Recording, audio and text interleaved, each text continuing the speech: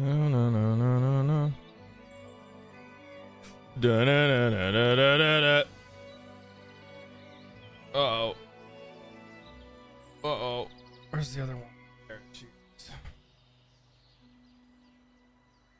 There she is. Oh, okay. A little bit of that going on too, huh? All right.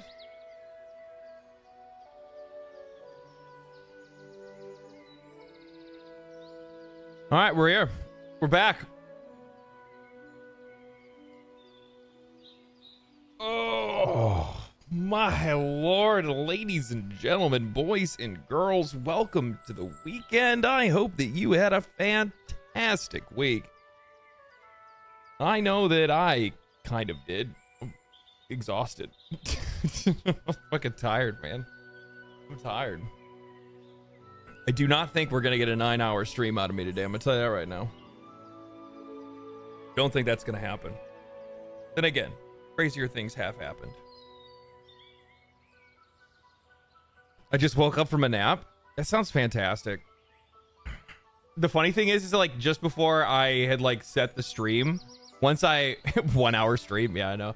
Just after I like set the stream time and like set everything up, I was like, I set it all up and I was like, I had a couple bites of food and I got sat back. I was like, man, you know, a nap doesn't sound that bad right now. A nap doesn't sound all that bad right now. What's going on with my volume here? It's kind of getting a little too close to the peak for me. We'll just go ahead and we'll just, you know, bring that back a little bit. That should be good. Got any plans to check out Tainted Grail? Been debating on checking it out. Did I not? Oh, I didn't put it in the stream title. Fuck, my bad, dude. Bad streamer. Bad content creator. Why did I put Helldivers 2? I mean, not that I wouldn't want to play it. Tainted Grail. Taint.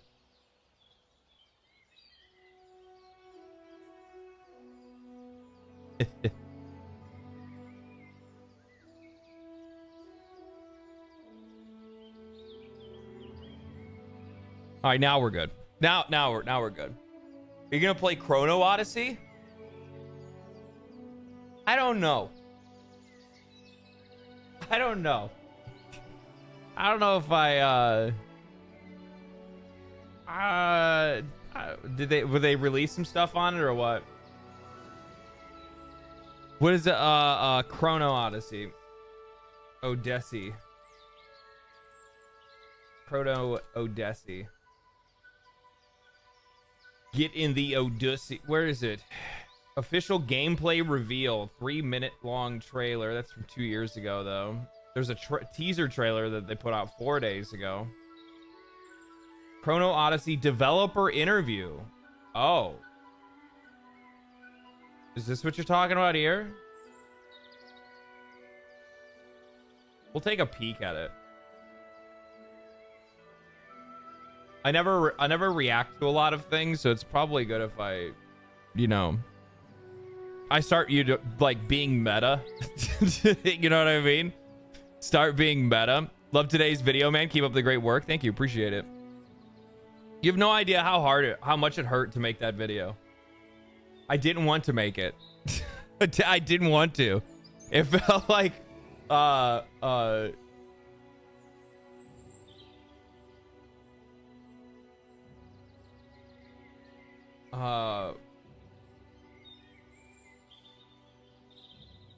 it felt like an old Yeller moment. You know what I mean? I'm like trying to find the meme, but I can't find the meme. Like, you know, you're like, you very sadly got to pull the gun out on him and be like, hey, I'm sorry. I got to take you back. I got to take you out back. Got to take you out back. Yeah, the thing is too, is that, when it comes to Gearbox, something that I didn't touch on and I should have, is the fact that, like, you keep in mind too that so they ended up getting the full rights to Risk of Rain 2, and when Risk of Rain 2 got its like first, it got its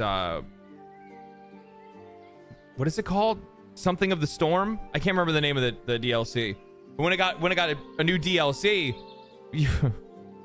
Gearbox fumbled the shit out of it. It was garbage on day one. They've patched it, they fixed it, and the game's better now. Seekers of the Storm, that's what it is. Seeker of the Storm. Wait, can he see YouTube chat? No, I can't. Wait, where's chat, actually?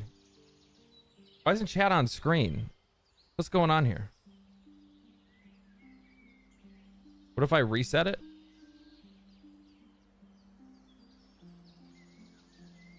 It's kind of weird. That's what I'm talking about? Well, I mean, I can see you guys talking no matter what. Let me try something. We'll remove chat box, and then we'll add chat box back. Maybe that'll fix it. Add source. Add source.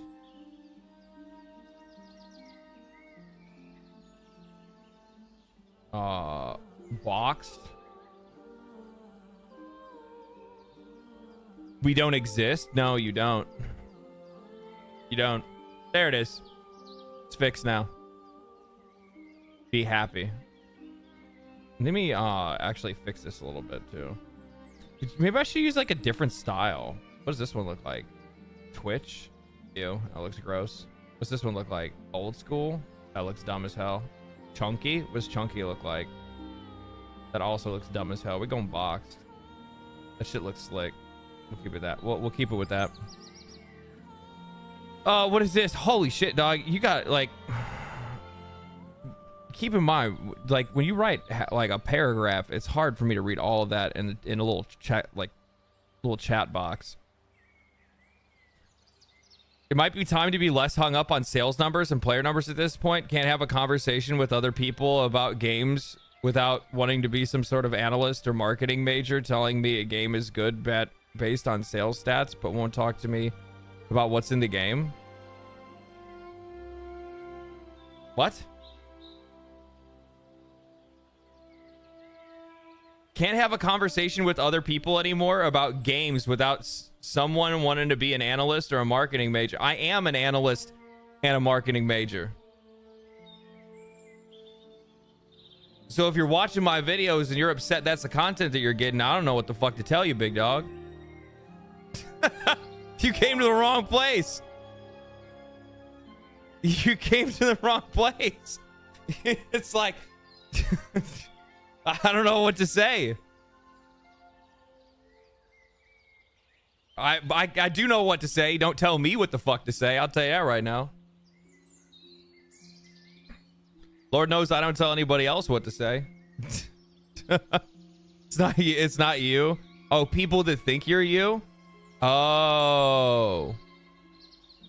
Oh. Well, I'm sorry for being I'm sorry for being aggro. I took that the wrong way. I read it and I'm like, you talking shit? You talking shit? You're talking shit about other people. That's fine. That's fine. Go ahead and do that.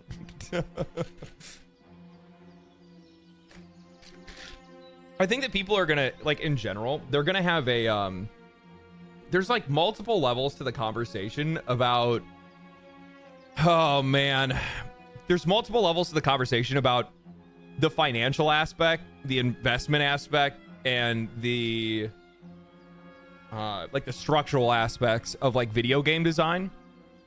And the reason why I use it, and this is probably where you're going to see some people that are going to be like misusing it in some ways, which is that it comes into direct conflict with the price that they're charging us and also the value that we're delivered on that price tag. So, you know, when I hear these companies that are crying about how, you know, you need to, really good example of this. I watched the interview that they had with Randy Pitchford, and when Randy Pitchford was on stage and he was like, oh, well, people are asking about, you know, how much the price is. I don't control that, but we promise that we're going to deliver on whatever it's going to be. And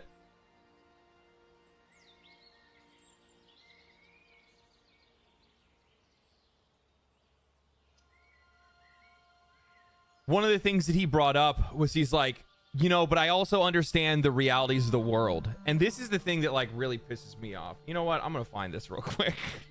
because I didn't play it on stream. I didn't play it in the video, and part of me wishes that I did. I'm just gonna bring it up because it's better for me to like use it just to tee off it, right? Yeah, here it is. I found it. Here it is. I'll bring the volume up a little bit. I don't know the answer. I don't know. Okay, I just want to make sure.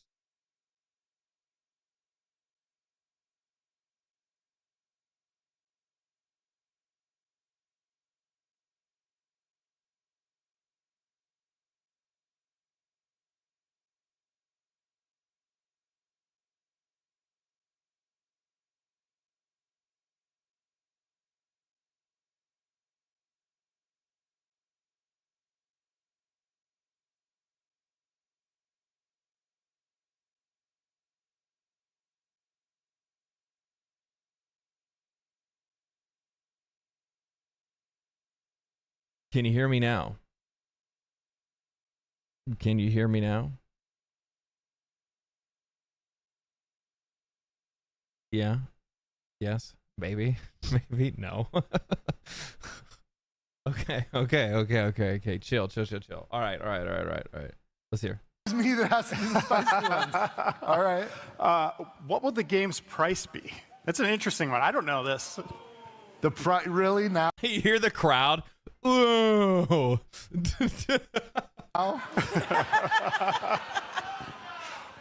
I'll tell you the truth. I don't know.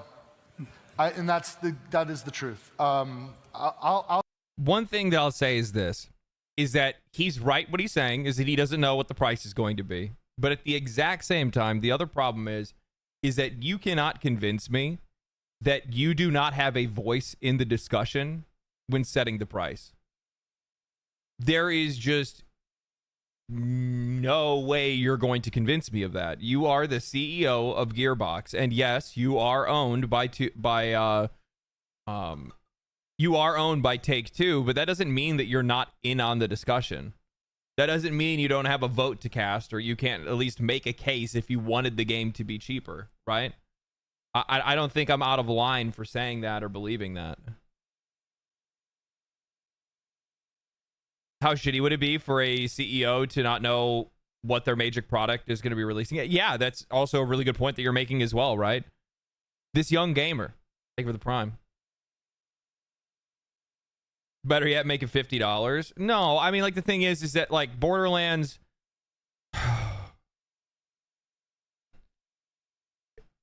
It shouldn't be 80. But at the same time, you know what the thing is? Here's the thing. Like, they could actually... You have the ability to be able to make the argument that your game is $80. And the thing is that in some cases, you would actually get people that would be on your side and maybe even argue for it. If you were like, this is a self-contained AAA game through and through, the best Borderlands we've made, the biggest Borderlands we made, and it's not going to have any microtransactions, which is why we have to charge $80. I would still disagree with it, and I would still say that you wasted a lot of money in your development process, and you overhired for the project, and you probably put in a bunch of stuff that was unnecessary. And we also need to know what that final product looks like once it's finished, right? But at the same time, big dog, like, why don't you lead with your best foot rather than just be like, yeah, I don't know what it's going to be. But none of that will be true. From what I understand so far, it should be just like Borderlands 3, where the only content you'll have, or the only DLC that'll be available for it, won't be microtransactions. It'll be like DLC, like genuine, like how, like, rewind the clock 10 years and how we used to get video games. I guess it's more like 15 years now, but rewind the clock 15 years, where if I bought a game, even if it was like Call of Duty or whatever it was, it had expansions that came afterwards that either added new maps or missions or whatever it is. Oh, of course. Yeah, of course. They're gonna have all the trappings. They're gonna have a deluxe and all that stuff as well, right? They're gonna, yeah, they're gonna be strapped with it. How do you feel about the changing of the EULA for Borderlands? It was a blanket EULA across all of their stuff, and I fully support people's desire to protest something like that. Okay, I fully support it, but the problem is that EULA is no different than just about every other EULA that you see from the vast majority of these companies right now. There's a few of them that haven't made changes, but I think that there's one thing that like really stood out to me when I was reading the EULA, which was actually with data collection. There was a lot of like weird language around like collecting user data, things of that nature. What changed in the EULA? Using mods is bannable. Using exploits is bannable. This is all by video. So if you post a video, like any of that stuff is bannable if somebody catches you on video doing it, or if you make, if you make content around it, there's probably a really good chance you could get banned for that as well, because like if you're exploiting on camera on a YouTube channel, you could get a copyright strike. Yeah, it's mods and cheats, but the other part of the language, and the other one, another one was like class action lawsuits were like you waive the right for a class action lawsuit. I think I saw language in that for there was language for that in there as well. Not all unsimilar from, the whole Disney situation that happened a while, like way back, where this is a couple of years ago now, where because somebody had Disney Plus, because of Disney Plus's forced arbitration. That's exactly what it is. Because they had Disney Plus, they had forced arbitration, which then when somebody died at a Disney park, they couldn't sue because they had Disney Plus. You guys know what I'm talking about? You guys remember that story? It's essentially down that same kind of line. It's not anything that it's not something that like, it's not going to be like a commonplace thing where something's actually going to come of that, I don't think. But it's still gross, and it's just legal protections. It's just corporate fucking parcel tongue, essentially, is what it is. And I just don't like it. Outside of that, the one thing that makes me really nervous, it's not that it makes me nervous, I just know that it's a reality, is that something that you're going to see change in a lot of these upcoming like end user license agreement changes is going to be language directly around data harvesting. So what I don't think that people really understand is that games have already commoditized themselves, okay? We have microtransactions, we have season passes, we have pay-to-win games, we have gotcha games, we have all kinds of different ways that these games have figured out how to be able to monetize themselves almost infinitely at this point, right? But that still has a ceiling. And one of the best ways to make money is actually not to charge the player money. One of the best ways to make money is through two different things: data harvesting and ads. That's passive revenue. And those are two things that this industry hasn't really, they've dipped their toe into it. EA's a really good example of this because they use it with their sports games. So you have like the banners and the billboards and the commercials in game and things like that. The symbols and stuff that are on the field or on the ice or whatever it's going to be. They make money through that. Another really good example is that Heretic Prophet, Intergalactic Heretic Prophet, whatever it's called, that upcoming game that they're making from Naughty Dog. That game has corporate branding inside of it. That is product placement. That makes them money. That makes them money. So the next evolution of video game monetization is actually going to be far more predatory than the monetization that we're dealing with right now. Because on top of what they're already charging you for, they're going to be creating avenues of passive income in the background, harvesting your data, and forcibly putting ads into either your video games or... First, it's going to come with the subscription services. I don't think that we're going to see it in standard games. We'll probably see more product placement in the future. But I think that the quickest one I think we'll see, or the nearest change from my perspective is probably ads in Game Pass. That's the one I think we will probably see, like a Game Pass basic with ads where, you know, when you start up a game, you have to watch an ad for like a minute and a half or ads for like a minute and a half or something like that. At first, it won't be like that grating, but it'll still be annoying. Yeah, I see that happening first. I still don't understand how GTA 6 or big open world games aren't using product placement, cars, banners, and etc. in their games. Some of them do. The racing games all do. And who's to say the Grand Theft Auto 6 won't? I mean, maybe it will. Probably not. Also, Grand Theft Auto 6 is like, this is the reason why I say it's something that's going to happen down the road. It's not going to happen immediately because these guys can already afford it. Don't let them fool you, making you think that they're strapped for cash. No. No. Like, keep in mind, like, even Xbox is like the weakest of like the three like platform publishers, but they've made a lot of money. They've been making a lot of money. They're far behind in like the hardware race, but their software is selling like crazy on every other platform. So even the companies that we would view are the weakest are still making a shitload of money. The only ones that aren't are the ones that are like genuinely inept, which would be like Ubisoft, right? Like their games are genuinely not selling. They're just not selling. Do you think people who buy Borderlands 4 are getting the full game or just a license? I mean, that's true for every game right now. Every game is just a license. I'll hit it straight on. And it's an interesting time, right? We've got the on one level, we've got a competitive marketplace where people want to, or the people that make those choices want to sell as many units as possible, and they want to be careful about people that are price sensitive.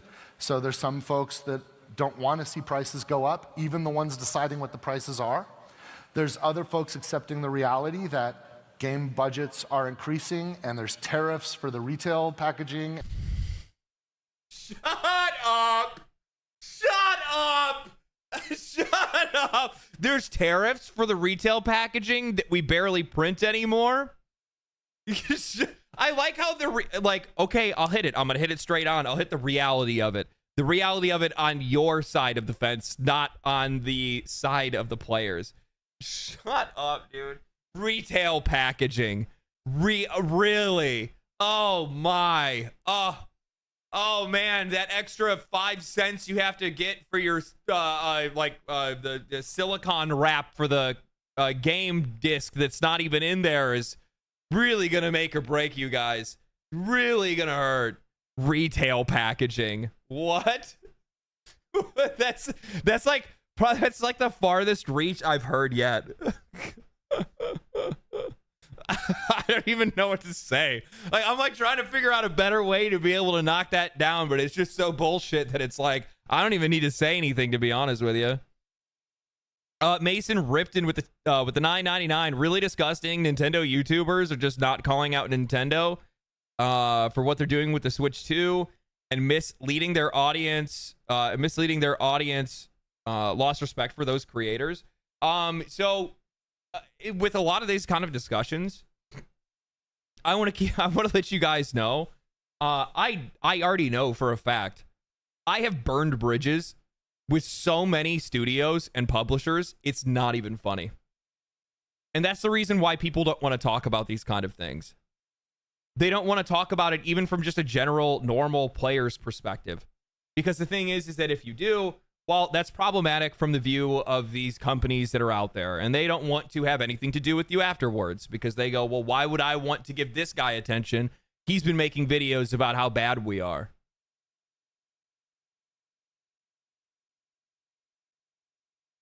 Like, I was looking forward to being able to like talk and play marathon and ask questions with Bungie. I guarantee those guys aren't going to be hitting me back, which is sad.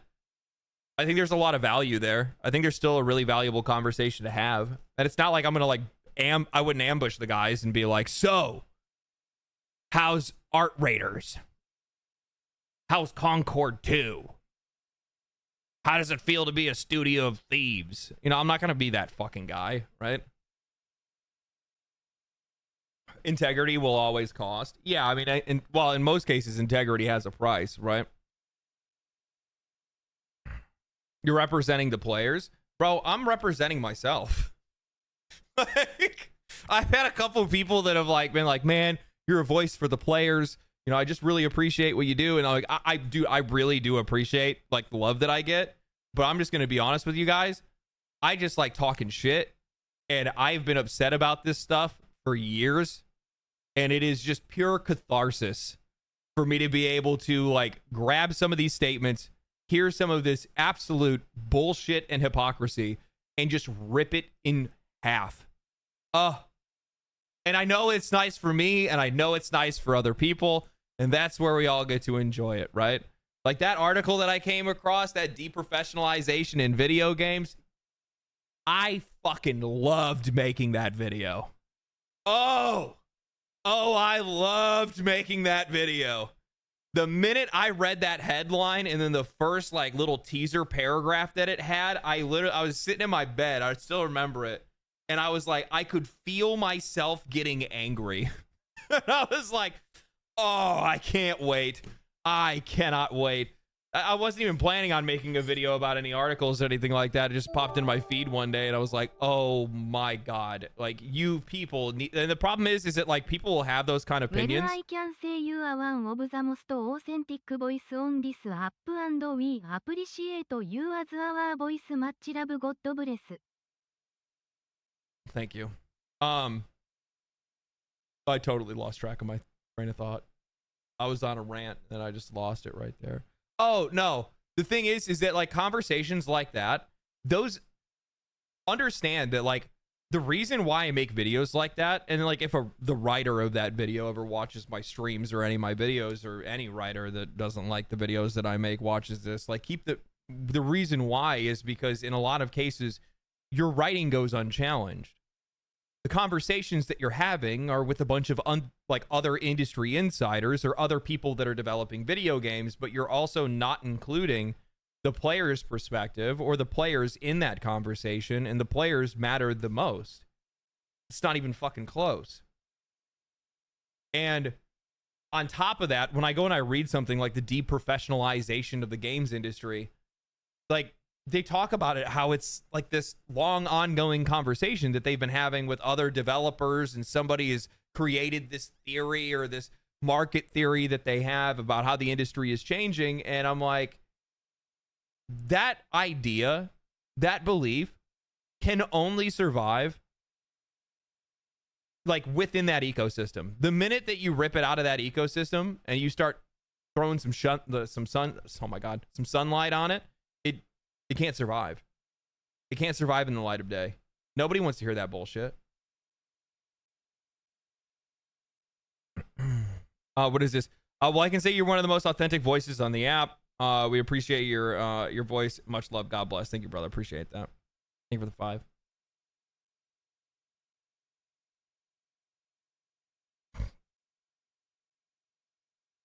This guy hates gaming, always bitching. Yeah. True. I do, man. You caught me. What am I going to do now that you caught me?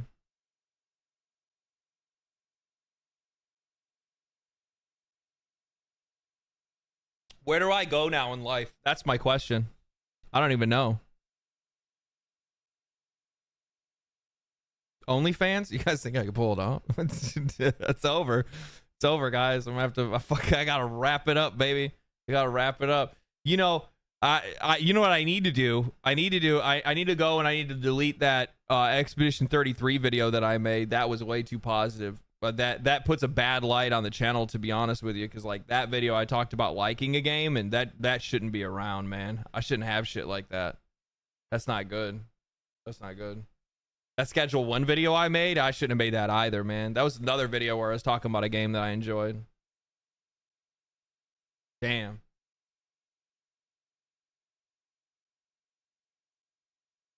And like, it's getting gnarly out there, you guys. Borderlands 4 has more than twice the development budget than Borderlands 3. More than twice. You fucking idiot. Like, remember, how many times have I said this, chat? How many times have I said this? I'm like, they're like, man, you guys just really need to understand, what the reality of the situation is. Why is the price going up, Randy? And then my favorite part is, oh, I don't know what the price is going to be. You don't? Has more than twice the development budget than Borderlands 3. What's the price going to be, Randy? What's the price going to be? Because I'm pretty sure you just said it right there. More than twice. It's more than twice? Well, then you should be charging twice the price.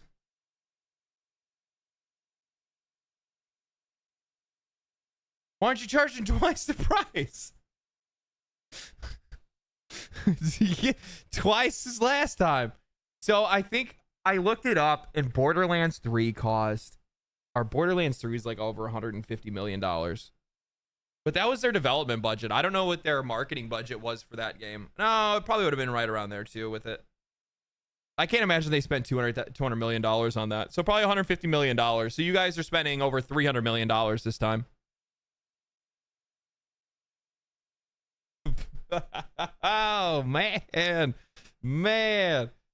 These studio accountants are, bro, it's ridiculous. Well, like, the thing is that, like, what ended up happening is they increased their staff by 150 people. That's a lot of folks. That's a lot of people. Where are they? Where's Gearbox? They're probably in Texas, aren't they? I think they are, aren't they? Gearbox Studios location. Yeah, they're in Frisco, Texas.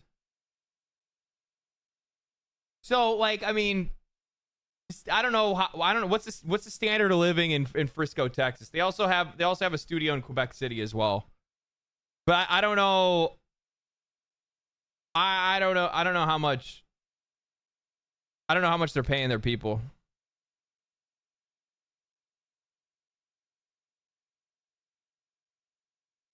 Their company survived because Take-Two bought them. So, like, here's the interesting thing, right? Is if we go and list all Borderlands games by release date. Dream Corridor with a $5 says Borderlands 3 also released during COVID.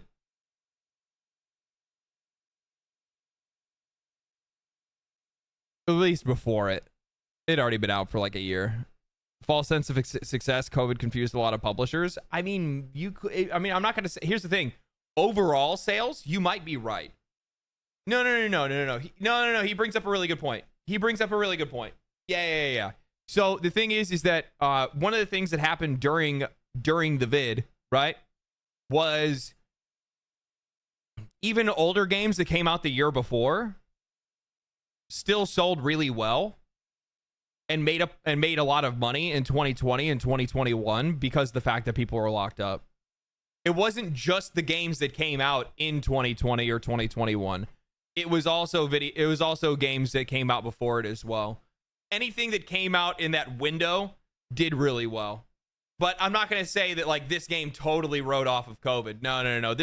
Like, Borderlands 3 did really, like, insanely well straight out of the gate. It did really, like, here, I'll show you how many I think it probably sold 5 million plus copies in its first week. Copies of Borderlands 3 sold in its first week.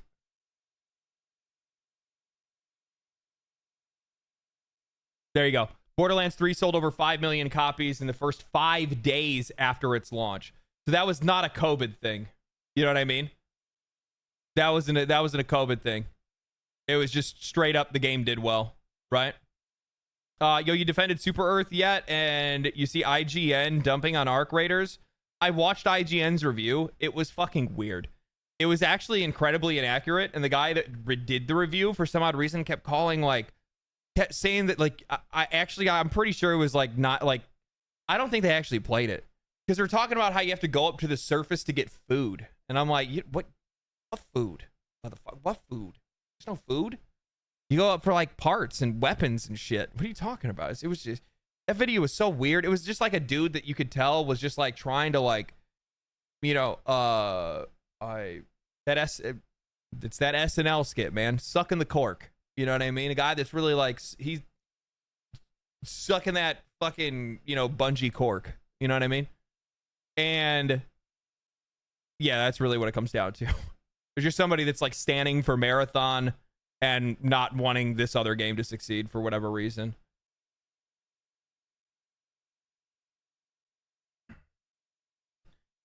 Hey man, finally got a chance to catch one of your streams. Been watching a lot of your videos lately. Great content. Keep doing what you do. Thank you, man. Appreciate it. Yeah, cork soakers. That's right.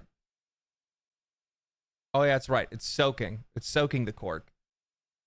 Not sucking a cork. My bad. I fucked that joke up. Anyway, so here we go. Borderlands 2, and then 2 years later they put out the pre-sequel. This was a massive fuck up, from my opinion. Borderlands 2 pre-sequel story was fine, but the problem is the game didn't have any endgame loops. It didn't really have a lot of content, and it was all like reused assets from the first game. It was just mid. It was just mid. Wasn't very. I don't know. I didn't really like it that much, personally. I wasn't too big of a fan. Borderlands 3, like I said, I hate that game, but I've played a lot of that game.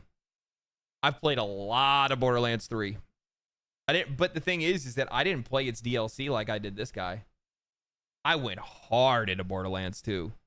But Borderlands 2 had like the best DLC, period. The pirate DLC was fucking insane. Tiny Tina's was insane. It was so good. It was so good. The invincible bosses, the loot, everything, the endgame loops, all of it was good. I absolutely loved, like, you know, on a weekend, hopping on with a friend of mine and just like hammering the fucking invincible bosses, running those and trying to get better loot. Oh man. So then they put out Tiny Tina's Borderlands. Now keep in mind, the thing is that like, so the series itself, how much is that between the rest of them? 60 divided by 1, 2, 3, 1, 2, 3, 4.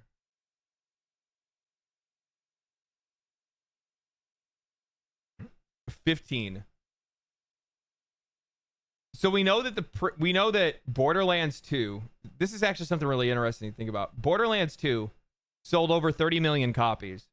We also know that Borderlands 3 sold like 22 million copies. If I'm not mistaken, I think it was 22 million copies is the number that I saw, or at least that was the estimates, was 22 million copies.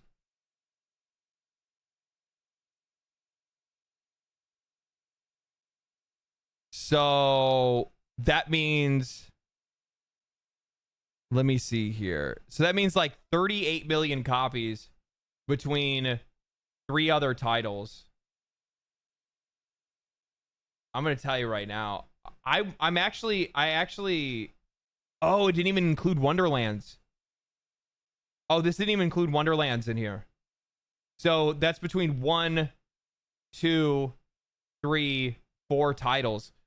The thing is, everything past Borderlands 3 didn't do that well. Like Tiny Tina's never really took off. I think a really good way to illustrate this is if we go to what is it?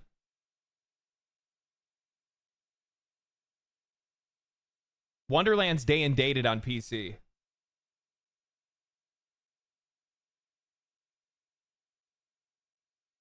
Look at that versus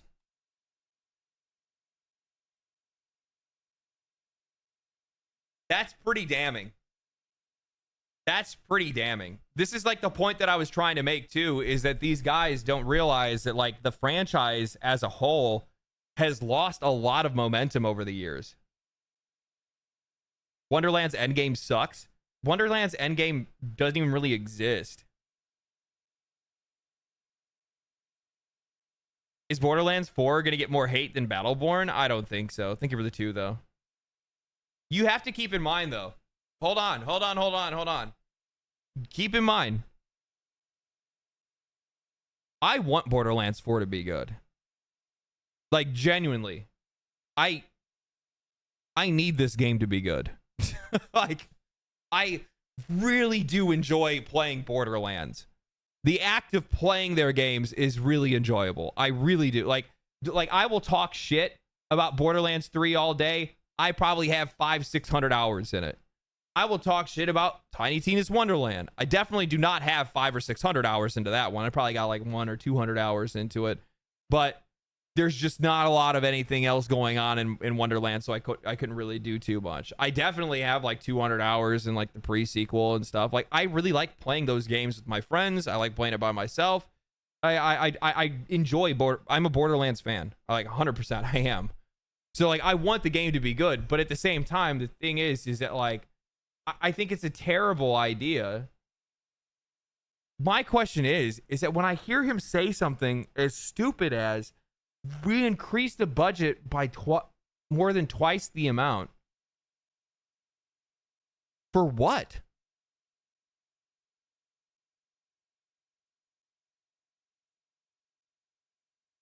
For what?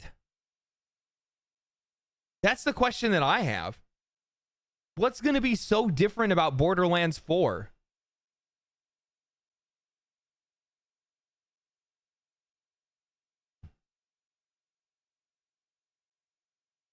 For us to pay it. Yeah, basically. In my opinion, all the Borderlands have been generally good. I've played them all at release. If Borderlands 4 is bad, it'd be because of the retarded over-the-top criticism it received when none of it was really needed. Now they have to change things they didn't even need to change, in my opinion. Here's the thing, though. No. The things that they needed to change was just the writing. What's up, Tectone? Pre-sequel was terrible. I wasn't a fan of it, man. I just didn't really like it that much. It was the one that I put the least amount of time into. How you been enjoying YouTube, Techie? You been enjoying it, man? I see you've been dual streaming lately, haven't you? Yeah, I don't know, man. I wasn't. I just think it's so weird that you would double your fucking investment into this series. And I'm sitting, and like, as somebody that has played every Borderlands, I'm like, where is that money going? Because all we needed was just better writing, because good Lord, was Borderlands 3 insufferable. And so was Tiny Tina's, by the way. Wonderland was Wonderland was, you know what? You know what? If people want to point out a game and call it woke, Wonderlands was about as woke as it gets. Like, there was some really funny shit that was in there, but there was some very overhanded shit that I was like, good Lord, man. Fucking put it in your pants, dog. What is this? You trying to fucking scare everybody away? What is it? Borderlands 4 seems like a good game. Made for the necessity. Did anyone have their eyes on Gearbox doing anything meaningful in this generation at all? I mean, I want the game to be good. It's been great, but yeah, Borderlands writing fell off hard. I feel like so I like how they're seemingly moving away from all that goofy shit. Yeah, no, Tectone. I 100%. When I saw the tweet that came out from their senior writer, I think, or their senior, what is it? Lead narrative guy, whatever. He said that I think one of the journalists came forward and said something along the lines of, you know, is there going to be a Hawk 2A gun, like a Hawk 2A gun or whatever? And he's like, I'd rather put my hand down a sink grinder. And I was like, that's progress. That's, ladies and gentlemen, that's progress. That's progress. And I think they said something about like using Fortnite terms in the game, or what was the other thing they were talking? Skibbity toilet. That's what it was. No skibbity toilet. He said if I see the word skibbity in this game, I will cry real tears. And I'm like, okay, all right. See, we're heading in the right direction. But we'll see how it turns out. We'll see how it turns out. I guess that they contracted a lot of writers for this one. So that's what I'm going to be really curious about, is that it seems like they have like a lot of like contract comedians. It's still going to be a funny game. Like, let's be honest. Like, do I want Borderlands where it's just serious? I don't think anybody wants that. I just want the humor to be good, and I want the humor to not be topical. That's probably the biggest weakness of the Borderlands series, is that they lean way too heavy on topical humor, which makes a lot of sense because they're millennials, and I totally get it. And millennial humor is basically repeating lines from Dave Chappelle. Or yelling out, "I'm old Greg!" Tell me I'm wrong. I feel like that's about as... I'm going to tell you right now, that felt pretty fucking surgical.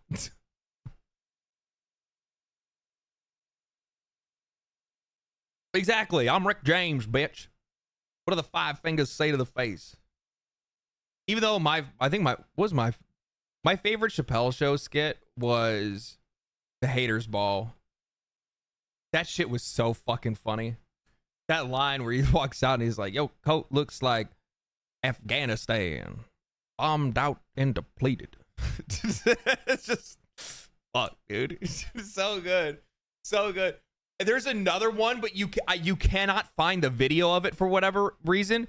But there was like the Cribs episode that he did where he goes into his fridge and he brings out like two. He's like, "I got these dinosaur eggs," and it's like T-Rex eggs, and he cracks one and it like smells like shit. He cracks the other one and it like a little T-Rex pops out of it.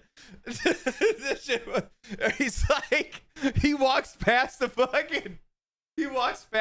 like a statue, and he's like, "I don't know, that's from Africa or something. I don't know, because I don't really fuck with poor people, or like they're poor over there," or whatever it is. It's so stupid though. Oh man. I'd say something about your bitches, but it looks like you ate all of them. Yeah, dude, that shit was so good.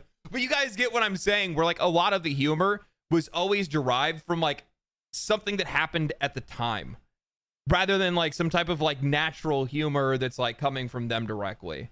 And that makes games very weak, because what ends up happening is that younger generations come through, and if they don't understand the context of those jokes, then they fly right over their head, and then they just don't understand any of it. Or if they do understand it, it's cringe because it's old, right? So like that's the problem that you run into. Because I actually, now that I think about it, like Krieg had a voice line that was him screaming, "I'm old Greg." Like that shit exists in those games. So like reference humor, exactly, reference humor. You have to be very smart about reference humor. One of the things that I am really worried about, or I was worried about with Borderlands, was specifically that they would try to make references to like politics, to like Trump or something like that. And I guarantee, and I have a sinking feeling they will. I have a sinking feeling they will. But, you know, like I just don't want any of that shit in my game. You know what I mean? I just don't want it there. You don't want another generation playing it. That's why you won't own it. Yeah, like, and that's the other thing too, is that like you want to try to make sure that like any generation that plays a game, like your entire motivation should try to be to make sure that your games are timeless, right? They should contact Matt Rife to bring good humor. I had to play 3 voices off. Super Earth demands good humor. Yeah, that's true. That's true. Thank you for the 20 months, brother. Appreciate that. Holy shit. That's huge. Wait, you didn't find the last Saints Row funny? Shut the fuck up. There's other folks accepting the reality that game budgets are increasing, and there's tariffs for the retail packaging, and like it's getting gnarly out there. There's other people accepting the reality. Who are these other people that you speak of?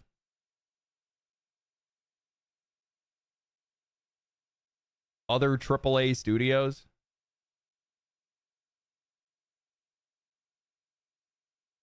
guys. Borderlands 4 has more than twice the development budget than Borderlands 3. More than twice.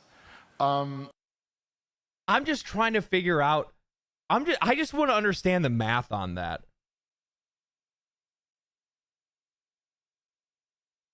Wait a minute, that doesn't even make any fucking sense.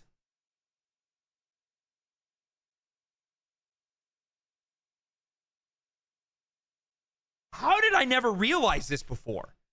These assholes have been talking about how development budgets have been increasing, which would then mean the reason why it's increasing is because your wages are increasing. But there is no fucking shot that you are paying all of your employees twice their salary 6 years later. Where did the money come from?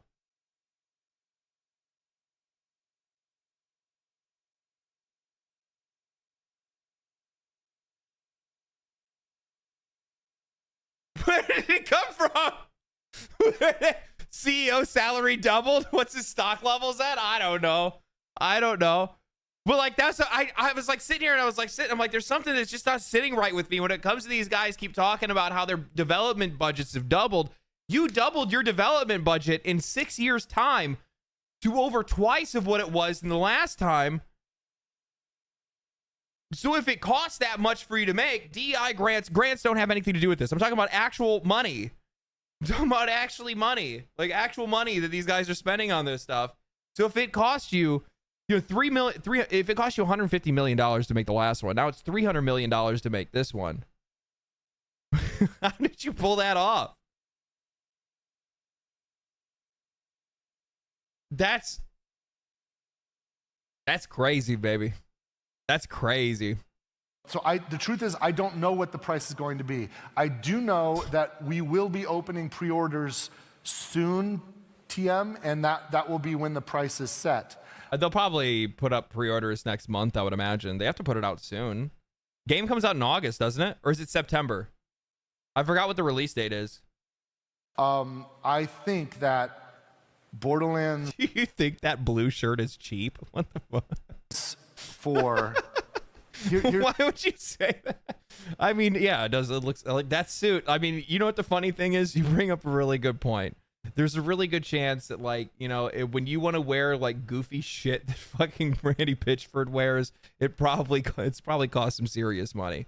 You also have to keep in mind, Mr. Pitchford also has a you know, he also has his magic castle in California.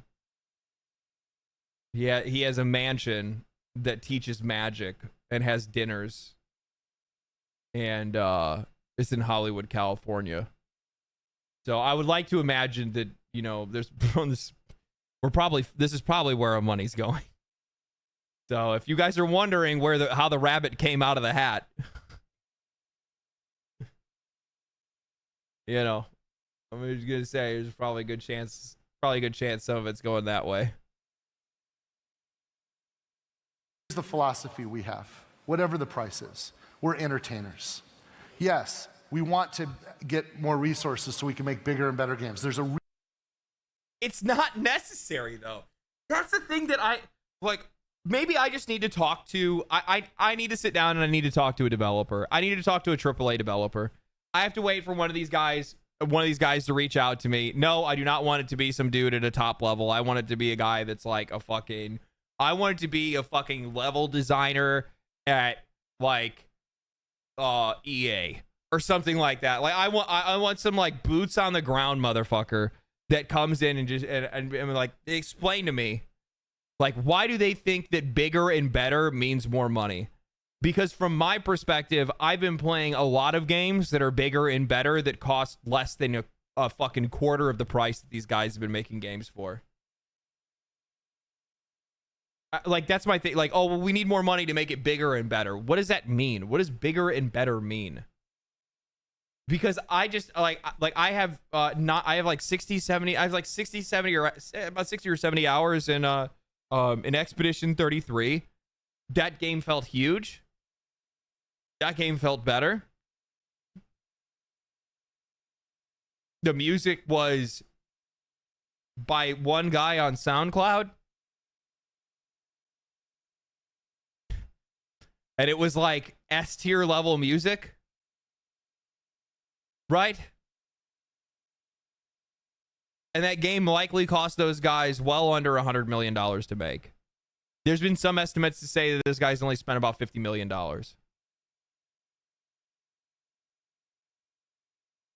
I'm just telling you right now, like most of this stuff, all this money is just investor money, and they have to like make up words and make up phrases to say that they're putting that money somewhere where it actually counts, and it doesn't. I think $40 games like Helldivers and potentially Arc Raiders and new titles like Expedition 33 and the Oblivion Remastered or the future, I think that games that are selling for $40 or $50 are going to essentially set a new price point. I do believe that's going to be the way. I think that what we're going to see is we're going to see this weird divergence where AAA games are going to continue to chase higher prices, but in doing that, they're going to throw away a shitload of money because not a lot of people are going to buy these $80 games.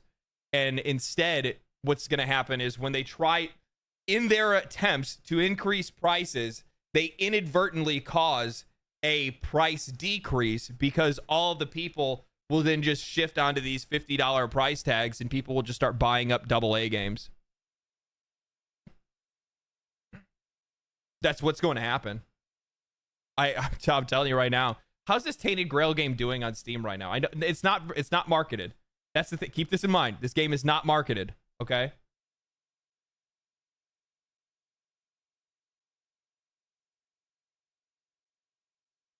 Not marketed game already at 12,000 for its first day. That's pretty good. That's pretty good. Asmund is playing it as well. That'll signal boost it a little bit more. We'll check it back in a week and see how people pick up on it. But keep in mind, it doesn't have any market. Like, these guys did not market this game for shit. Tainted Grail looks amazing. Yeah. Yeah. Never heard of it? Exactly. I know you haven't because they didn't market it. And it's $45. Yeah. Yeah. So I'm interested to see how big of an impact these $40 and $55 games have, especially if they do their best to make sure that like those experiences are like price contained. That's a big thing. I think more people want to see that specifically. They want to see games that come out that like I buy it and that's it. Like if it has I don't want a microtransaction shop, but I don't mind. Is this weird for me to say this? I don't want a microtransaction shop, but I don't have a problem with games like Helldivers where it has a battle pass. As long as it doesn't expire. If it expires and it has like FOMO attached to it, I don't want to have anything to do with it. If it's a live service game that you're selling for like $40 and you just put like no cash shop in it and it's just like a battle pass, I honestly don't really give a shit. I'm not going to trip about that. I don't like battle passes. I don't like battle passes that expire. I don't like having pressure put on me to play a game and feel like I need to schedule my life around it. I used to raid in World of Warcraft. I used to raid all the fucking time in Final Fantasy XIV. I stopped doing it because I hate playing video games on a schedule. I love playing MMOs, man. I do. I love coordinating with other players and taking down bosses and, you know, perfecting your class. And so I enjoy it. I enjoy the loop. I just don't like playing video games on a schedule and making video games feel like work. Assuming Doom the Dark Ages is a failure, how much do you think pricing was a part of it? 70%.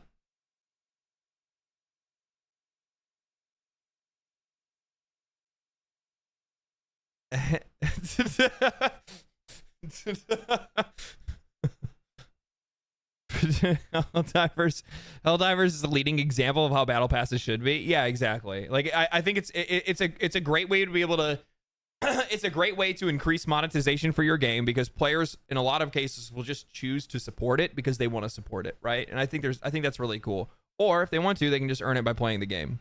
Warframe does it well too. Warframe is a different story because Warframe, like, Warframe's battle pass is just like a free thing. That's the Nightwave. So that doesn't really count in the conversation. But in Warframe, you can technically earn in-game currency by just playing the game and trading with other players. The reason why Borderlands 4 is so awesome, it's because you guys showed up and supported Borderlands 3. And we had the budget, so we could more than double the budget.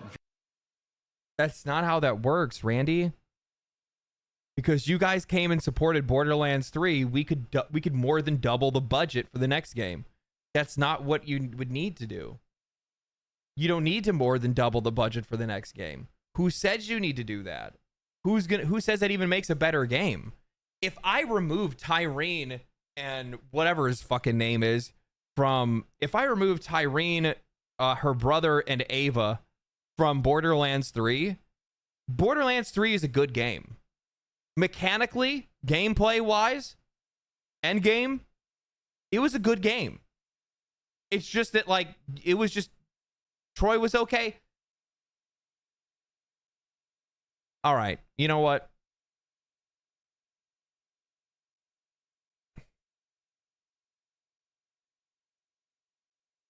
I'll give it to you. I'll let you pass. I'll let you pass with that. I'll let you pass with that. I actually, now that you say that, I think Troy was actually a better antagonist. They were all cringe. Ava was the worst.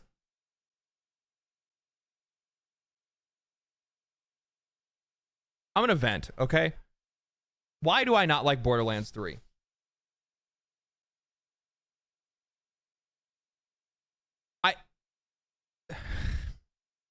When you write like characters, whether it's a man or a woman, if they're going to have some type of arc where they're like they're a thorn in your side, they're a problem, they're entitled or whatever it is, there's supposed to be a like redemption arc, right?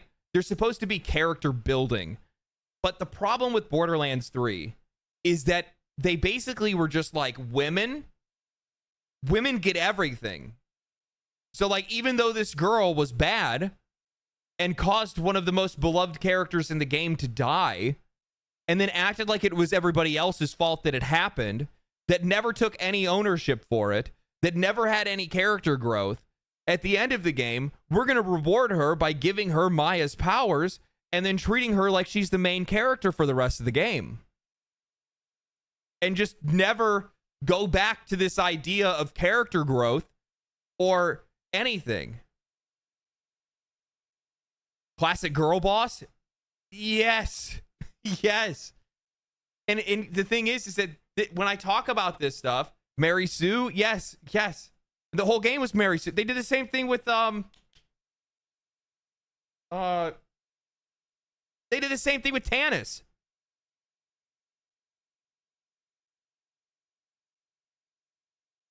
Here's Tannis, this weird side character from Borderlands 2, and then all of a sudden, like, now it's like, oh, well, Tannis got Angel's powers. What? Tannis made more sense? Tannis makes sense because of her character, and she, like, works with technology and science, so her getting, like, Angel's powers makes sense. I'll grant you that. I'll grant you that. Her story was ass, and how they introduced it was really bad.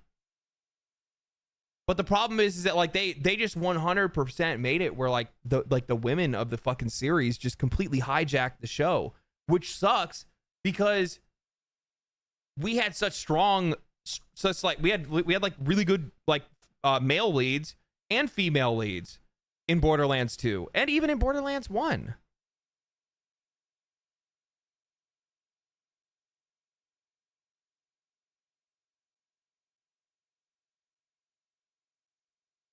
Here's the real question. Who is writing Borderlands 4? I don't know if it's the same lead writer. It might be the same lead writer, but if it is the same lead writer, they hired on some contractors to help them.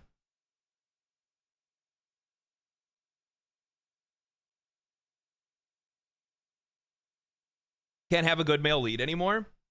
Well, like, I think another really good example of this is they got rid of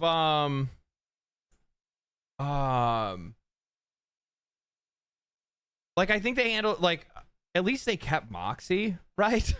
Like at least Moxie is Moxie, and she never really like changed as a character all that much. She just kind of stayed, you know, who she is since you've ever known who Moxie is.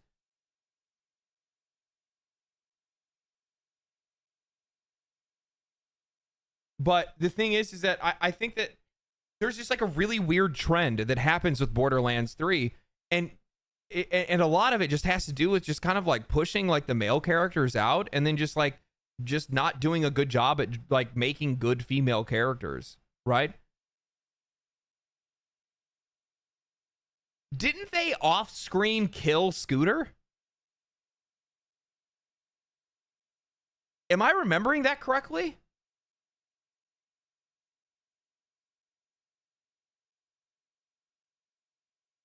That is so fucked up. Why would you do that? What? You can't make this shit up, dude. You can't make it up. You see what I'm saying? Like, it's a long fucking thing. They've been doing this shit for a decade. That's what I said. Like, from the eyes of like a real fan, from the eyes of a real fan, this series has not done a lot to, you know, give you some faith. To be honest, man. Dude was a Giga Chad, nailing Moxie and making cool rides. Scooter was the man, dude. Scooter was the man. You want a pimento taco in your glove? There's a pimento taco in your glove box. Pimentaco. In Tales of the Borderlands, Scooter dies, but it's treated like, it's treated with super respect. Oh, really? I don't think I finished Tales from the Borderlands. Scooter deserved better. He totally deserved better. Moxie was Scooter's mother. Yeah, wait a minute. Yeah, you got me fucking twisted. Somebody said banging Moxie. That ain't true. Scooter was Moxie's son, and what's his sister's name? I forgot the sister's name. Ellie. Yeah, and Ellie was her daughter. That's why it was always supposed to be like real, like that was like, you know, the really funny thing where it's like you look at Moxie and then you look at Ellie and you're like,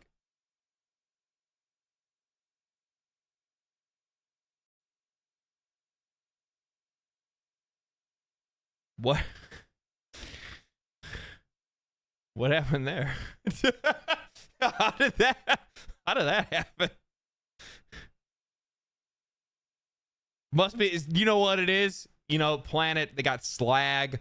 Maybe, you know, there's some, you know, guy had some bad seed. I don't know, man. Minerva, thank you for the $5. What do you think about a Souls-like game based on Dororo?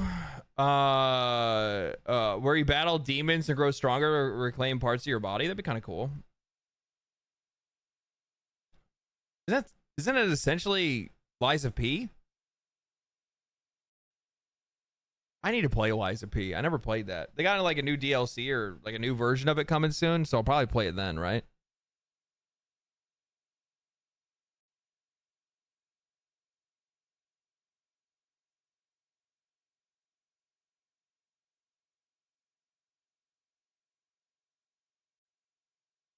Feel confident in that, and that's awesome. When the revenue comes in, we can spend it to make bigger games and better games.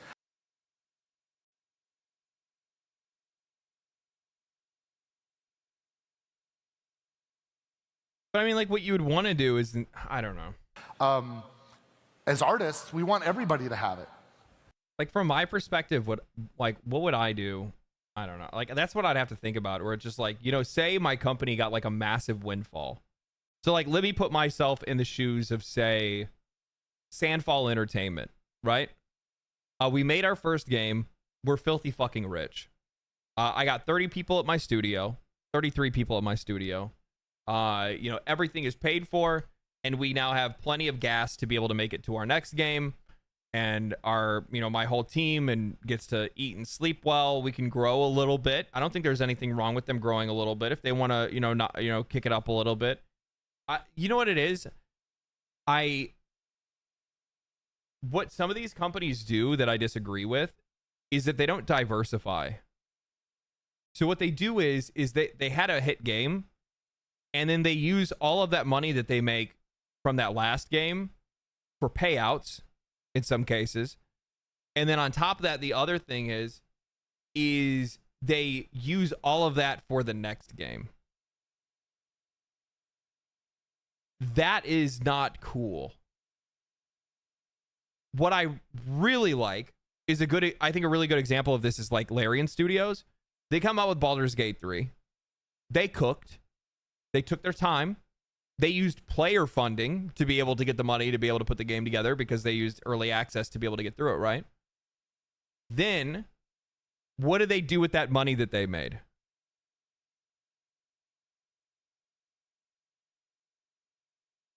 They started working on 2 games. I think that's what you do. Like, if you're going to grow, then work on more than one game.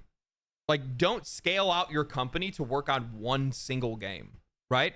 I think Rockstar is like Rockstar is going to make their money back on Grand Theft Auto, of course. But like, imagine having all of those employees, all of that money, and you're just working on Grand Theft Auto.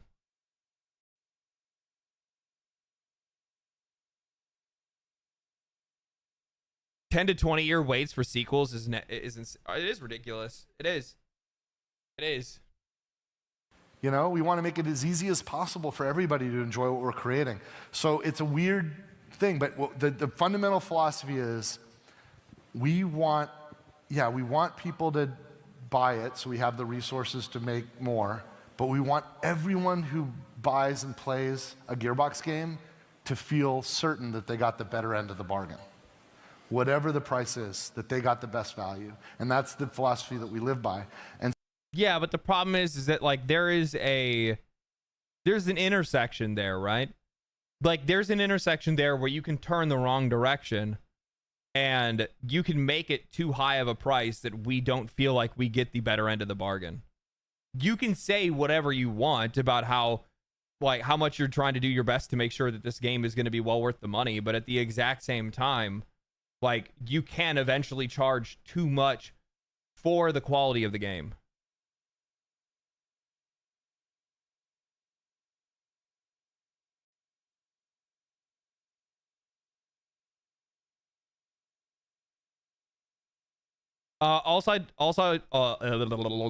Also, diversifying would be safer than putting everything into a single bigger, ultimately the same game. What do you do if something went wrong and it fails? Exactly. Well, you don't have to think about that because we already know what that looks like.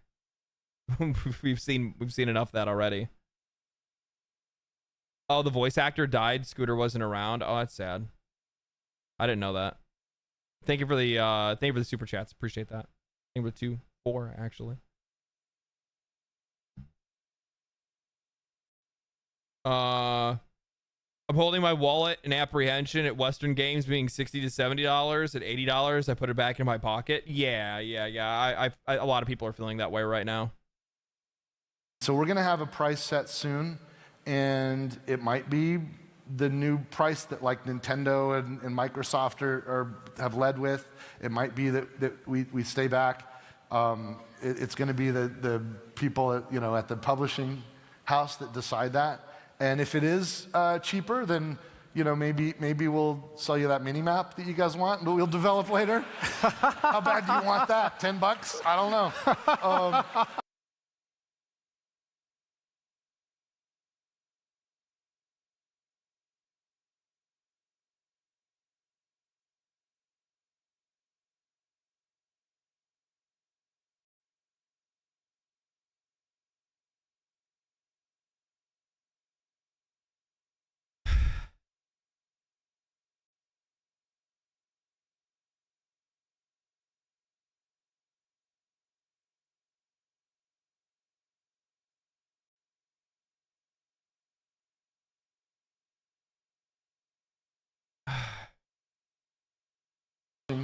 house that decide that. And if it is cheaper, then maybe we'll sell you that mini map that you guys want, but we'll develop later. How bad do you want that? $10? I don't know. I'm just kidding. Or am I? I'm just kidding. Or am I? I'm just kidding. Or am I?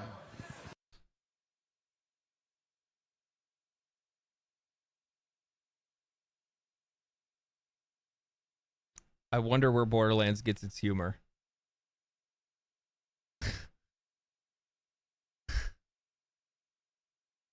Bro thinks he's funny.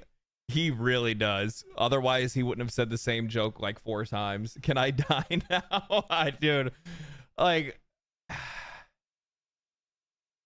and you know what the thing is that, like, you know what he's doing? And, like, this is, like, what's really frustrating for me, right? Is that, like, he's memeing on video game commoditization culture. He's memeing on microtransactions infecting everything because they don't do that to their own games. Right? Like, that's what he's doing. But the problem is that, like, the way that you're saying it, the way that you're doing it feels like you're making fun of us and not the other way around.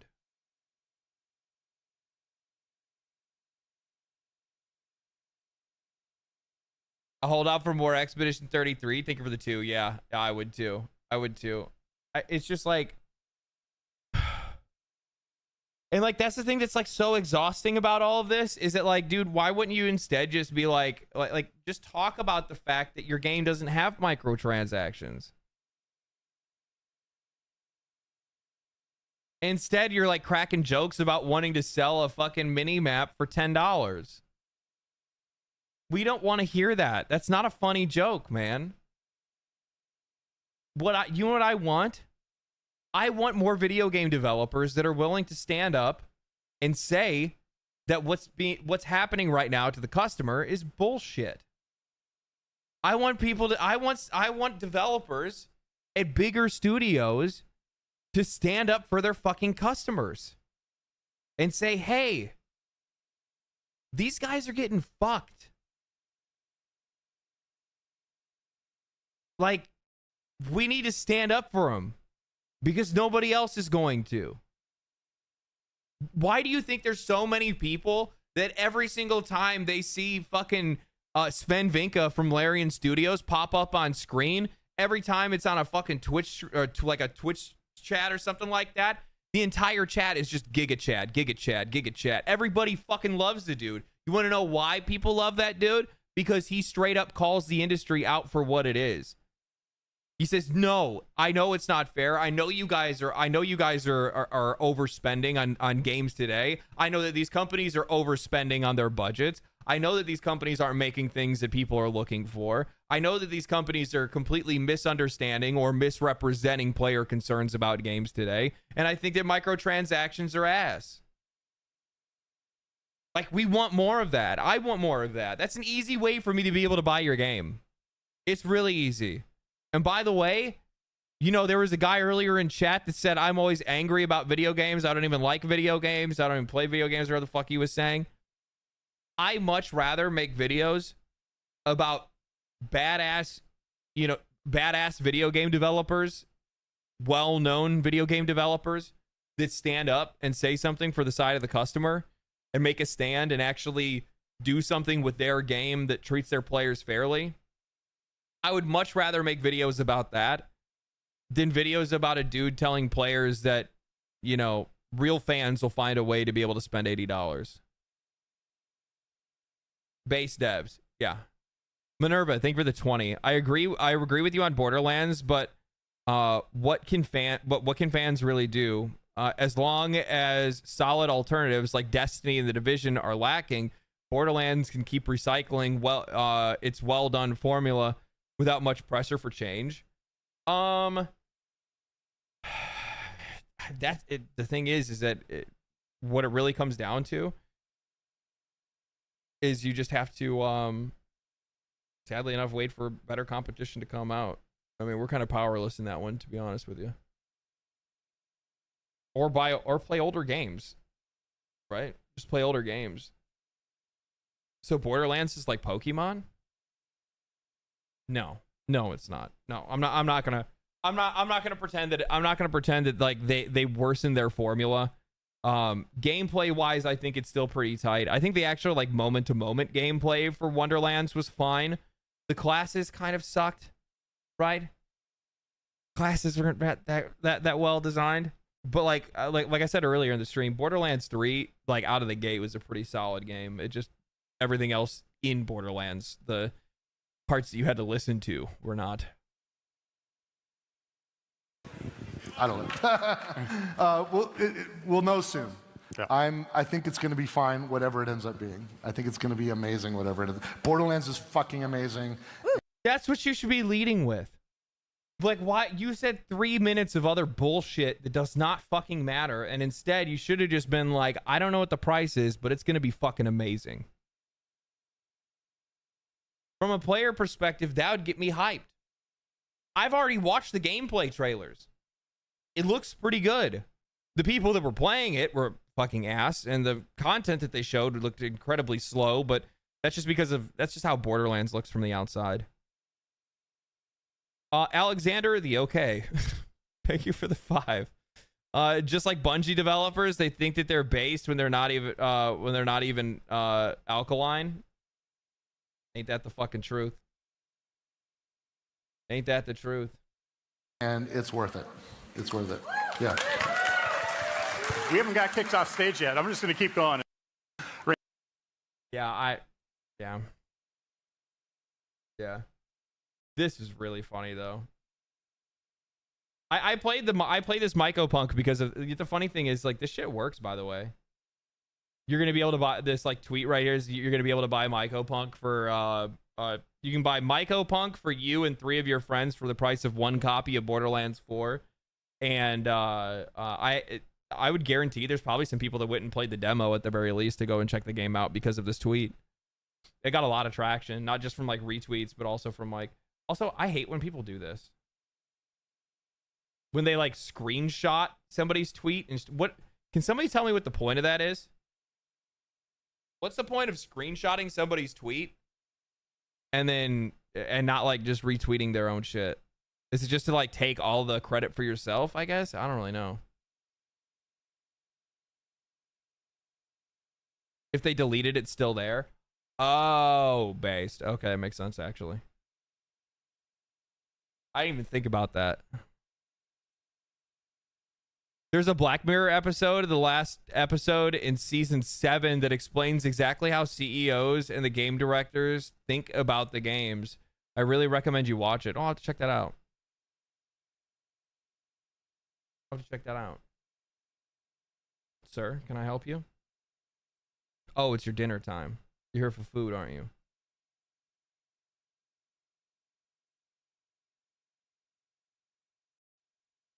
Did you see the body types meme on Asmin sub? No, I did not.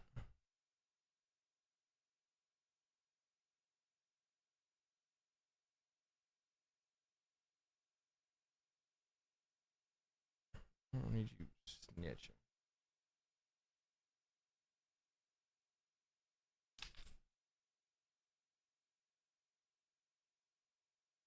What is the glorious boy's name? Maddie. Hey, what are you doing?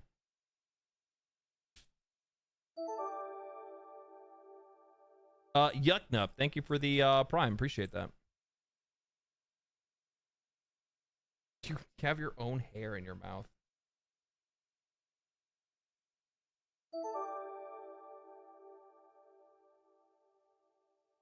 Alright, I'll get you food. Minerva, I get it, but if you don't want to have the corpus making you their unwilling GF, you can't support this exploitative tactics.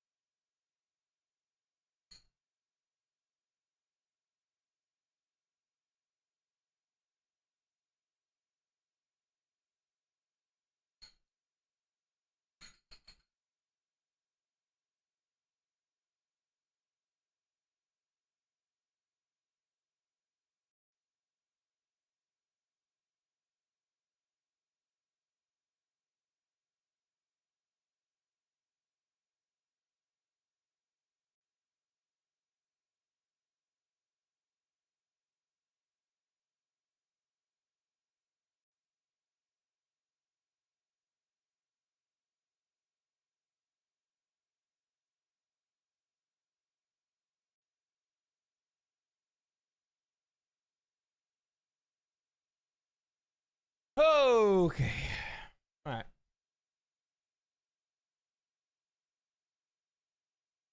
All right. What up, LD? What up? Why in 2025 we still pay just to be online in a multiplayer game? And thank God we got Steam on the other side. Do you know what the thing is? I still don't understand that. I don't even know how that shit's even possible. That still all this time later, like people are still paying for like Xbox Live, and they're still paying for like PlayStation Plus and like Nintendo Connect. Like, oh, we need you to pay for.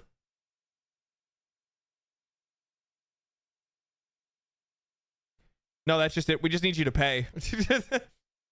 There's nothing you're actually paying for. We just need you to pay. Yeah, that's it. That's it. It's not like they're using their own like dedicated servers, right? We know that's a fact.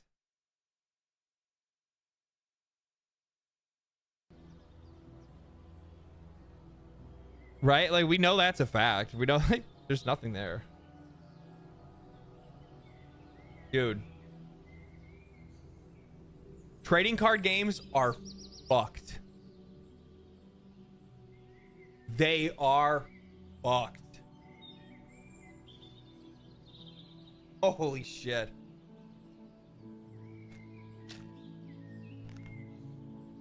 My God. The real NFTs. I just like I like playing card games. I like playing Magic the Gathering. It's fun to play, but like the problem is like the amount of financial discomfort that you have to like subject yourself to even be able to enjoy the hobby is absurd. And it's getting worse and worse, like month by month. Every year it continues to get worse. Can't they print more? It has something to do with like limited print, but it's also like scalping. It's also like them not like letting the public able to like purchase a lot of this stuff before like some of these people come in and like rack up the prices. A lot of it ends up being like speculation and whatnot. Like I was looking at it the other day because I want the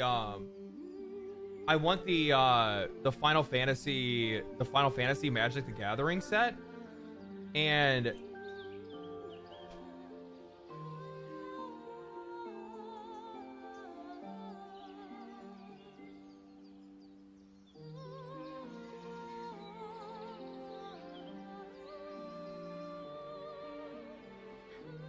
$702 for a box of 8 packs. 8 packs. Look at the and it's like it's stop. But and what it is that like the trading card game market has essentially turned into fucking stocks for poor people. Initially, that's what it was. It was like stocks for poor people. You guys remember, like, this shit started a long time ago, okay? You remember, like, Beanie Babies, like, way back? Pokemon cards went through the exact same thing, right? Where, like, Pokemon cards, like, oh, man, you got a first edition Charizard? You're a millionaire. Like, that kind of shit took off. Then you had content creators get all up in that shit, right? And they started making videos about it and fucking collecting it. You have people that are now, there's people that literally have YouTube channels that are dedicated to investing in Magic the Gathering and trading cards. Investing. Look at that spike. You want to know what this spike is from? Jesus Christ. So they were going for 600, which is still fucking absurd. Absurd. The set before this, just to give you guys a reference point,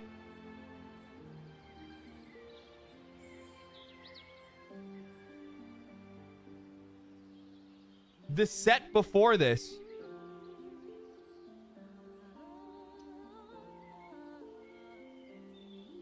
what the fuck?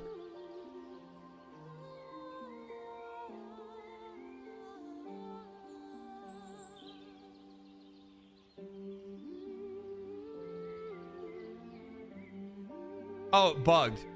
Oh shit, I was like what? I felt like shit. I opened a box of Tarkir for like $250. I was like, God, my investment. So where's my investment? So, and this is still too high, right? This is still too high.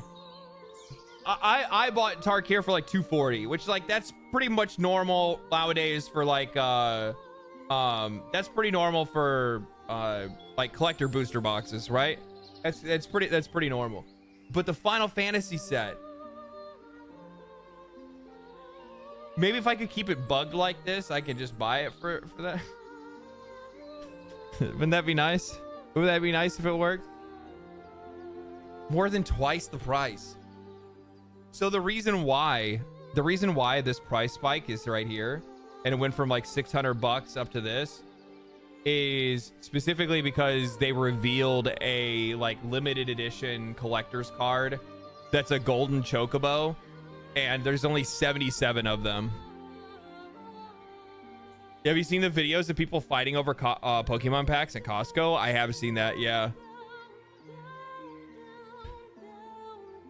Yeah, it's bad, dude. It's bad. Final Fantasy has its own TCG as well. Yeah, but the Final Fantasy TCG isn't really all that popular in comparison to Magic the Gathering, right?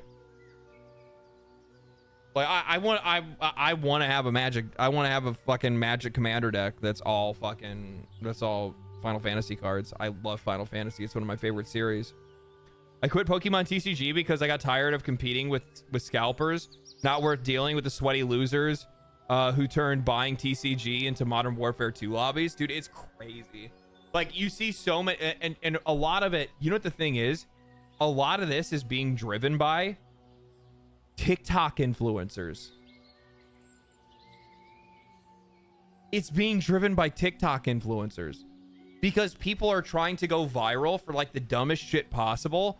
So you have these dudes that are making TikToks where they're like going into card shops, buying like a box of Pokemon cards, and then like fucking throwing them on the ground as they're opening them because they're not getting like the one card that they're looking for. Like, and they do it for like basically hate clicks and shit because they want to start like a Pokemon opening pack channel or whatever, I guess. And that's all because they see like a handful of content creators that are making content for it, and that's what they go for. Flesh and Blood is where it's at. But I don't know what that is.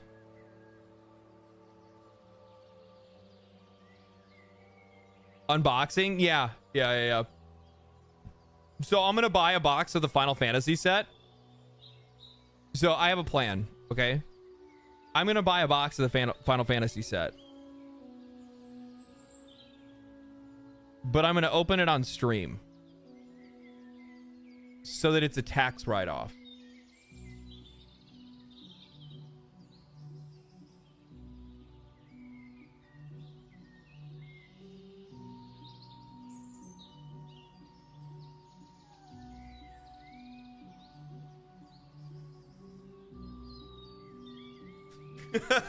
Why one box? Because I would question everything about my life if I bought a case.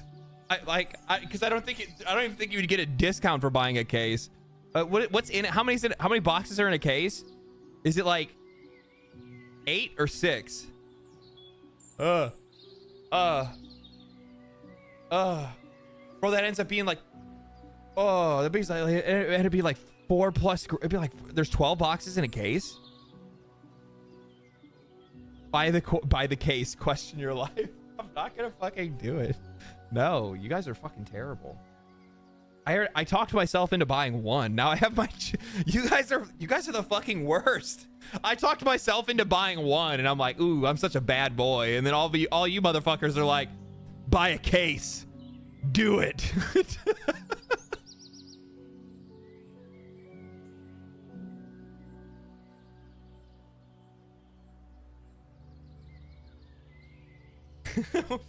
Why not buy 12? Shut the fuck up, dude. I don't need you guys to be doing this shit to me, okay? Never trust chat. I know you guys are terrible. The $700 to be better spent on Super Earth repelling the Illuminate invaders. Dude, I played Helldivers 2 the other night with with who did with the Act Man and his buddy Kelsky, which is another YouTuber. Really cool dudes. It was a really good time. I had a lot of fun. Those guys are a blast. What is this? YouTube video per box. Would it pay for itself? I don't know about that. I don't think so. No, it wouldn't. The Act Man? No, not the Act Man, just the Act Man. Yeah, Act Man. Yeah. He hit me up and they wanted to play. It was a good time. Dude, fighting on Super Earth is a bitch. The Illuminate are a fucking bitch, especially when you're on like Helldive and above. Those dudes suck. They are not good.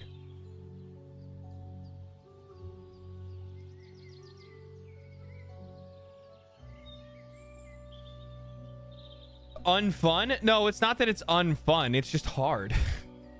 It's just hard. So if you want to sweat, I mean, you can play it at that level. The funny thing is, like, I heard them talking about, they're like, what difficulty should we play on? They're like, I don't play on anything under 8. And I'm like,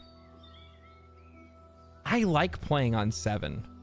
Like 7 or 8? I like playing on 7 or 8. You get up to the crazy shit, you're just dying all the time. You don't even make it off the planet. You can't even do anything. Like, especially with the Illuminate enemies, you just run out of stamina constantly because you're swarmed.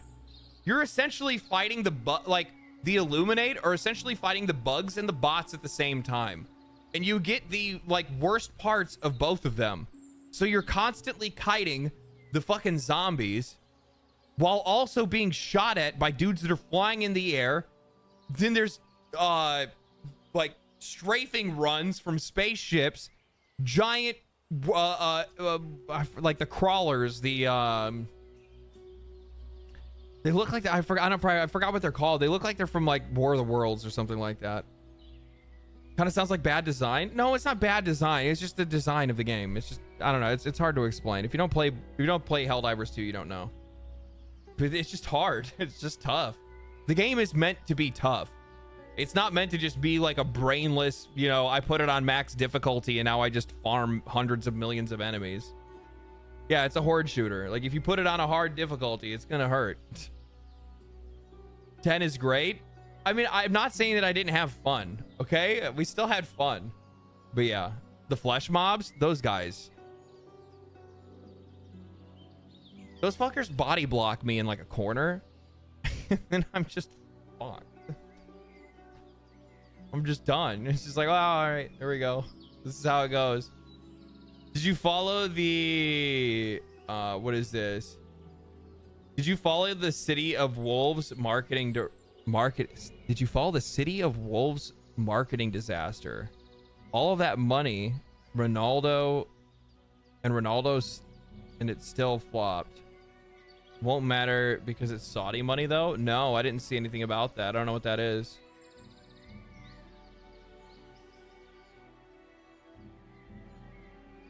The Eruptor is a godlike weapon against them. I've been using the Liberator Penetrator, but I probably should be using the Eruptor as well. Eruptor plus Stalwart is awesome versus the flesh mobs. I've been using Liberator Penetrator, the automatic pistol, the Wasp. I'm trying to think what my stratagems are. I've been using the Wasp launcher. I've been using the Emancipator mech, Cloud Gas Strike,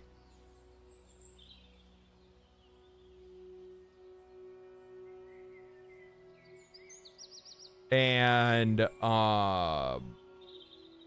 Tesla Tower for defense is really good. Yeah, Tesla Tower is really good. Gas Strike is great on Illuminate. It's so good. It's so good.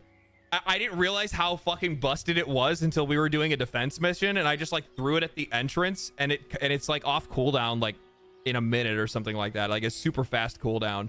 So you just like drop it and it's like dead. Okay, well I just throw another one over there. Like nothing ever got inside.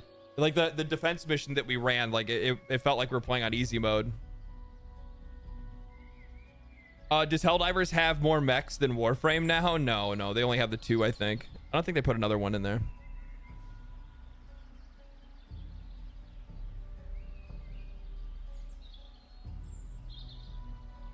I got a new soundboard and I need to like hook it up. I'm not gonna do it today. I'm not doing it right now, but I've been having like audio issues lately and I don't know where it's coming from. So I bought like a new cable and I bought a new soundboard and I'm hoping that it's gonna work. I'm hoping it's gonna fix stuff.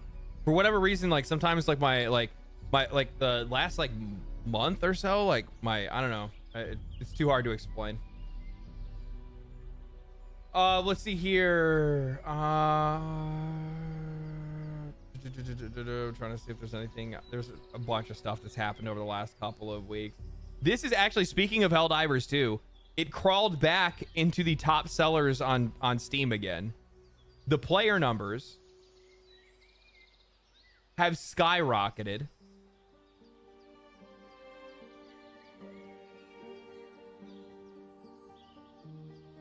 It hit 163,000 players this last weekend.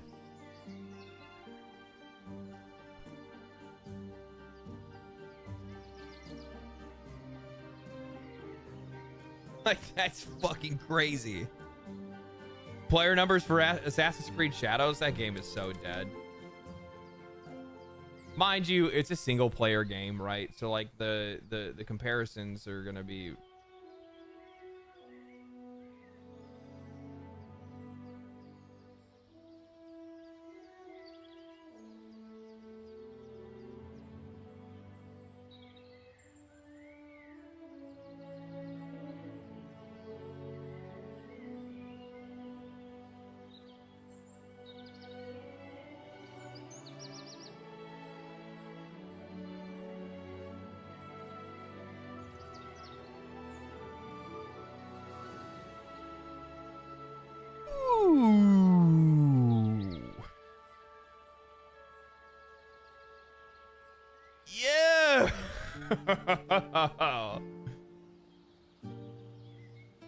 This game came out a year ago now, almost. It'll be a year in August.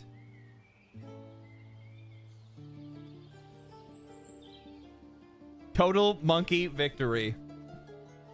Year-old game. Can't keep up.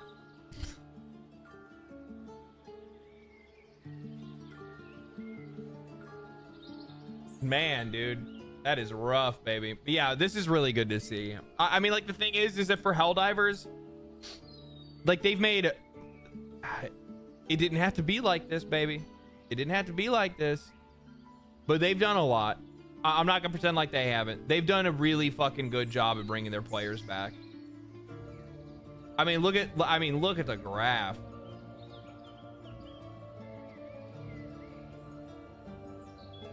I mean, they ripped up to 458,000. They dropped all the way down. I mean, you like, look at this. I mean, for like a good, what is this? So like 40K. So July, August, September, they had a little bump here. But I mean, like July, August, September, October, November. So for 5 months straight, past the launch, they had dropped down to like 40 to 30,000 concurrent players on Steam. And then they put out a really good update back in December that brought a lot of people back. And then obviously, like, things are going to cool down. Like, keep in mind though, like the thing is that I'll be honest with you, like, I still think this is where this kind of game sits, but it might be a little bit higher than this because the fact that the game actually has, like, you can level up weapons now. You can get skins for leveling up your weapons. You can get attachments. You can customize your weapons. Like, all the things that they changed with the game, all of that stuff is good. Why doesn't Arrowhead go independent? Arrowhead is independent. I've seen this weird story that's popped up recently where people are like, people believe that they're owned by Sony. They're not owned by Sony. The only thing that Sony owns is Helldivers.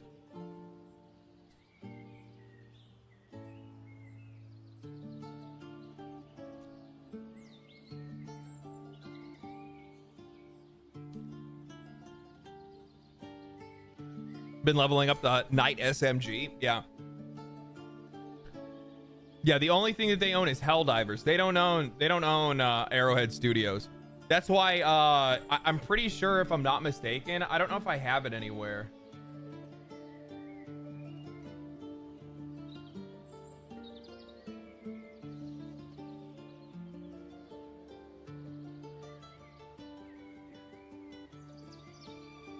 I might not have access to it. I don't remember where it was. I saw an announcement that they said that their next game is going to be fully like theirs. Like their next game is going to be fully independent. Oh, right here. Helldivers 2 Studio next game will be free from PlayStation partnership. That's huge. The studio made a lot of fucking money. A lot of money. How many developers work on Helldivers? Yeah, they had 130 people that made a game that went on to sell within months of its release.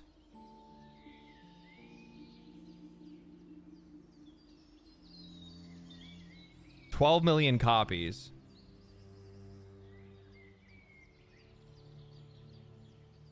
Yeah, they went on to sell a game that's made like did I look at that number right? There's no fucking way. They sold 12 million copies in a matter of a few months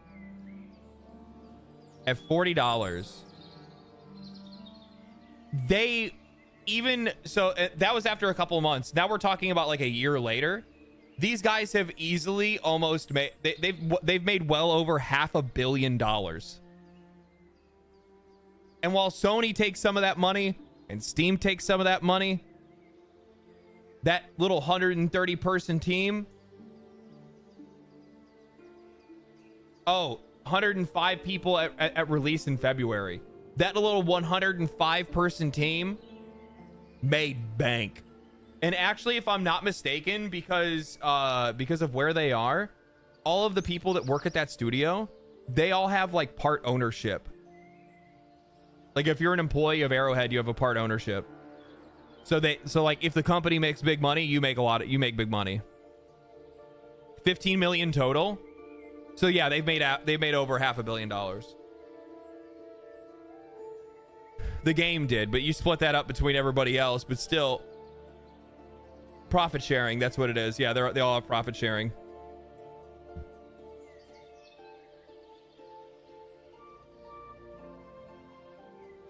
They have a shared structure. Yeah. So like, I mean, like these guys are they're flushed with cash. Whatever their next game is, they get to take the time. The thing is, they're already working on it right now. You're not counting microtransactions. That's a really good point, Norsky. That's a really good point. Yeah.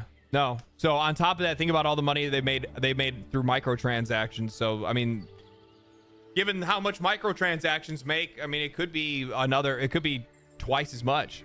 They could have made over $1 billion on the game. That's the reason why. It's the reason why they keep gambling on it. That's why Sony wants another one. Because Sony looks at Helldivers 2 and says, man, we did really good with that, but it would be actually way better if we could have one that just continues to make that money all the time. I guarantee that's what they're thinking. They're looking at that and going, man, wouldn't that be nice? Wouldn't that be nice? Show Witcher 3?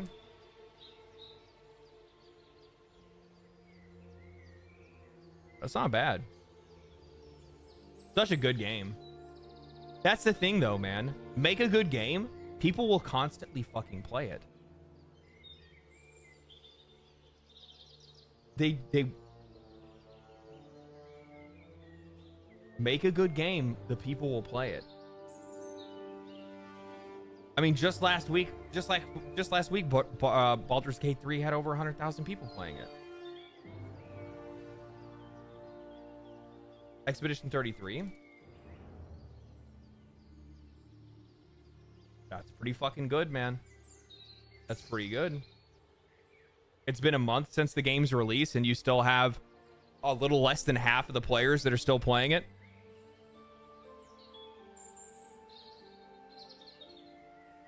I mean, the thing is that you look at this, right?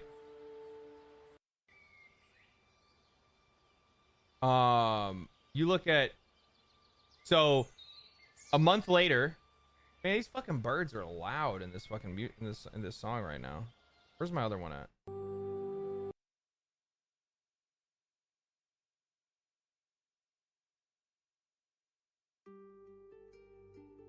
Okay, where is it at? Okay, so we say a month later, the game has a little less than half of the players playing it.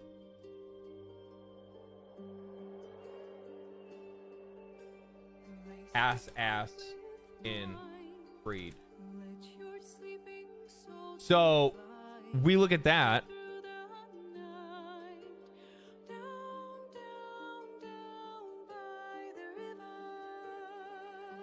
The game had its peak of 64,000 players.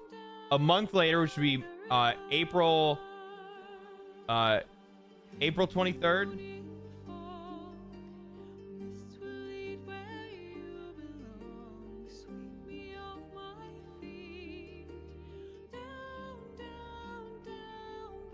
Oh.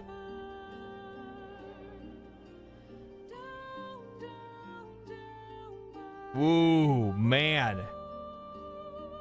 You went from 64,000 to less than 10,000 players. That is wild.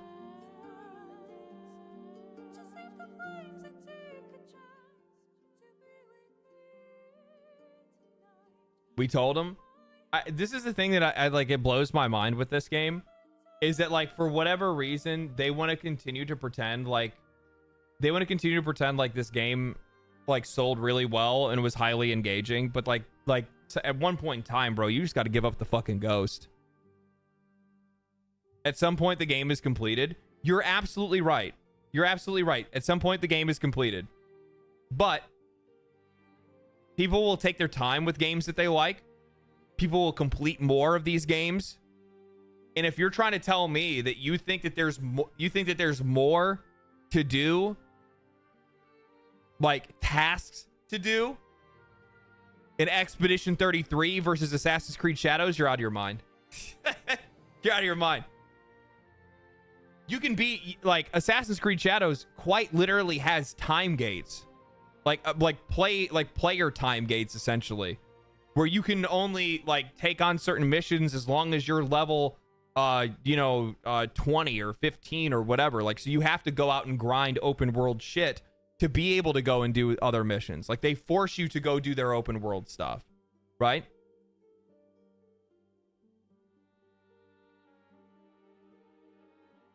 But I mean, we're talking about a game that lost essentially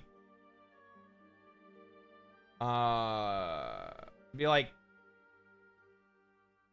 around 80,000, or not 80,000. What am I saying? About 80% of its players. It lost 80% of its players in a month, but this one is only lost a little over 50%. And then we could use a bunch of other examples of games that have also retained really well as like on top of this as well, right?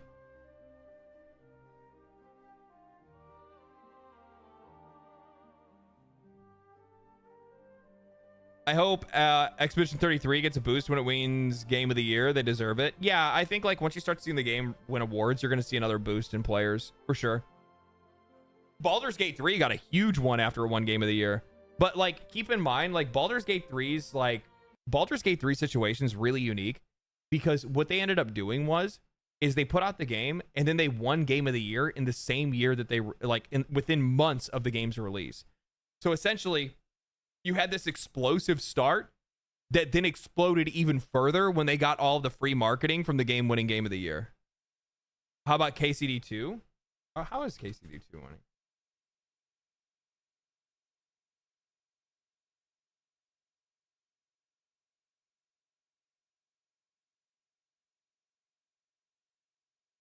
So it hit its highest peak the day after release, which is March 2nd. 30 days after that, which would be April 2nd.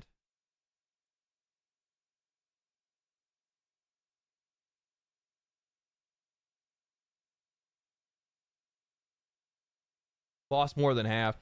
That honestly, that kind of makes sense. I don't know, man. Everything is by game. Everything is by game.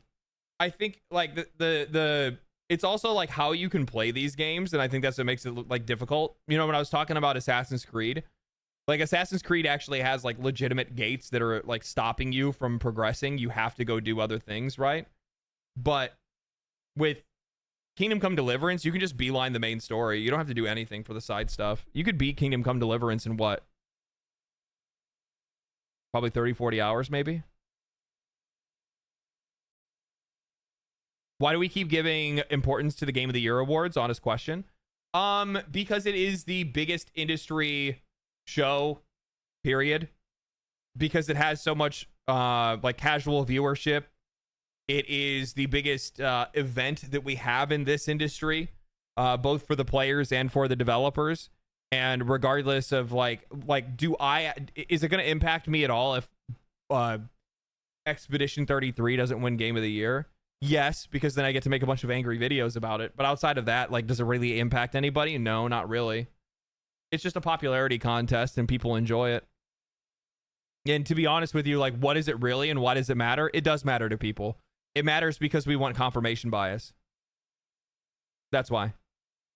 And we want to make sure... I think that it's important for the players because we're trying to make sure to see if the industry is, like, sharing similar thoughts and opinions and tastes. We want to see our thoughts, opinions, tastes, all that shared, and we want to see that reflected back at us. Because if we see that reflected in a Game of the Year, then it's supposed to then, you know, inspire other games of the year to then follow it, right? So I do want the games that I enjoy to win Game of the Year. You bought Battlefront 2 Celebration Edition with all the cosmetics unlocked for $9 on PSN. Went on sale yesterday, 75% off. Fucking loving it. How you doing, bud? Nice to see you live. Nice to see you live too. Yeah, that's been ripping too, hasn't it? Battlefront. Is it Battlefront 2 Classic? No, it's this one. 11K players. That's its all-time peak. Did it just release? No, it's been on Steam for a long time. It just hit its all-time peak today. Right now. It just hit its all-time peak right now.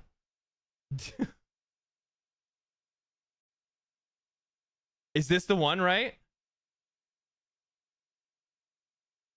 A lot of talk about Battlefront 3. Weird. How? Why? I don't know. I've seen a lot of people talking about it. I think really what it is, it's because like that Andor TV show has done really well and people really like it. So I think that people have kind of rallied around that. There's also been like some rumors and rumblings about people wanting to make a Battlefront 3. And so part of it's probably like a little bit of that where people are like, man, I wonder what it's like. I tell you what, I was watching Jack Frags play it.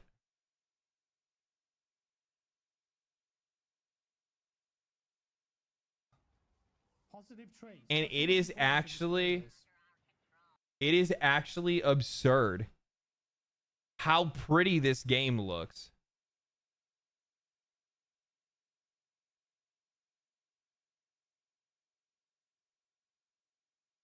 When I see a game like this, I sit back and I think, like, what are they chasing? Like, what are these companies chasing? Like, all of the money that they're putting into these games, like, you're getting diminishing returns at this point.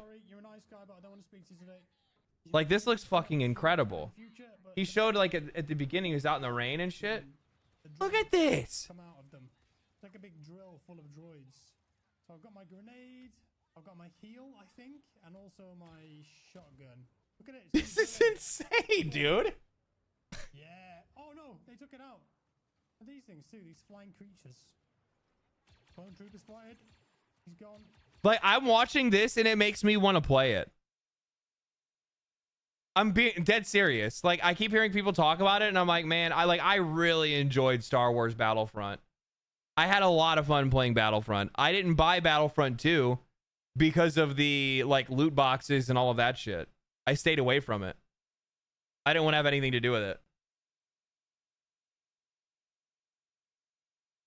On PlayStation, the 40-player maps are full. It's called optimization and art style. I mean, optimization needs to be where it's at, right? Jack Frags and Frankie, 1080 PC. Where's my first YouTube channels? Oh, where my first YouTube channels I ever next Neves game. I guess a hard time reading that one. Oh, I love Jack. I've watched Jack for a long time.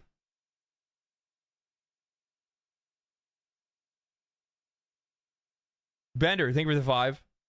Don't forget the star card controversy. Yeah, it was like all the pay to win shit and all that stuff that they were putting in there, and how you could how much is it for sale?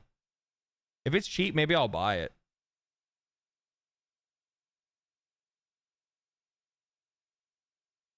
No. It's $40.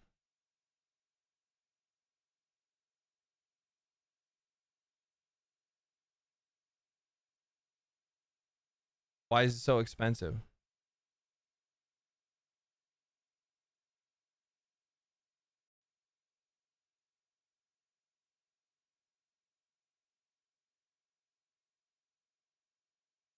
There's over 100K players across all platforms at the time. EA, $40. What? I'm saying it's $40. That's expensive. For a game that came out in 2017? Yes.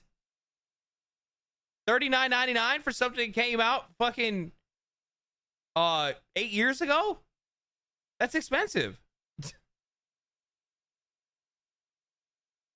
Wow, it's pretty. Yeah, I know. I mean, it looks fucking great. But, like, this is 2017.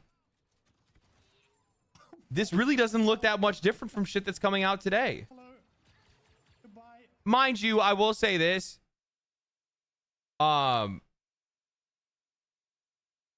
This studio's always done a really good job. Right? Like, I mean, like, DICE. We can talk shit about 2042. Still look good. How's Space Marine doing? Oh, that's having a pop off right now too, isn't it? I saw it got like a siege mode. I don't know what that means, but it got like a new mode. And I guess also they unlocked the entire development kit so that players can do whatever they want and make their own missions. Did you guys see that?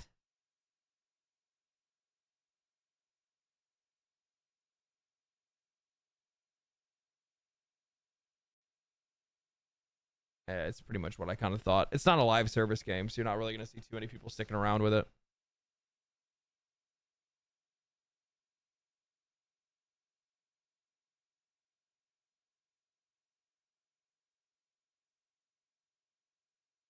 All right, let's see here. So yeah, those guys are going to be going independent. That's really nice to see. We already shit plenty on Bungie.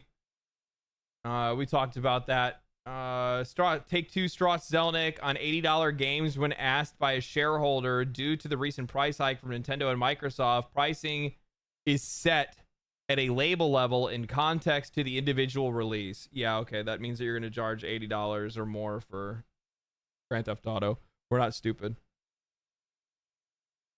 We're not stupid. Bungie leadership has ignored devs' repeated warnings and requests for PvE content.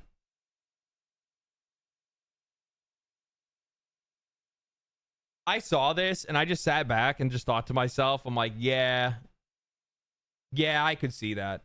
I would almost guarantee that when this game was originally pitched, if this probably wasn't the direction they were going in. They keep trying to push this narrative that like, oh, well, you know, we got a lot of people here that really like Tarkov. And it's like, do you? Tarkov has PvE now. I think I re-downloaded Tarkov. I don't know. I actually. No, I didn't. Okay. I almost had a relapse. I want like my buddy Darth Microtransactions has been playing, and it's been making me like kind of get the itch a little bit. You know what I mean? I'm like, I kind of just want to check out the PvE mode to see what it's like.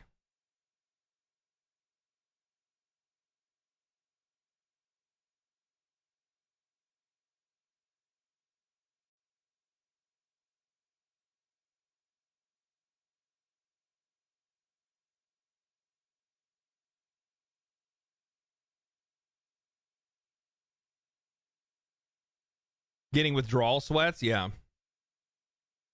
It's fun, no progression wipe and no cheaters.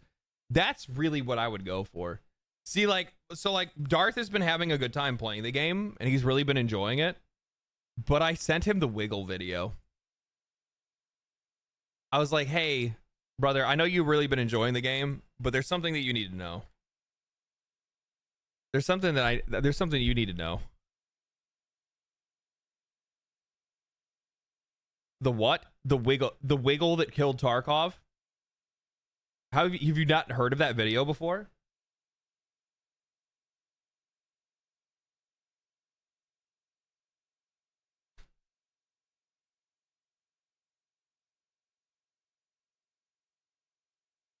Hi. Okay, sure, you can sit on my shoulder.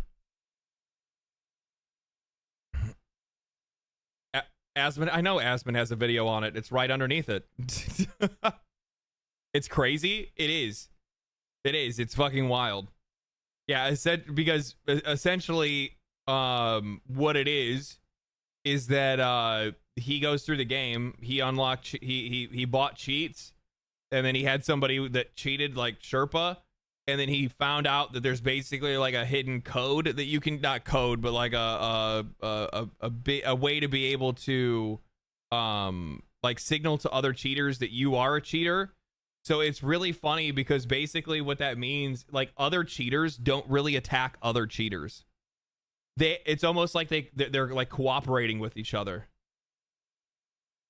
So like not only do you have to worry about cheaters, but even if there's multiple cheaters, they're not going to fight each other. They're just going to go for you.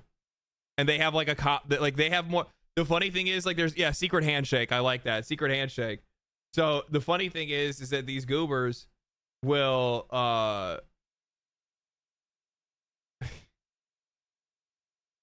okay God like you basically have all these guys teaming up on you. Something awesome, thank you for the prime. Winter Ice, thank you for the epic, for the membership. Identify friend or foe, yeah, they show if you're cheating too. So he's like wiggling and you'll see the other guy, they'll wiggle back to let them know that I have cheats on too. And then and these guys will like befriend each other, and then they'll take on players together and stuff like that. And the problem is like with Tarkov, like there's no kill camera or anything like that, so you don't know who is and who's not cheating. And in most cases, most players are going to be playing the game, and like you can die to like absolute bullshit in Tarkov, right? Like a scav you can just walk up to a scav and a scav will just head eyes, just fucking straight, like just first shot, it'll just like whip around and just shoot you right in the head, and then you're dead. That's it, right? So you're already down to die to bullshit. But that was under the understanding that that's just how the game is, not without this layer on top of it that all these players are cheating, and that essentially they don't ban by IP, they ban by game copy. So these guys just go and buy another copy of the game and then go back to cheating again.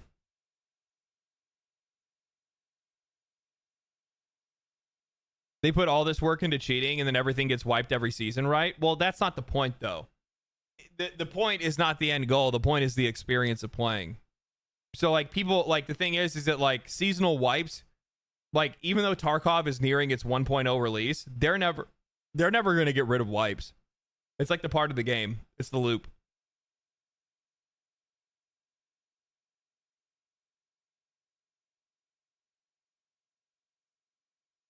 You know, yeah, good point. You know when they do a sale because there's a huge wave of cheaters. Yeah, exactly. So basically they'll do a ban wave, and then once the game goes on sale again, and they'll put it like, you know, like half off or something like that, you'll get a new big huge wave of cheaters that'll come back and play it again. What's the cat's name? Maddie.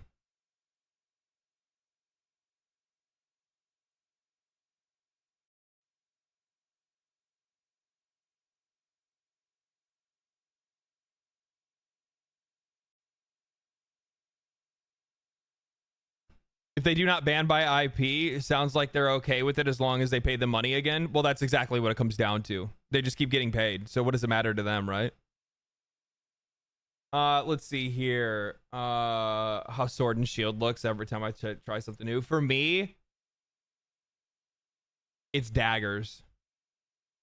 For me, it's rogue builds. Anytime I pick up a game and I'm like, okay, so, you know, should I be a knight?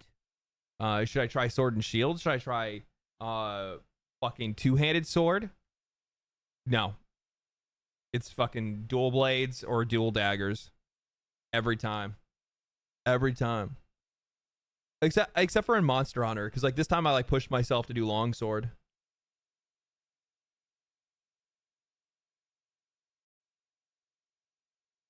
I like bows. Yeah, I like playing an archer as well. Archer's fun to play.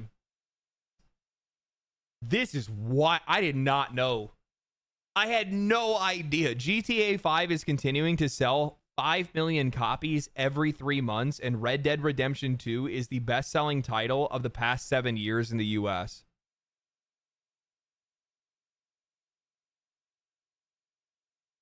Now we know, like, this is the reason why they can spend so much money on Grand Theft Auto 6. Because, like, they have an endless supply of money that constantly keeps coming in. How is that even possible? It's one of the most popular games in existence.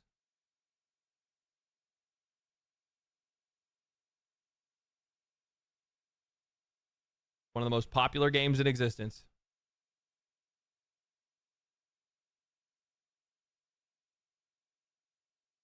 Do they pull the plug on 5 after 6 is out? No, they'll wait for the audience to die down to the point where it doesn't make sense supporting it anymore.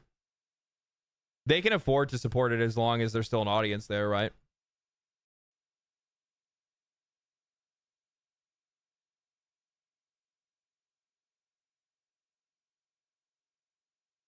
GTA RP helped. It helped out a lot. And what I find really weird is the fact that they're going to be selling Grand Theft Auto 6 on consoles first and PC afterwards. So you're not going to be able to have the modded servers. You're not going to be able to have any of that shit, right? It doesn't really make a lot of... I feel like you're missing out on a lot of money and a lot of extra hype that you can have.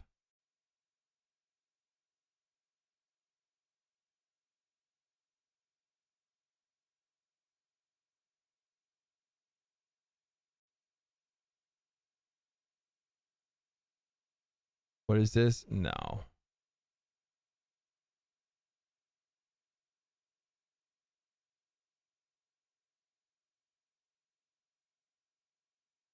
Good on that. I'm just looking at the React channel to see if there's anything in there that I'm interested in.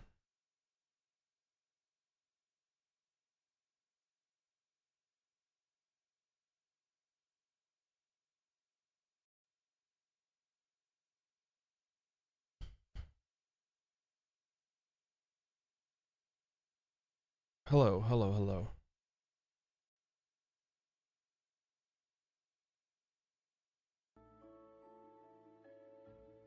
Won't be buying Grand Theft Auto 6 since I won't have the sheer amount of content that 5 has. Oh, yeah, it's not going to have all the shit that 5 has. No. Arc Raiders looks really good. I'm really excited for Arc Raiders. I can't wait for it to come out. I'm just waiting for them to put out a release date. I'll definitely end up playing it. Try to find some people to play it with too. Star Citizen. At one point in time, I'm gonna have to go down this Star Citizen rabbit hole. With all the discussions that I have on this channel, it's actually kind of crazy that I still haven't like dove into Star Citizen at all to like understand what's going on over there.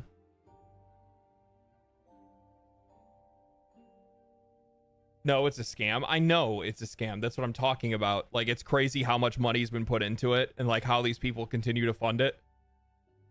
Even after all of these years. I need to talk to. I need to talk to my cousin's husband, because he actually tried to get me on Star Citizen, like right when Star Citizen like first became a thing. And I just built my PC. And he was like, bro, you need to get on Star Citizen. You don't understand, it's the future of gaming. And I was like, I'm listening very skeptically. And everything he said didn't sell me on it.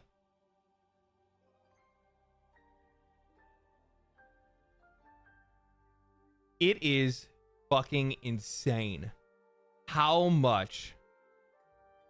So total Steam peak, 11.8 million players, is beaten by Roblox.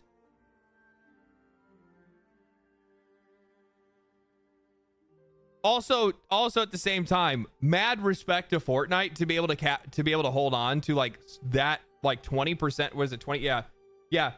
It's lower than usual, but the fact that Fortnite can hold 20% of the entire Steam's count is crazy when you look at it all together. That is insane.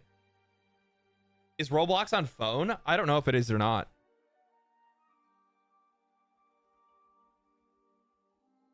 Show Minecraft in comparison? I don't know where this comes from.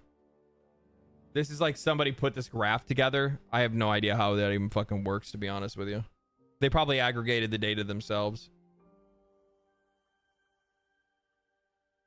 Never played Roblox, not sure what it is. It's like, I don't know what it is either, and I don't even want to take the time to figure it out. It's for kids. Roblox can be played on phones. Okay, that makes a lot of sense then.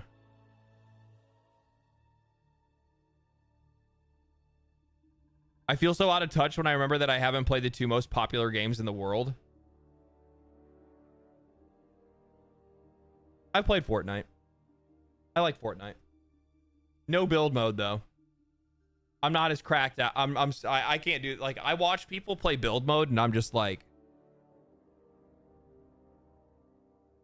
this game has to like make people, do you know what the thing is that, you know, like the government is talking about how like it's the food making kids autistic. I think it's Fortnite. I think that Fortnite is creating neurodivergency, because that's the only explanation for how these motherfuckers play that game.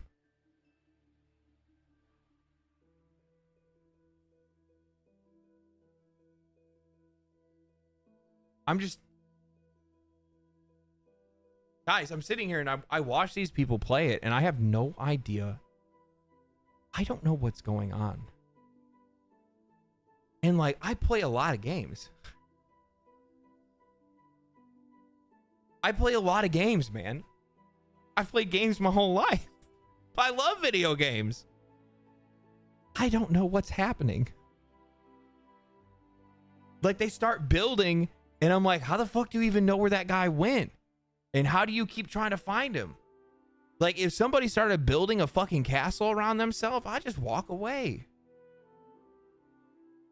I'd be like, man, I'm not.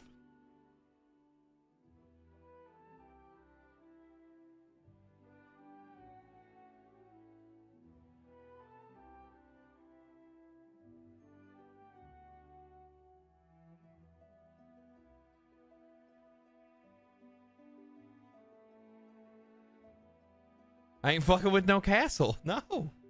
I ain't fucking with no castle. AI Darth Vader is the best thing they added into Fortnite. I need to go. I'm going to go play it pretty soon here. I do plan on doing a Fortnite deep dive at one point in time. I think it'd be really cool to do a deep dive on Fortnite. Because, like, Fortnite has done irreparable damage to the video game industry. Irreparable damage. But at the same time, it is a very well-built live service machine that's oiled well, that keeps its players happy, that, like, overall just does all the things that it needs to do right, and then also finds ways to bring in new audiences or reintroduce old audiences in some way. Like, zero build mode is a huge fucking, like, that is huge. I'm sorry. Like, You just made it a standard BR that makes it so much easier for people like me to play. I didn't want to fucking have anything to do with Fortnite until they made Zero Build, and I was like, oh, this game's fun. Literally, that was my response. I was like, oh, this is fun. I like this. Because I like BRs. I like third-person shooters and first-person shooters. I don't mind playing them. I enjoy my time with them. And personally, I'm just like, I'm not really the guy that wants to like, I don't really want to play PUBG and have to be fucking with all these like attachments and shit like that and figuring out which ones are for which guns and all this other stuff. Like same thing goes for like all these different like healing items in some of these games. Like, which one do I want to use? Do I want to drink the fucking soda? Do I want? I don't want. No. I want to keep it like. I like shooters that have a like streamlined element to their competitive play where it's just like shoot the players win, right? And I like that. I think that they execute on that really well, especially in build mode. Super People is coming back. They're re-releasing it, but it failed, so I don't know how far that's gonna go.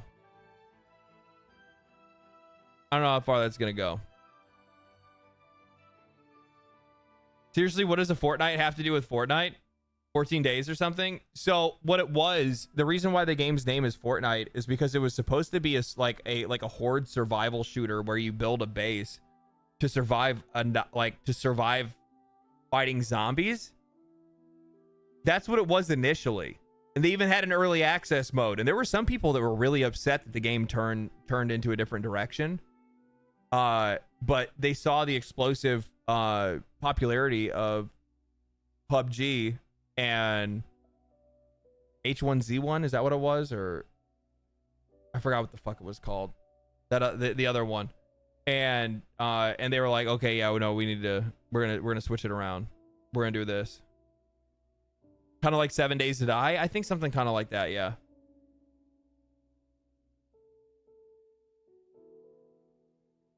Did you ever play Quake? Maybe way back in the day. I hope. So this is Hideo Kojima reveals his next espionage game, Physant, is 5 to 6 years away. Kojima is currently working on Death Stranding 2, OD, and Physant. Physant? I hope that this is basically like a spiritual successor to Metal Gear.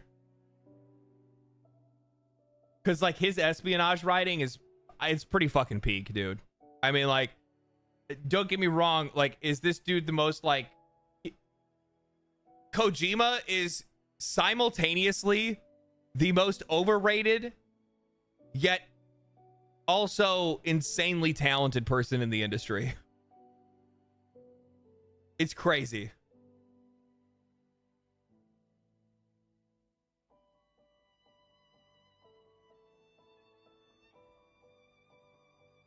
It will be for sure. I'm hoping that's going to be the case. I'm sure that he's kind of surprised that they didn't even really try to do anything with Metal Gear after he left.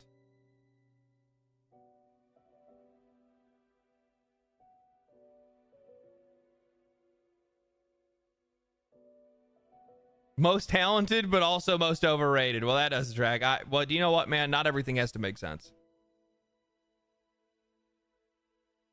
I said one of the most talented.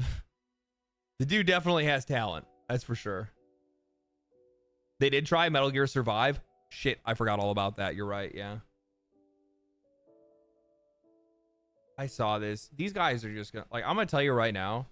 These voice actors, pretty much across the board,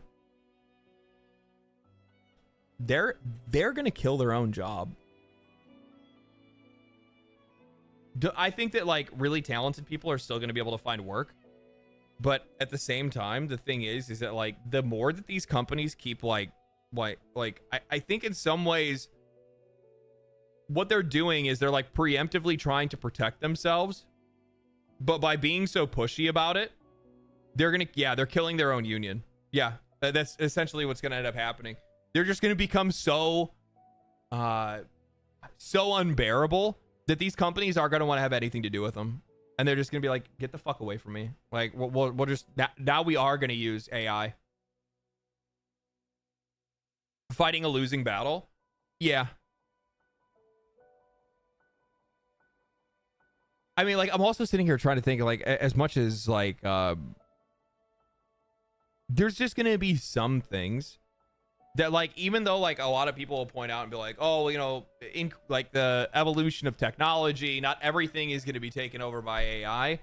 Like, I would try to think about, like, you know, it's still going to be tough for them to be able to completely voice act a game with, like, the same level of emotion and delivery as, like, Clive from Final Fantasy 16, right? You're not going to be able to get that from an AI. Like, you could, but it would take a lot of fucking work, a lot of extra work, more hours that you probably want to spend. And it's so much easier to just direct somebody who's already a skilled actor and say, you know, here's your lines, read the lines. This is the situation that you're in. And like, obviously, and like that kind of reasoning is going to be difficult for an AI to be able to grasp and for you to be able to like prompt like appropriately. It's going to take a while for them to be able to get there. Will they? Probably, but not immediately. But the thing is that they're technically speed running this right now by acting this way.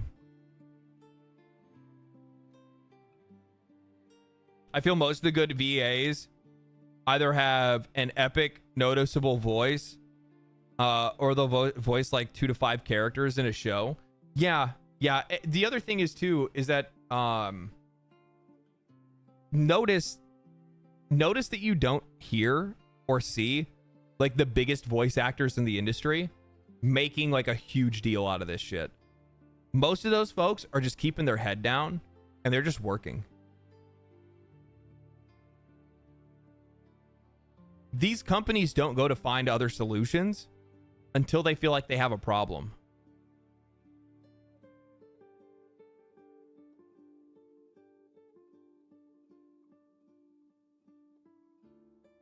Did you see Google Veo 3 yet? I think I have a tweet that I saved for it. I was going to look at. They're working, yeah. No, I actually really think that's it. Like, in a lot of cases, I've seen people, I've worked with people that got, like, super fucking, like, super paranoid about losing their job, where they kept making themselves look obvious for the shit that they were fucking up, and then like asking the boss about it constantly, where the boss wasn't paying attention to that stuff until they kept talking about it all the time, and then they took notice of it, and then they lost their job. Like, they were fine if they just kept their mouth shut, but they couldn't, and then ultimately they brought upon their own end. And I think there's other instances of that as well, right?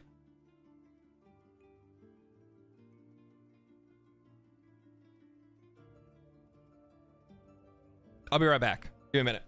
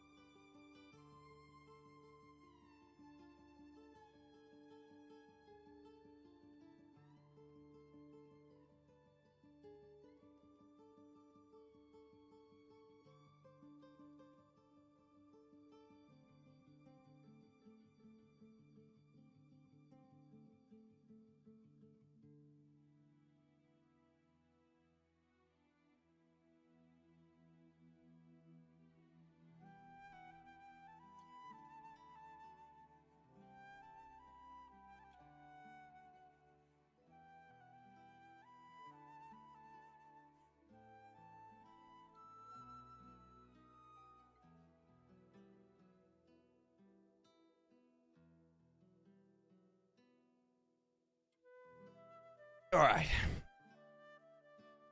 Had to grab a package. I had my like pre-workout and stuff like that. It just came in the mail.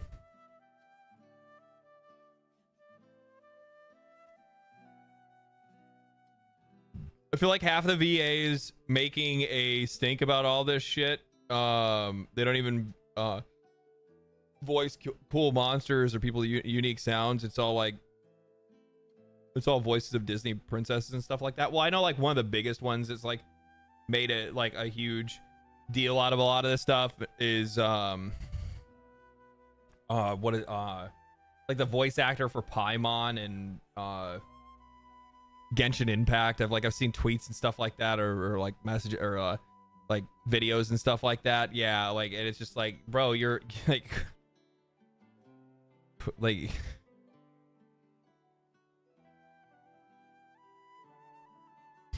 like I would not be worrying. I would not be you're replaceable. You're causing more of a problem than you think.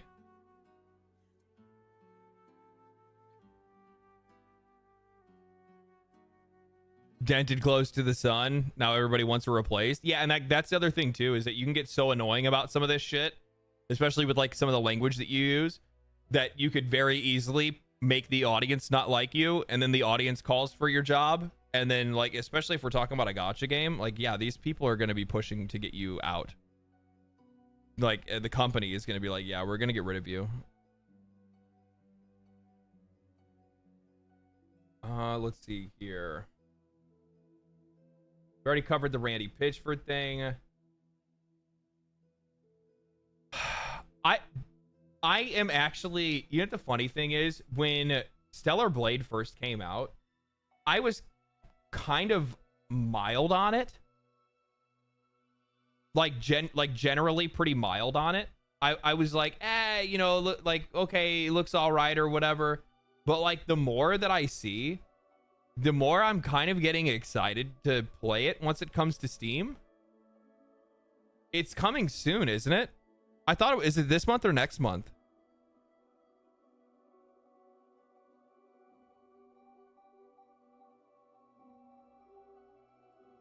It's not a bad game, but it was kind of overhyped. June 11th. Yeah, I'm kind of excited to play it. Like I like playing like action games like that, right?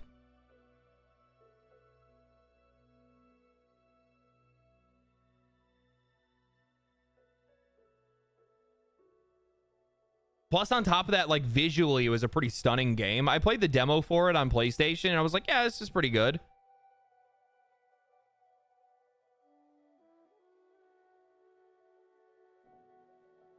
Outfit unlocking sounds fun. Yeah, and they've added like a lot of content to it as well. Like I saw recently, I don't know, did I save it?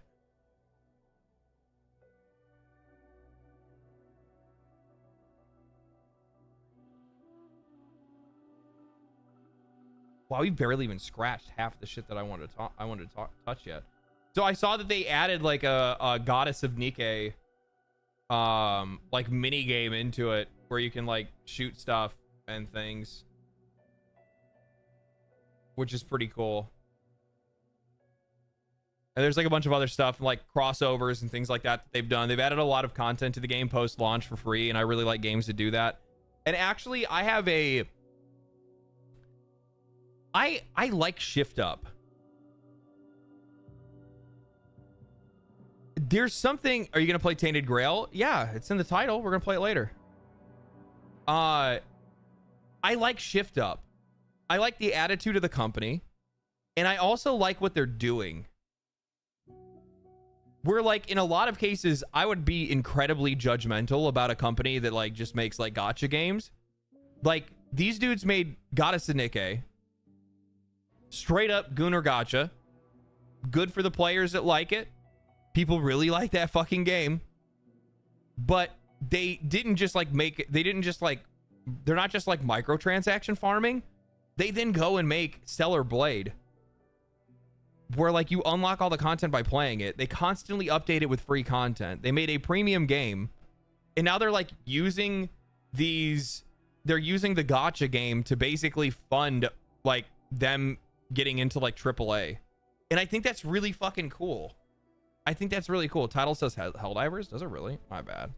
No wonder people kept coming in here saying something about Helldivers. Oh, it changed it because it wasn't that on my YouTube or on my stream setup. I changed it.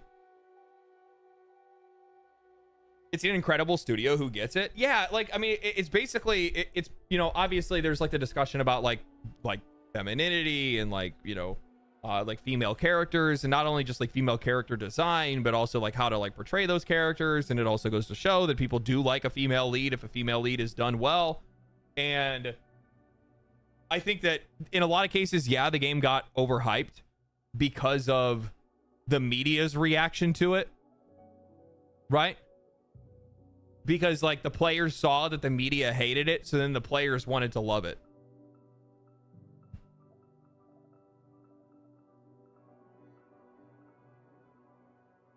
I need more than 30 FPS blurry upscaling for an action game like Stellar Blade. Playing it on PC is more exciting than console. Oh yeah, for sure. Kind of reminds me of Psy Games where they're funding to make an anime. Well, it's not only Psy Games, keep in mind, Psy Games, they went further than that, right? They also made a premium title because they made Grand Blue Fantasy Relink. And I like that. I do. Like, farm the whales and then feed us the good shit. Like, let the Gamba boys fund our enjoyment, right? Like, this is the real relationship that I want to have between the whales and the goldfish. You know what I mean?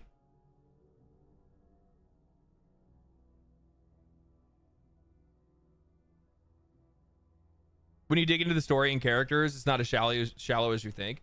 Well, and I'm sure like in a lot of cases when it came to some of the reviews for the game, like I think that people wanted it to be shallow, right? I think a really good example of this is, again, go look at that go look at the review for Arc Raiders, right? Where it's like it's so clearly biased that it's like, dude, whoa. Like you can't even be like, it's not even fair.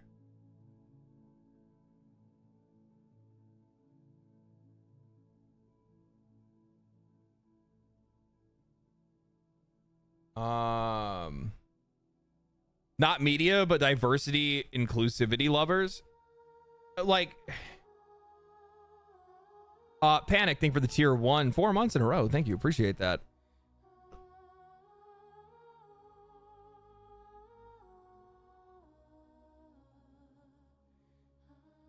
That is the media. The media created a straw man of this audience that's like demanding that games be more diverse when games are already diverse and they're already representative. They're already inclusive by nature. And on top of that, the other thing is that like, do I want like nobody who the fuck wants every game to be like, nobody's asking for games not to be diverse. What people are asking for is for games to not be ham-fisted. We're asking to not be patronized. We're asking to not have characters like Tosh, or the main character that they made for Spoken, or like how poorly like how poorly implemented characters from like shoehorned characters, like they had like Mrs. Frost in Suicide Squad Kills the Justice League. Right? Like that's what this conversation is.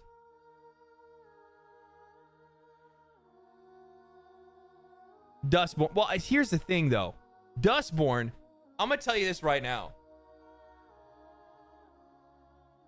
Dustborn was a fucking straw man from like the anti-woke folks.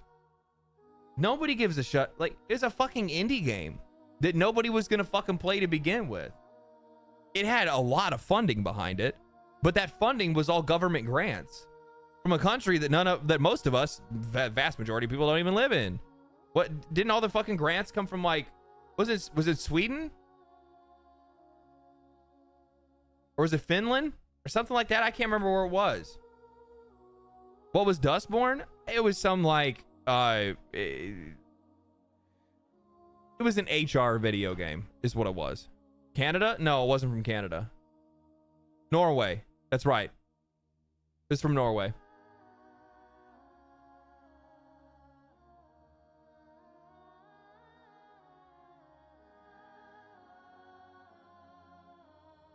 That would be like me being upset that, like, I don't know,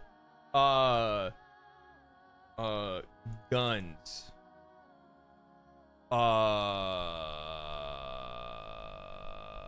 don't even know. I was like trying to like look up some like generic game that's on Steam that none of us would ever hear about. That's literally just some like bullshit that somebody threw out there.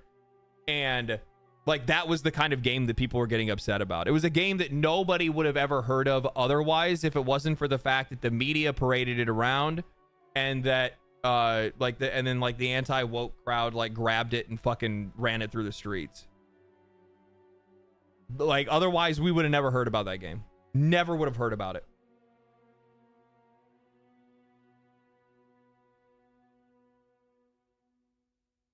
Level 11 cringe. Oh yeah.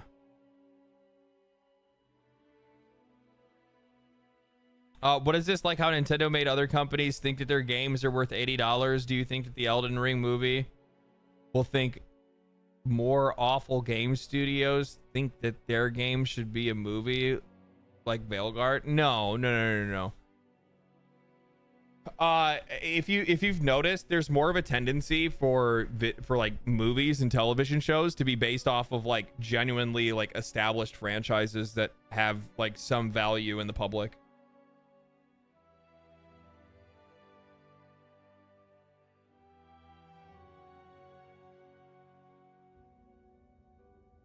I actually think it's probably one of the best ways for these people to start like diversifying their audience. If you're trying to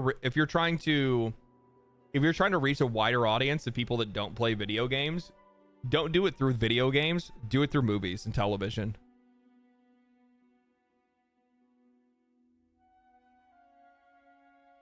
Like do it through other forms of media to bring people in. I don't understand why they keep trying to make games for people that don't play games like they're gonna know. And like that's gonna be the game to get them in. That's never gonna fucking work. You have to get them interested in video games by showing them what games can be. And the best way for you to do that is to show off how great of a story they can tell, or how great of music they have, or whatever it might be, right?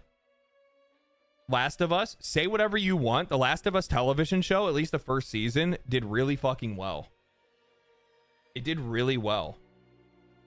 Yeah, don't get me wrong. I think like you can talk about casting and whatever else, but like viewership wise, the show did very well.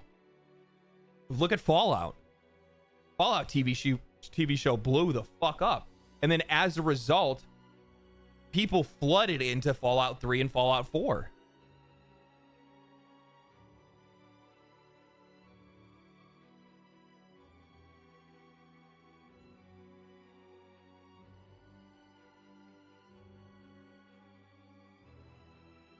Yeah, I like genuinely, I think that if you do media right and you make a good television show or a good movie based on a video game franchise, you will drive interest into that game franchise. Cyberpunk Edge Runners. Yeah, Cyberpunk Anime Edge Runners spiked the game about 50,000 concurrent. That's concurrent. So that's not even sales. You want to talk about what the sales of that actually equals? Multiply that, it fucking probably accumulates to like fucking 1 million copies sold or something like that. It's crazy how, yeah, it's crazy how much that works. Crazy how much that works. And another really good example is like the Castlevania show started selling copies of old Castlevania games. What's the other good one that I can't think of? I'm sure Arcane brought people into League of Legends. Only for them to get pissed. Like, this isn't what I thought it would be. Witcher. Yeah, Witcher's probably a really good I guarantee The Witcher brought in a bunch of people to go play Witcher 3.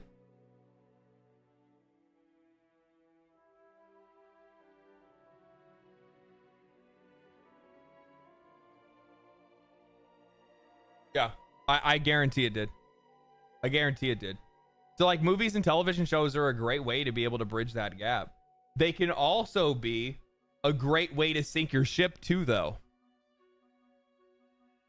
If the theme is not adapted correctly, and if the show or movie isn't well made,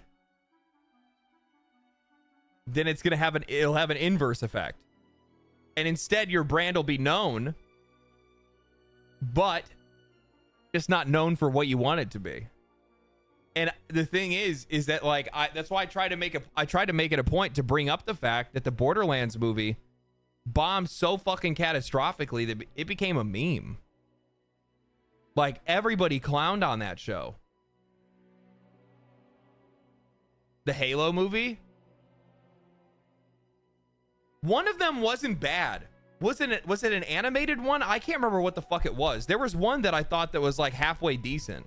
The television show was ass, but literally.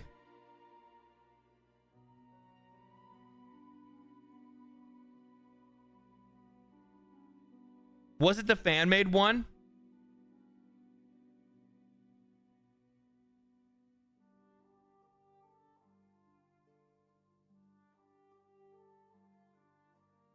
Master Cheeks, yeah.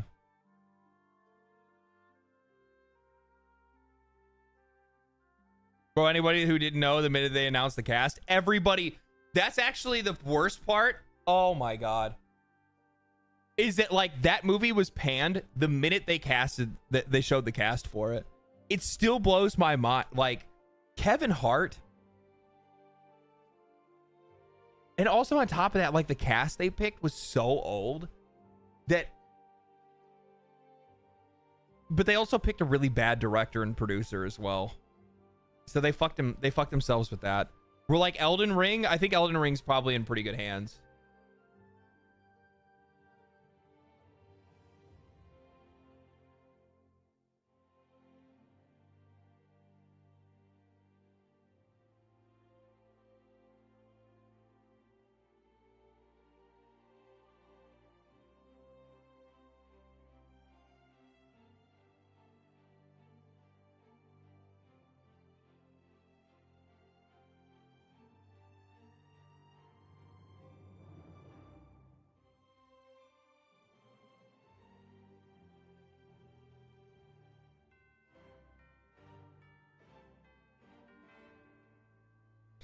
Hey, and I guess that game did really well, huh?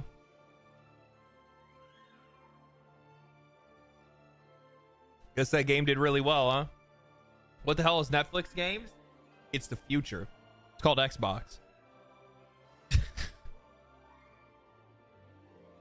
I like how people are like, Netflix games? Yeah. They started Netflix gaming like, I think a few years ago, back during COVID, I think. I can tank a studio with my freaking mind. Carrie Patel, the director behind Avowed, has left Obsidian Entertainment and Xbox Game Studios for a new opportunity at Netflix Games. In a post on LinkedIn, Patel confirmed the news herself, saying that she was joining Night School as a game director. Patel is leaving Obsidian after 12 years. In addition to working as a game director, she was a co-narrative lead and also senior narrative designer. Night School is the studio known for Oxenfree and Oxenfree 2. It's currently unknown what the new game Patel will be working on at the studio and hasn't made public yet about its future game plans. Insider Gaming has come to reach out to Night School to comment on Patel's arrival and plans for the studio. Should a response be received, it'll be added to the story. As far as Obsidian is concerned, the studio is working on the upcoming release of Outer Worlds 2, which is being directed by Brandon Adler. The studio is scheduled to hold a special showcase event on June 8th, immediately following the Xbox Game Showcase. What do you think, Patel? What do you think of Patel? I mean, like, I'm gonna be honest with you. I feel like there's a pretty good chance that they were probably going to have some like round of layoffs that were going to hit because of the lack of the lack of traction that Avowed got, and she hit the road running, right?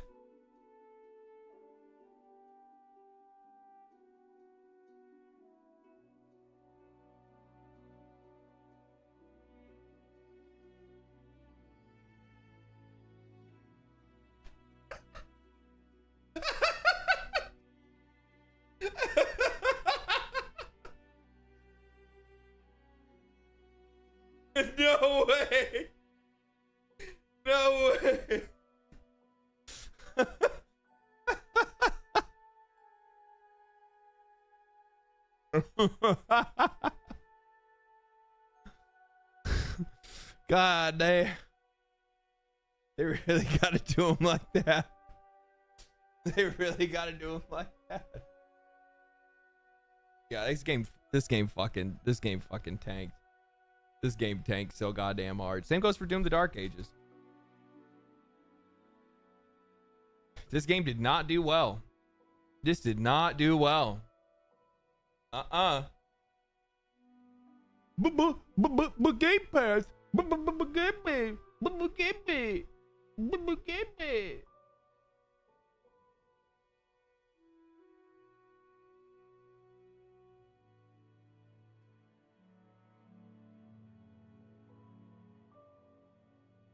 But it's because it's on Game Pass. It's like Game Pass.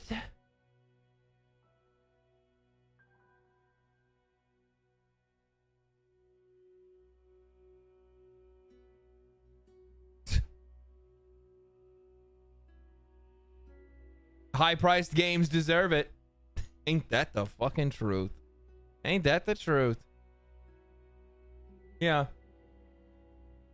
Yeah, so I've seen it way too often and people are like, oh, you know, you don't understand. I also saw some, I don't know how true this is, okay? I don't know how true this is. I don't know where they're getting their numbers from. Well, actually, I can check to see where they got their numbers from. So Ampere is estimating, Ampere is a investment firm. They're estimating that 2 million people played it on Xbox and Xbox Game Pass. No. You would just delete this. If you own an Xbox and don't have Game Pass, that doesn't even make any sense.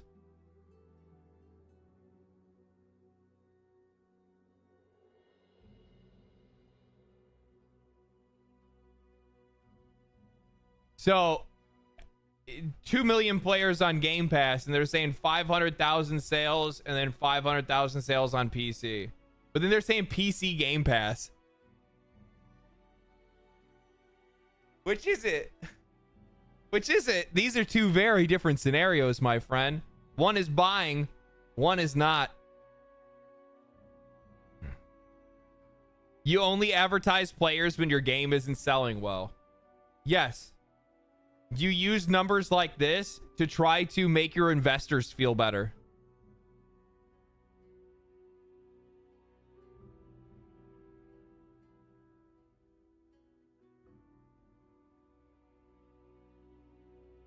And also at the same time, are you trying to fucking tell me?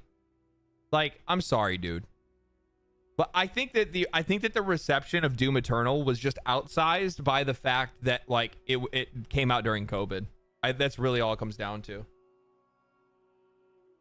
It wasn't that it was a bad game or anything like that. I just think that the audience for a single person first person shooter linear game isn't that big. And it was cheaper. You got a good point. It was cheaper too. So I played there's some people who are really fucking mad. I think they left comments either on the last stream or a stream before that where they're like, man, you're talking about how, you know, you keep calling Doom washed up, blah blah blah, you keep calling Doom washed up. And I'm like, you know what the funny thing is, I was playing with gloves on when I was talking about Doom, because I was like, I think that the gameplay for it is fine. I think the theme is fine. The cutscenes are fucking terrible. The story in it is just not very good. But more than anything, Doom's biggest issues is that the music sucks. It's just not as good. That's the reason why it's muted. You can't even hear it. You can't hear the music in Dark Ages. The music in the other games was great, right? We already know that, right? But this game, like, the music is muted in the background, so you barely even hear it because it's just not as good, and they know it. And then the other part is,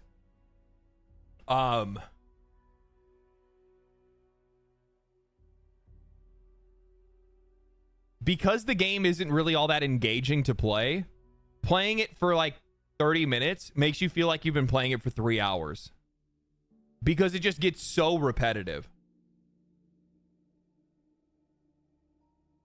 It gets so repetitive because what I don't think that they realized is that by like capitulating to this audience that was upset about like the weapon swapping in Doom Eternal, it made it where weapon swapping didn't even really matter, and that weapons didn't really have like that much different of a function from weapon to weapon.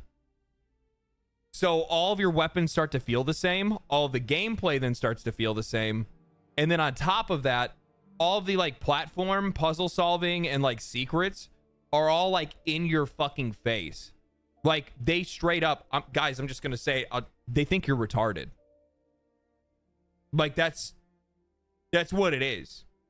They just think you're like the keys have a fucking hologram that pops off halfway across the fucking map so that you know where the fuck they are. There is no secrets. The secrets are on the map. If you open the map, it shows you where the secrets are.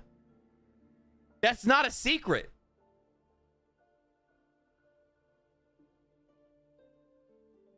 That's like writing something on a whiteboard and saying, "I got a secret." And they're like, "What's the secret?" And you're like,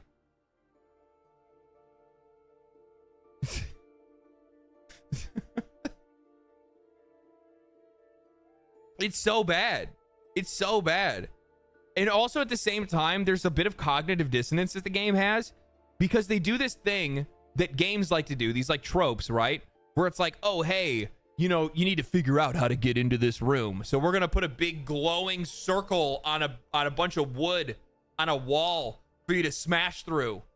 But we're also going to have tons of other wooden walls on the map that you can't smash through. So for some odd reason, you know, those walls are actually made, those boards are actually vibranium that's been painted brown, but these boards are actually wood. It's just like, it's just weird, man. It's just weird. I'm playing Claire Obscure, just got the New Game Plus. Good shit. Yeah, guys, did you know that I have a secret guitar behind me?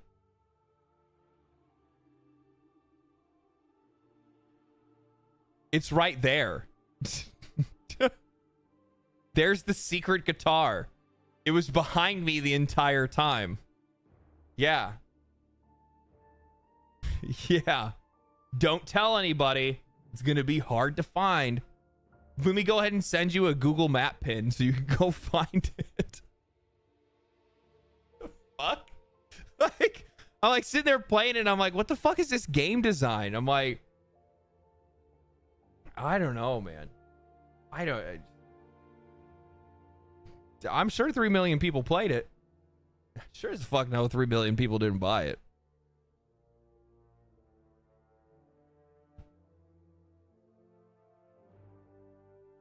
Let's see here.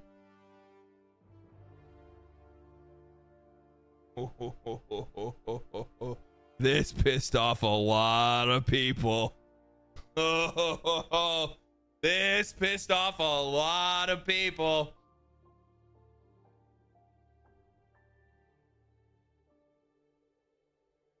New Take-Two's recently filed reports removes all references to support DEI, drops prior boasts about awards for LGBTQ workers, and omits prior mentions of diversifying talent pool with scholarships. No comment, but we can guess. I have to go through this. I actually want to read the entire article, which will require me to pay a paywall, which sucks because that's the only way I'm going to be able to read it. I tried to get around the paywall. I can't. Yeah. But the funny thing is that I saw some of the discussions around it, and I saw part of the article that I could read, and part of the article in it, one of the things that they brought up was they were 100% blaming this on like the US and saying that the reason that this is happening is because they don't want to draw the ire of the government. And the thing is that like, what the fuck sense does that even make? Unless we're saying that Take-Two is receiving like direct funding from the US government. But I don't think that that's necessarily the case. It would like the only like I've seen like some schools that have lost funding because of like these programs and stuff like that, like DEI programs or whatever it might, or scholarship programs or whatever, and then like they like pulled funding from them. But like what's Take-Two gonna get other than like maybe like a snide comment? You really think that Donald Trump is gonna start talking about fucking Take-Two Interactive? Shut the fuck up. Shut up. No. You want to know why they did this? I'll tell you why. Because they're looking around and they're going, you know what? Maybe the players don't like this. And maybe forcing these themes overtly to try to score brownie points, and our belief initially that if we, you know, like made our games worse, that people would want to buy them, isn't working. So they're doing whatever they can to change their image and turn in a different direction and make sure that all player sentiment is on their side.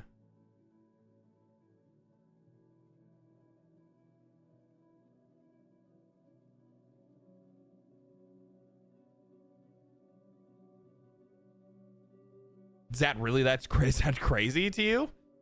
Is that actually like so out of the ordinary that, you know, wait a minute. Did you guys actually think that when you guys were like fucking pissing and moaning over on Blue Sky about the chuds, that you thought there were more of you than them? This isn't even a culture. I'm not even having a culture war discussion. I'm talking about which side of that argument do you think has more paying customers? Because as a business, you have to pick which side you're going to support. And in most cases, you're probably going to want to support the one that's going to pay you.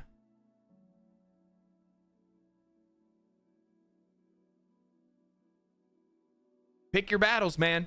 Got to pick your battles. I mean, if they want to fall on the sword, I don't think there's anything wrong with falling on the sword. If you truly believe that this is the way that you want to run your company, and these are the kind of stories and the characters and whatever it might be that you're trying to put out there, that's fine. Just keep in mind that it seems like that's just not what the majority of the audience wants. Companies don't see principles, they see profits. That is true.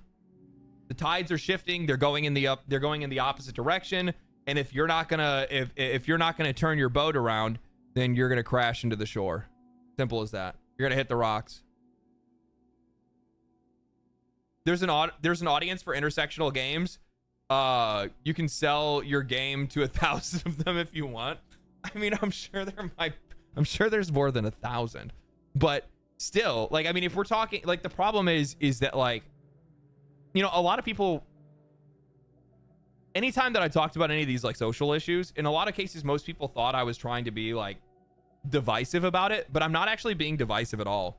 My whole perspective on it is just like strictly from like a business perspective, where it's like, if you're gonna make these, like, as you said, like an intersectional game, do you think that is something for a wider audience, or do you think that is something for a niche audience?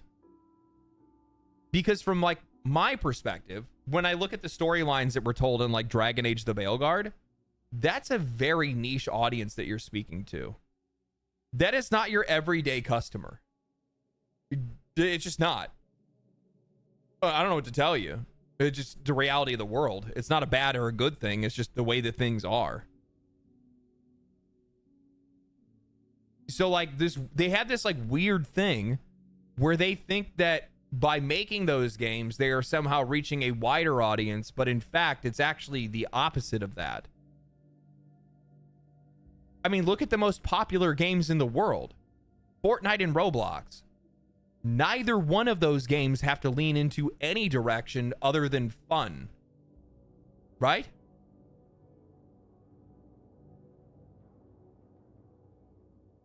The slop was an agenda? I don't think so. I'm sorry. I personally, this is just a me thing. I will not subscribe to the idea that them putting characters and themes into these games was some massive psyop to make me like want to I don't know, color my hair purple. You know what I mean? Like, I'm sorry. You're just never gonna get me to believe that shit. I'm just not gonna get on board with it. That's it. Do I think that there are people in that studio that work there that would like to see the world be that way? For fucking sure. Like, of course. Like, the writers and folks that are like that, the self-inserts and shit that like that you're gonna see, of course. But it's not some, like, grand conspiracy of any means, right? This really just does come down to boardroom executives that thought that this is going to be the way. They were looking at common trends on Twitter or on social media, and they're looking at engagement metrics, and they're like, wow, there's a lot of people that talk about these topics, so then maybe we'll make our games like that, and we'll get even more customers, because, you know, if our game is an ally, then they'll buy it thinking that we're an ally when we don't really care. We just want your money. Like, dude, we already know that's the fucking case. These companies change, like, next month, half of these companies are going to change their icon to a rainbow, and then the month after that it's going to go right back to what it was. Notice how they'll support for a month, and then once that month is up and they made the money from the fucking merchandise that they sell in rainbow colors, they turn it off. It's all profit driven. Everything, every choice they make, even the wrong ones. You can make profit driven decisions that don't make you money. Like, you can do that. It's called gambling. It's like, that's literally what it is. It's called gambling. Like, when you see, when you're sitting at a fucking slot machine, you're making a profit-driven decision when you want to go and fucking rack it again, or when you want to go back to the machine and pull out more fucking money to put back into the slot machine. Roll them bones. That's right, baby. Thank you for the $2, Steve. What's up, man? Love your YouTube videos. I love you.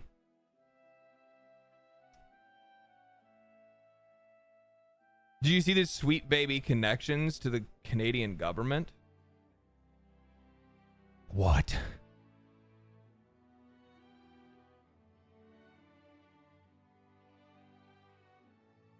Where's my tinfoil?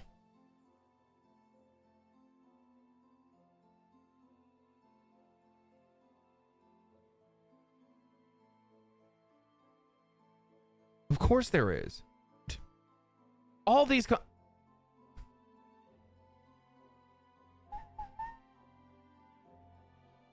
any of these consultant companies get government funding.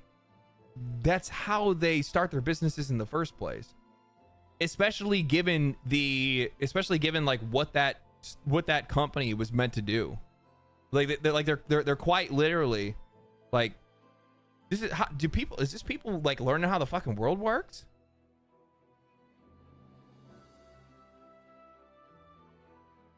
Like, there's tons of companies, and the funny thing is that it's not even just companies like that. There's companies that are just there's companies that do completely different things that are paid for the same thing. CIA funding Sweet Baby. Good Lord. We found them. They're on the payroll. We got them, boys. Bring them in.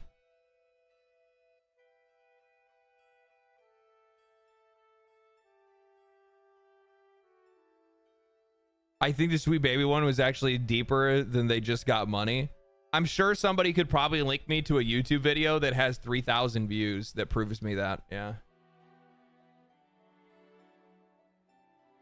I'm sorry. I'm just going to say this. When people want to try to make other people believe that there's a wider conspiracy when it comes to this kind of stuff, if these motherfuckers can't even make a good video game, why am I supposed to believe that they're also supposed to be a part of a grander conspiracy? If they're not competent enough to write a good story, how are they competent enough to pull off a psyop? You're not even good at the psyop.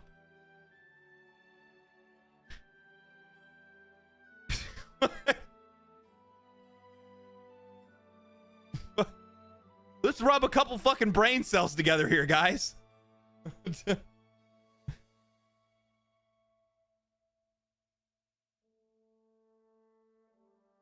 We're gonna be playing this later. This looks really cool. I'm excited for this. What is this? What is this about? Steam OS.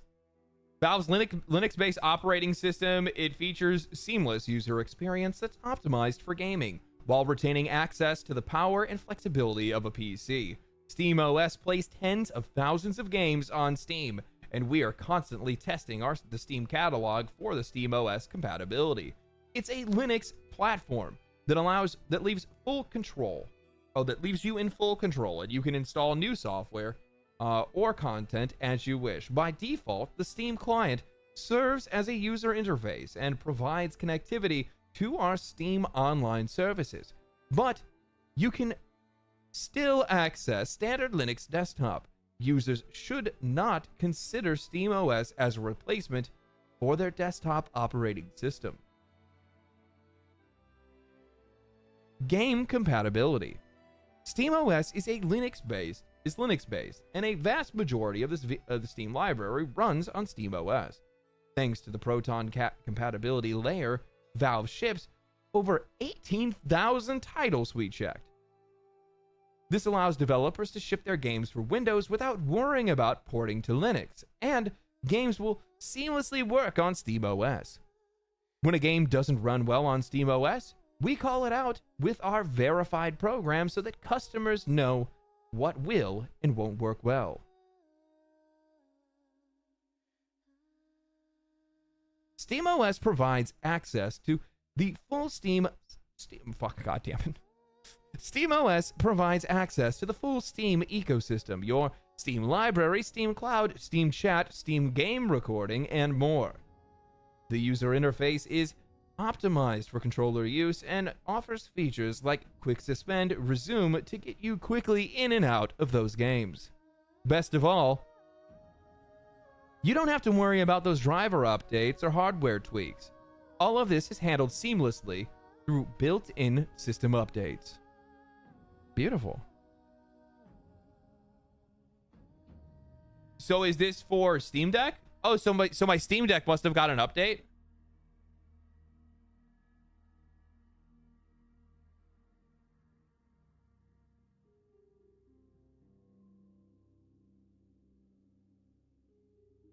Or is this just like SteamOS and it's just across the board?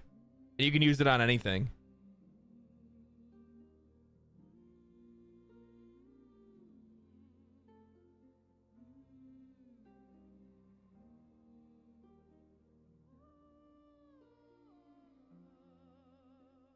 All handhelds. Oh.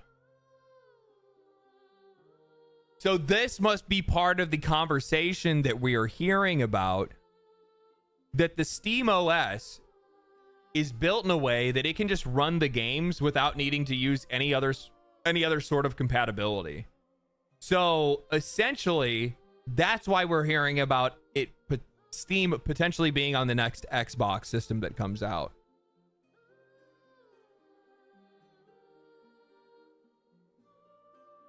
Oh. Steam's just going to keep winning.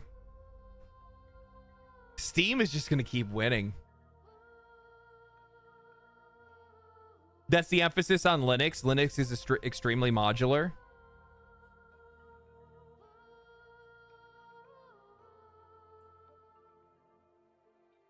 That is crazy. So that means that there is a good opportunity that we're going to see SteamOS on both PlayStation and Xbox in the future. Wow. I was sitting back and I was wondering, because somebody was talking about that. No, I was talking about it. I was talking about it with myself, actually. I was trying to remember who I talked about it. That's me. It was in the mirror. Because I'd seen something that it was like a tweet or a news article that was talking specifically about how Xbox was in talks, and apparently there were some rumors that Steam was going to be on Xbox. And I was like, well, why the fuck would that even make any sense? Then I'm sitting there, I'm like, well, how would that even work? Like, a lot of these Steam games aren't even made for console yet. They're not even ported. Like, half of the fucking Steam library is PC only, or Steam Deck verified in some cases, which does mean it can be ported. But this essentially,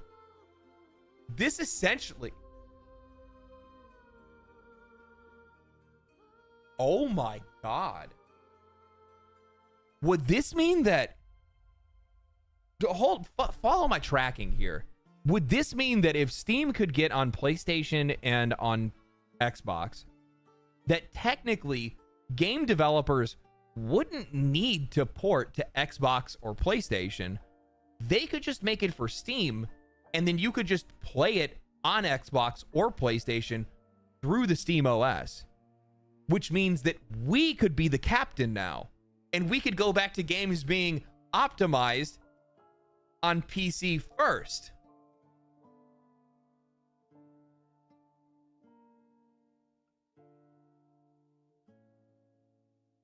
I mean, it could, right? I mean, like that. I mean, is that wrong? Oh God, please no, that's a nightmare. How is that a nightmare? PC,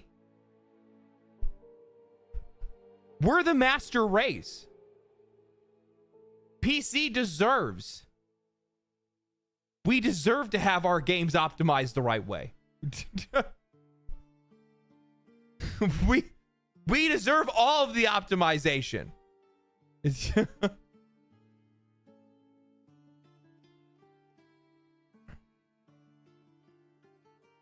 Don't we all? I'm just saying. I'm on my knees in the middle of Walmart. Thank you, Gavin. Seriously. We are the master race. Legendary drops. Probably shouldn't have paused that long.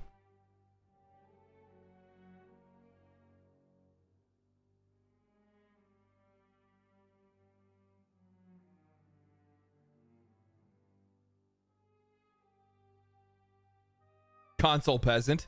That's right.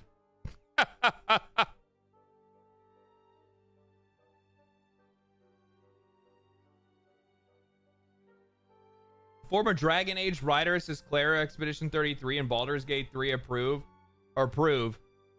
what's possible when a game is given time to cook.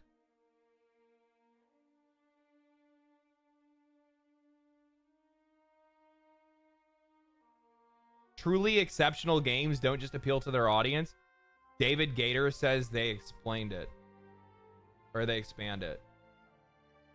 Former Dragon Age lead writer David Gator is not known to be shy about sharing his opinions, and so when he did in April saying they declare Obscure Expedition 33 the kind of to JRPGs what Baldur's Gate 3 was to CRPGs, not everyone took this statement quite as he meant it, though. So speaking recently to Games Radar, Gator clarified that what he meant was simply both games are kind of love letters to the genre that allow what they've created to just translate to a larger audience than what the genre normally hits. Okay, the sales for Baldur's Gate 3 were amazing, the kind to make a lie out of. I remember I was at EA. There was a lot of investigation into how large is the RPG audience and how large the action audience is and so forth. Gator said, and they would have an estimate, and then they said it caps out. The RPG audience caps out at around 5 million. But that doesn't seem to be true when the game is good.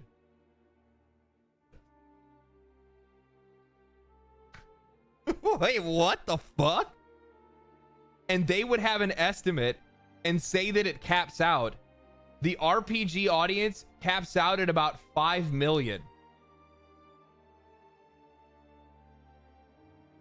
Man, there's only 5 million people. Did you guys know that? Thank God we have these corporate bigwigs and fucking bean counters to let us know that there's only 5 million RPG players. But that doesn't seem to be true when the game is good. Love your videos, man. Thank you. YouTube is YouTube. Good is very subjective. It doesn't always add up to success. Plenty of good games are overlooked or fail to meet some arbitrary sales goal. It's not an arbitrary sales goal. Why is games media like this? Why? It's not arbitrary. They have to meet certain sales goals to make sure that they make a profit, because simply making your money back doesn't prepare you to be able to make your way to your next game Or, I mean, businesses are in business to make profit, not break even, or not to fail. Like, it's like, what the arbitrary sales number? It's not arbitrary. There's a reason why. Not least of which is an overwhelming number of good games out there. One obvious example is EA's own recent Dragon Age the Veilguard.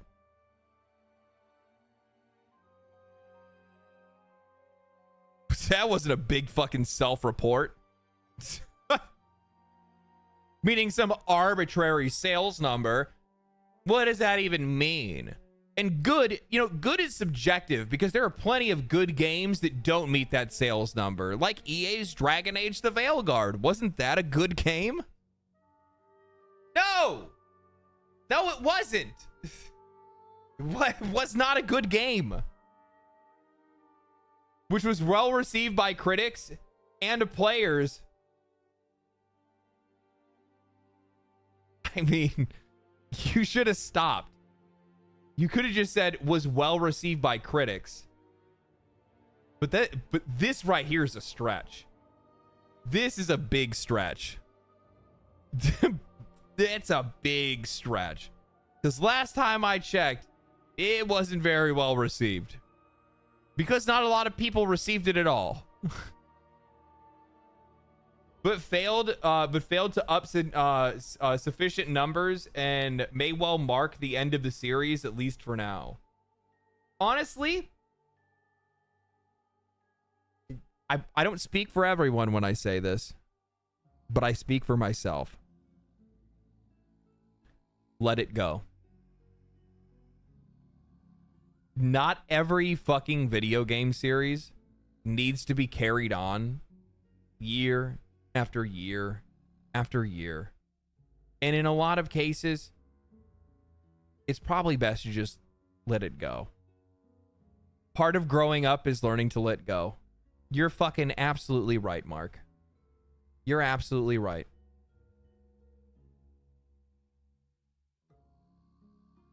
It's a rite of passage. But Gator's seemingly talking about a much rarer phenomenon of games that are truly exceptional rather than merely good.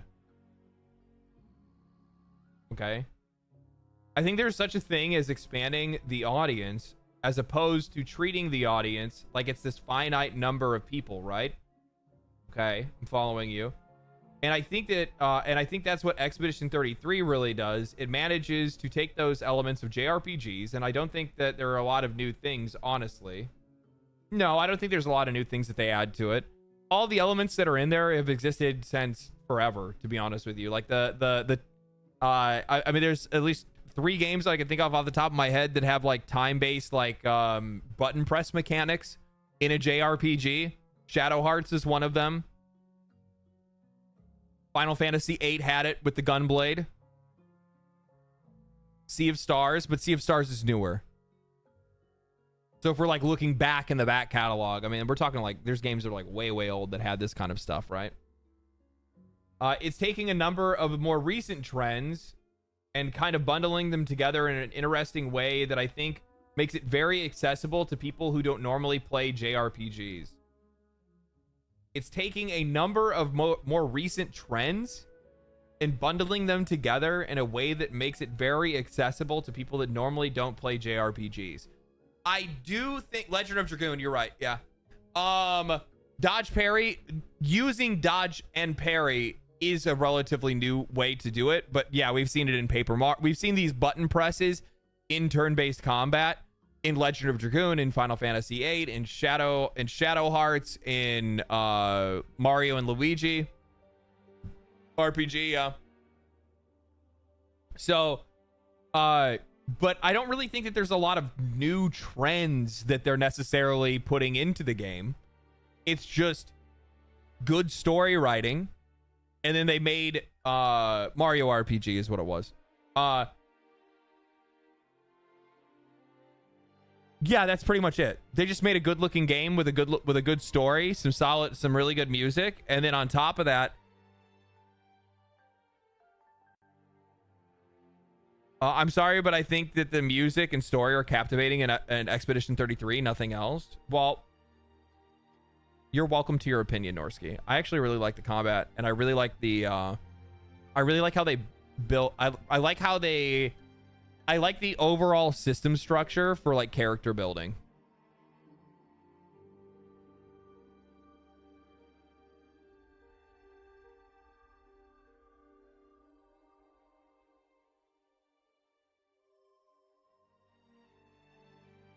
Anyway, and he said the success of Clair Obscur and Baldur's Gate 3 also demonstrate what's possible when a game is given enough time to cook. Baldur's Gate 3 had an extended front-facing early access period. You guys always go back to this shit. You always go back to this. This game was not... What are you talking about? This is what's possible when a game is given enough time to cook. Baldur's Gate 3 had an extended front-facing early access period, while Clair Obscur director Guillaume Broche said earlier than May it would have taken years to get that project approved by his former company, Ubisoft.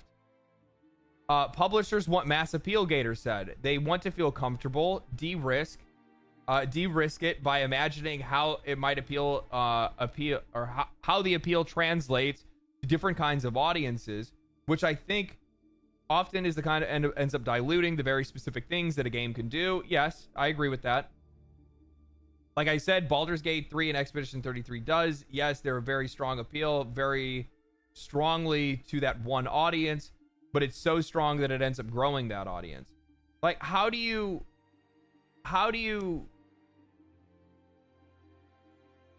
follow up something so stupid with something so insightful?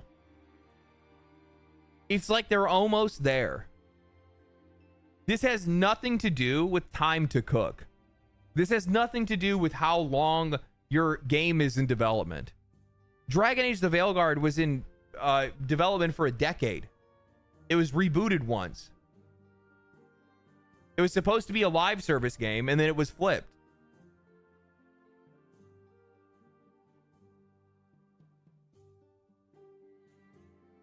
Does Baldur's Gate 3 have a trans character? What does that have to do with anything that we're talking about right now? Where are your priorities?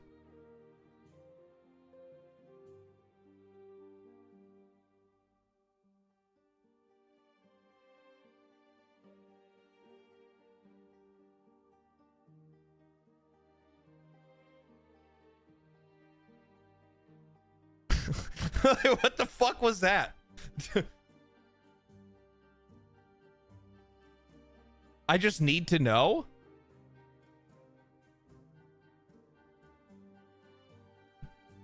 What? Anyway.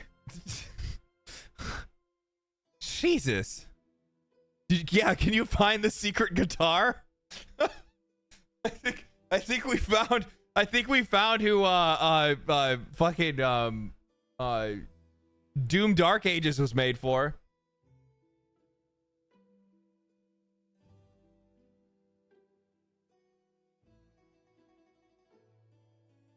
Anyway, so how do you go from saying something so stupid to something so insightful? Because like the thing is that like this has nothing to do with how long it took the game to make. We've seen plenty of games that are out there that have taken a decade to make. They release it and it's not worth anything. Most of the games that we've seen that have been released over the last couple of years, they've been in development just as long as Expedition 33. They made Expedition 33 in 5 years. They rebooted the game. They changed direction with it.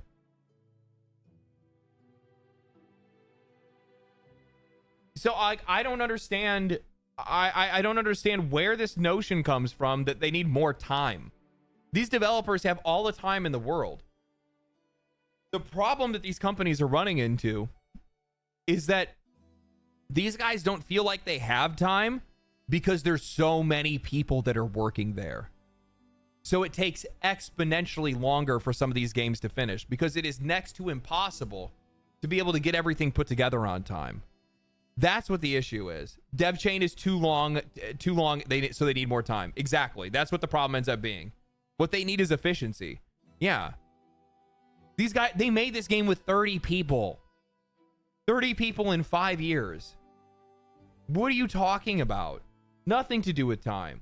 But you are absolutely right in this big part here where these publishers want mass appeal.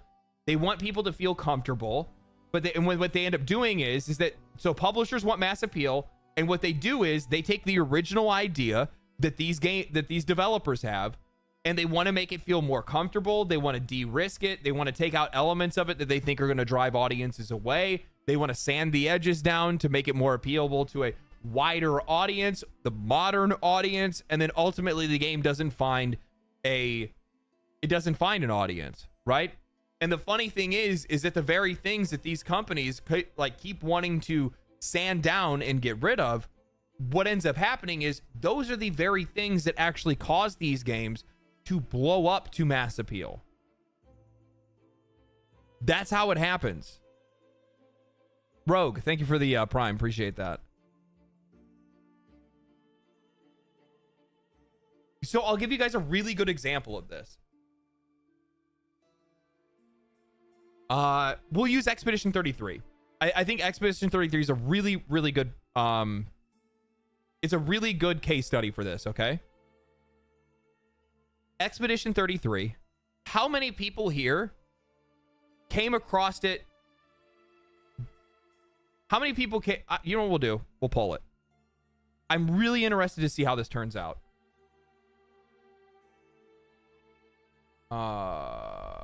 Manage poll. Here we go.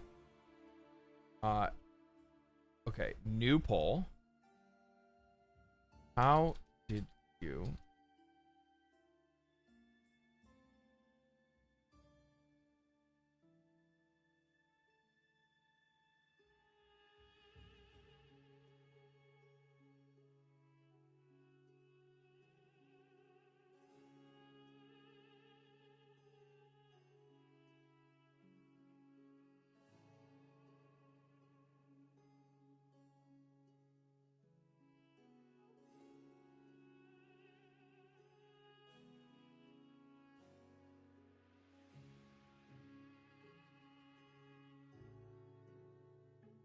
Okay, I just put up a poll on Twitch. You guys can run that one. Now I'm going to put up another poll on YouTube. The poll that I just put up is how were you first exposed to Expedition 33?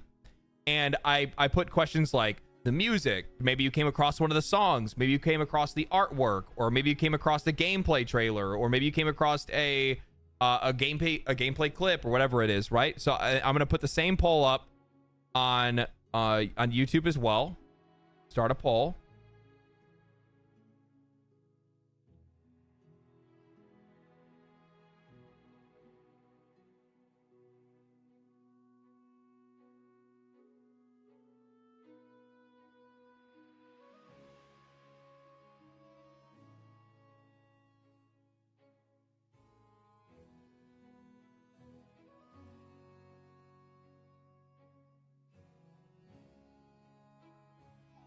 And now the poll is up on YouTube.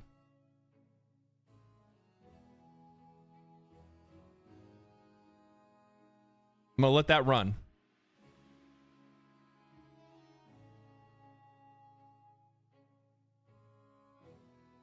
I hate that term, content creator. Would you rather me call myself a fucking influencer?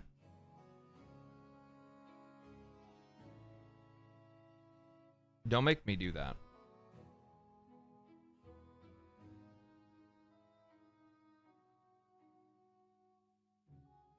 As a reward for doing the poll, the cat gets scritches.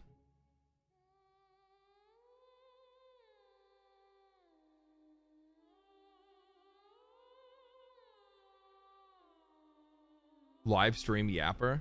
Yeah, freestyle yapper.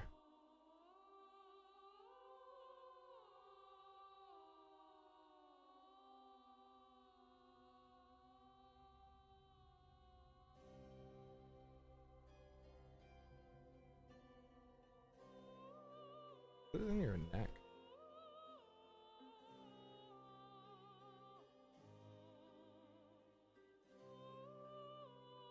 Okay. Let's see what we got. Manage poll, view results. Okay, so we see content, we see content creator, the trailer, or the gameplay. Okay.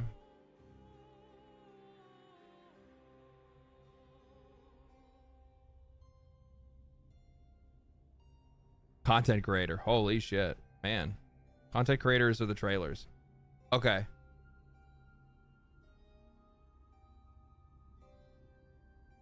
These games, if you're seeing it from a content creator, the only way that you're seeing it from a content creator is if the game is good enough. If the game is good enough to talk about, if the game is good enough to show to other people, if the game is interesting or entertaining to watch. And the only time you ever see a game break through and get record sales is specifically because it is exceptional in certain degrees. There's not a lot of games that aren't entertaining that you're going to pick up because you watch somebody. You people pump shit games all the time. You people? The fuck does that mean? What shit games do I pump?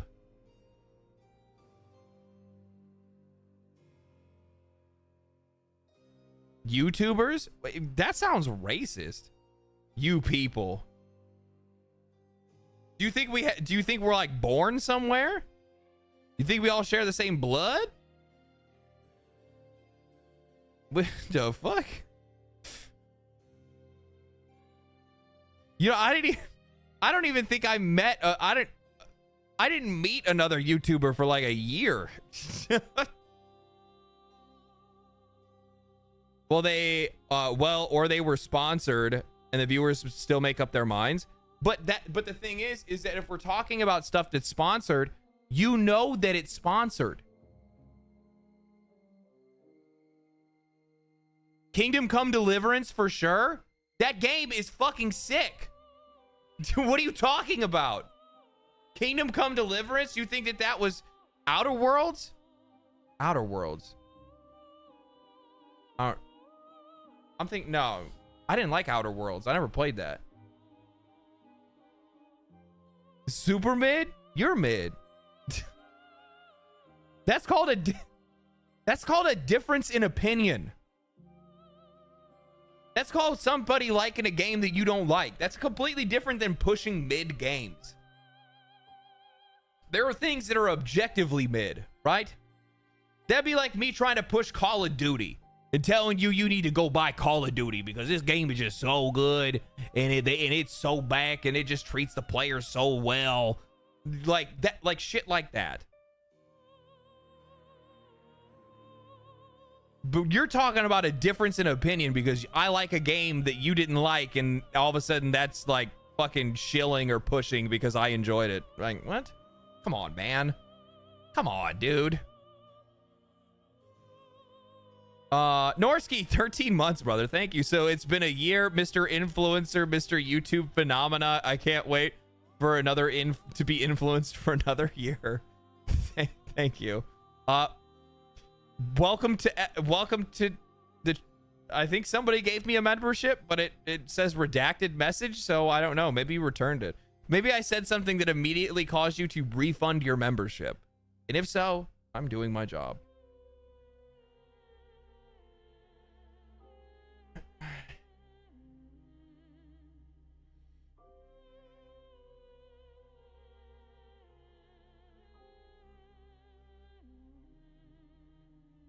I thought any thoughts on the Assassin's Creed lineup leaked? Oh, like the next games that they have that are coming out? Yeah, I saw that. I don't know, man. I mean, we'll have to wait to see if we have to wait to see what China does to their games. You know what I mean? Maybe they just need to have the whip cracked on them a little bit. Biggie's Ghost. Oh shit. Thanks for the tier 1. But so like, I mean, like, and this is true. I mean, like, the thing is that if you let games that do something special be special, then they're going to reach a wider audience. And just specifically to piss off Thasm.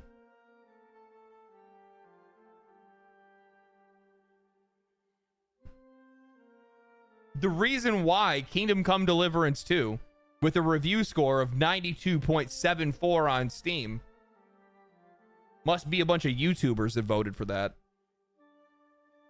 The reason why this game was able to break out to a much larger audience was because it wasn't really influenced that much from the outside, and it was able to lean into the things that made it really special, which is the player agency and the like basically the ability for you to be able to play the game however you want, right? So because of that, the game was able to reach a wider audience. I do think that, like, when it comes to a lot of these, like, first person, like, or not first person, but when it comes to a lot of these RPGs, I think the expectation is, at least from the player's perspective, like, player agency needs to be meaningful. It needs to be meaningful. What kind of games do you like? Ones that make me feel smart. No, RPGs mostly.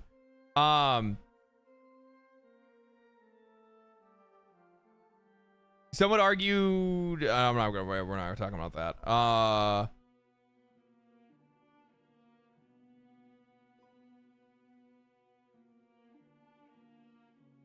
Well, the dev made a huge splash when he struck out against DEI in video games. I think he did it at the right time to keep eyes on his game.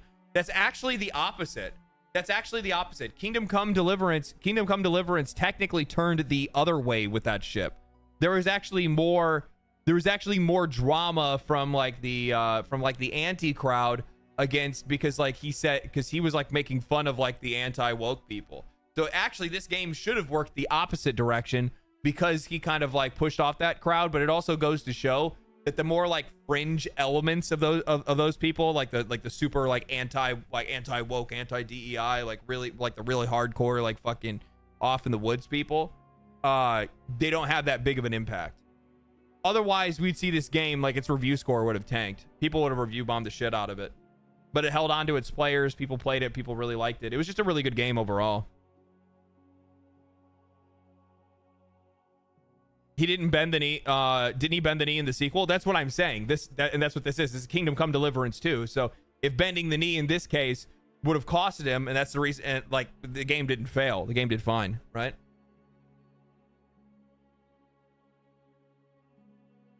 Would rather play the Oblivion remake. I mean, that's fine. I like the Oblivion remake too. But like, understand that if I like chocolate ice cream and you don't like it, and you like fucking peanut butter fudge or whatever like that, that doesn't mean that chocolate ice cream's mid. It just means that you're just not a fan of it. It's not an objective conversation. That's a subjective conversation. You know what I mean? But I also like peanut butter chocolate fudge too, okay? So, like, you know, that's fine. We don't have to agree on everything. That's also because I like something that you don't like doesn't mean I'm pushing anything. I just talk about shit that I enjoy. Underwater Boat, thank you for the gifted tier 1 sub. He gifted it to Thasm. I'm kind of curious now. Now I'm gonna look.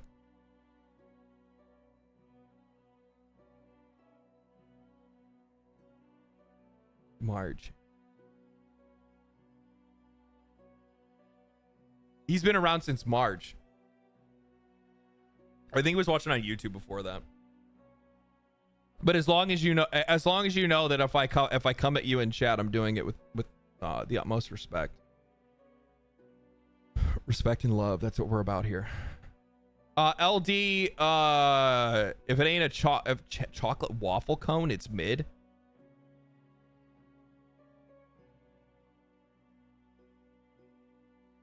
Yeah, that's actually not a bad. Yeah, okay. Waffle cones are nice to have. Oh, I didn't read the last paragraph. Look, run back.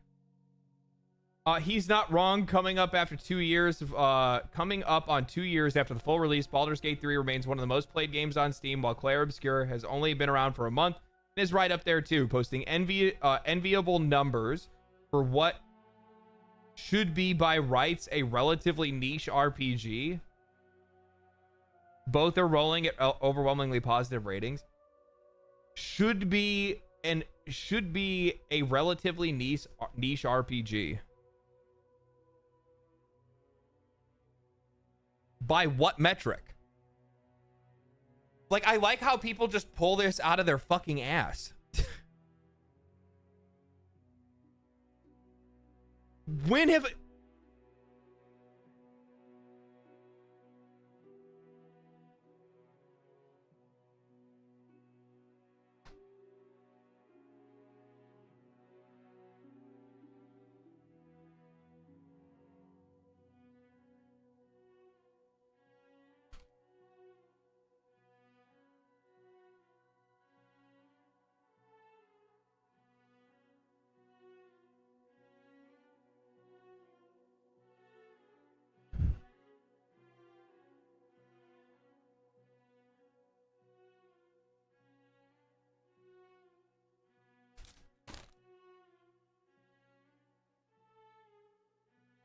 Persona 3 Reloaded sold 1 million copies in its first week, and Metaphor ReFantazio surpassed 1 million copies worldwide in less than 24 hours.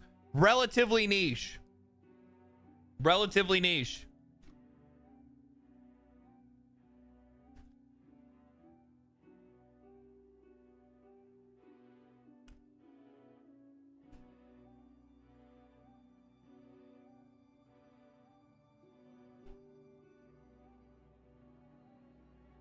Baldur's Gate 3 is not the comparison here. They're just saying that Expedition 33 should have been a relatively niche RPG. But the funny thing is that good JRPGs or excellent JRPGs aren't niche. They never have been. Good JRPGs have been some of the most well-known games in history. Final Fantasy VII, Final Fantasy VIII, Final Fantasy IX, Final Fantasy X, Legend of Dragoon, Shin Megami Tensei, Chrono Trigger, Final Fantasy Tactics, Dragon Quest, Legend of Dragoon, because fucking Sony's never gonna remember it. Xenoblade, yeah. Xenoblade's another one. Pokemon. Yes.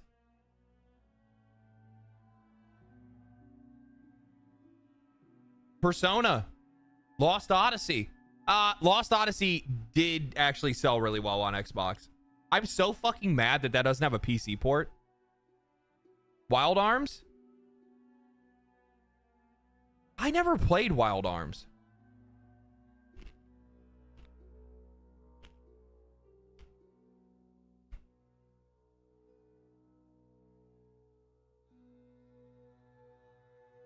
Octopath Traveler's done really well, yeah. Yeah, what a niche genre. What an incredibly niche genre. So fucking stupid. So stupid.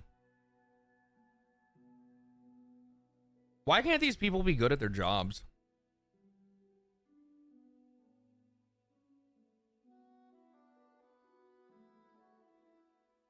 Unreal. Breath of Fire? I've never heard of that one either.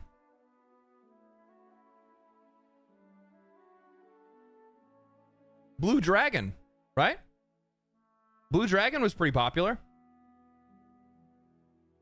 Fire Emblem, yeah.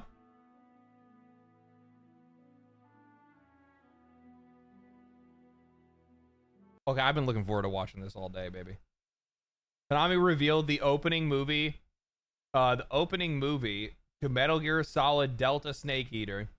It has been remade by the original opening movie maker, Kyle Cooper, and features a newly recorded vocals by Cynthia Harrell.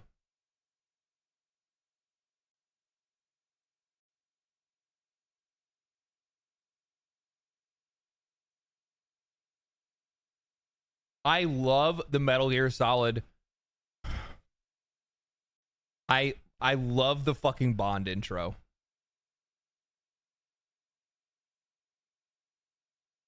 I'm so ready for this. So you guys don't know this because I don't really talk about it, and I haven't played it. I haven't been around long enough for us to really like dive into like all of my favorite games. Metal Gear Solid, Sons of Liberty, and Snake Eater are like on such a fucking level that I don't even know. Like, it's so hard for me to picture a game ever reaching that kind of like it's not the same kind of experience you would get from any other game. I don't know, man. I like literally iconic. It's just it's fucking insane. They're so good. So good.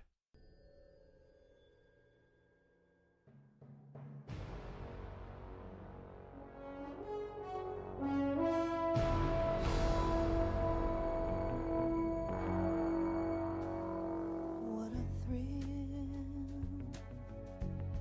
with darkness and silence through the night. God damn. What a thrill. I'm searching and I'll melt into you. What a fear in my heart, but you're so supreme. I give my life, not for honor, but for you. In my time, there'll be no one else. Dude. Crime, it's the way I fly to you. I'm still in a dream, Snake Eater. It's because you actually eat snakes. It's because you actually eat snakes. I cannot, you know, I can't wait for the fucking boss fights. The boss fights in this game are just so fucking good, dude. They're so good. Oh, they're so good. Someday you go through the rain, and someday you'll feed on a tree frog. This ordeal, the trial to survive. For the day we see new light, I give my life, not for honor, but for you.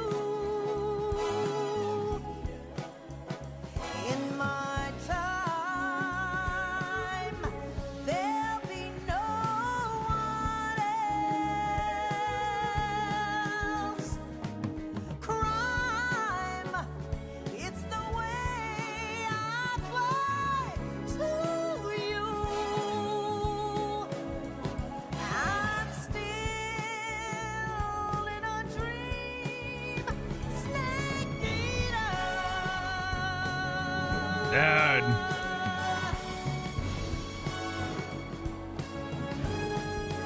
I'm still. It's so good, dude. I cannot believe it. Like, I think it's really fucking cool they went back and actually like fully remade the cinematic and the song. In a dream, Snake Eater.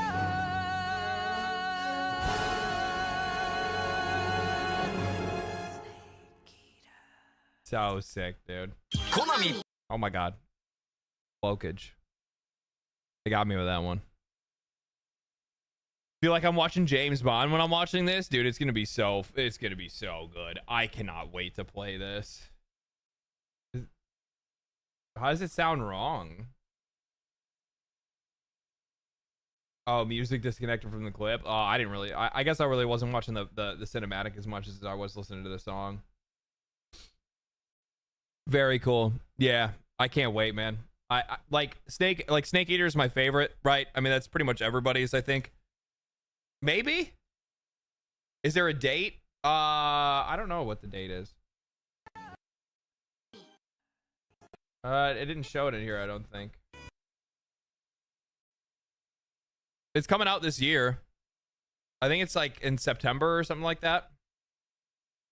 Metal Gear Solid 2 is BIS.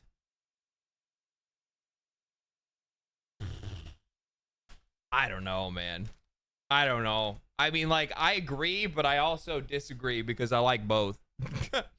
I would have a really hard time being able to pick between both of them. I hope they get a re-release of Metal Gear Solid 4. Yeah.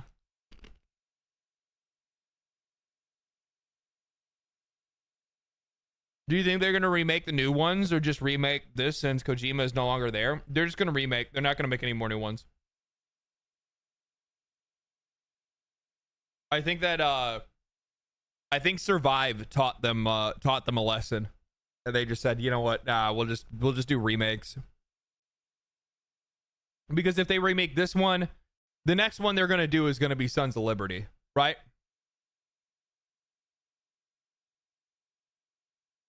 I would imagine it's going to be Sons of Liberty after this. Yeah, nobody knows what it is. Metal Gear Survive was like a weird game. A weird game.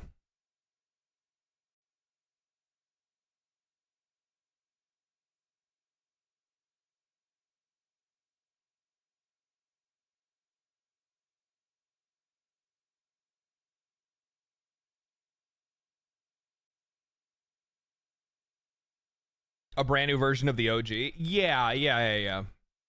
Wait, which OG though? Because you technically also have Metal Gear, which Metal Gear came out on NES.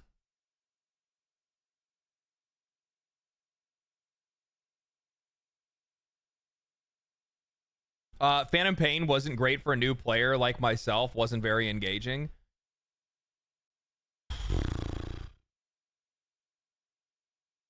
I think that, so I'm going to be honest with you. I have this is actually probably not a hot take. This is probably a cold take. I don't think that Metal Gear Solid, I don't know. Resident Evil 2 did really well in sales, right? The Resident Evil 2 remake and 4 remake did really good. Because, like, keep in mind, like, so Resident Evil 2 and Resident Evil 4, like, those games came from, like, the old, like, the tank controls that you would have in those first-person shooters, or like third-person shooters, where you had to, like, stop your character, aim your weapon, shoot your gun, and then keep moving and stuff like that. That's not super popular anymore, and you rarely ever see it. Most games have much more fluid controls. I could see Snake Eater not doing well with... I could see just Metal Gear Solid in general not doing well with, like, newer audiences that are used to more, like, modern games. I could see that being the case, right?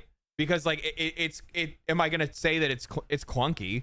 You get used to it, and then you find yourself enjoying it, but it is clunky. It's definitely not, like, something people are going to be used to.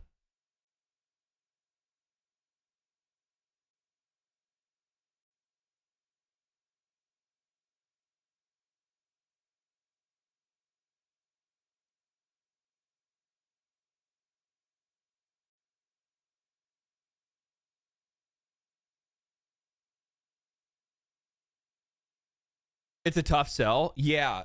And I think that that's going to end up being kind of a thing. Souls games are clunky. I mean, I guess there's a bit of a through line. I could see that. Yeah, I think there's a bit of a through line with, like, Dark Souls and Elden Ring and that kind of stuff. I'd like to see a Siphon Filter remake. Good luck with that one. According to new report, 2K is preparing a BioShock franchise announcement likely to happen before the end of the summer.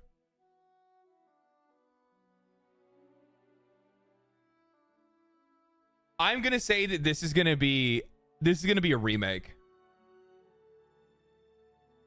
I feel like this is going to be a remake. But a BioShock announcement regardless is really good.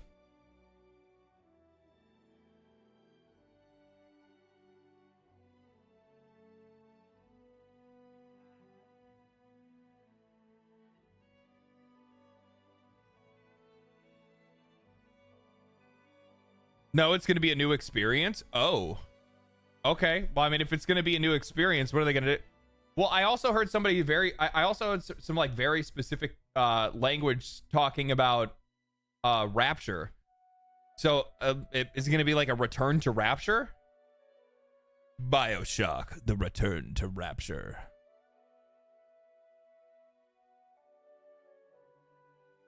When will the remake be remade? Who knows? Has been called 2025 the year of remakes. Yeah, I think you're going to see a lot of like, here's the thing, like they're getting cheaper to make and they're also faster to make. And like, he's right. I brought it up in one of my videos. I actually used his tweet as an example. That, you know, this is going to be the year of remakes. They're cheaper to make. They're easy. You already know that you have a quantifiable audience that's out there.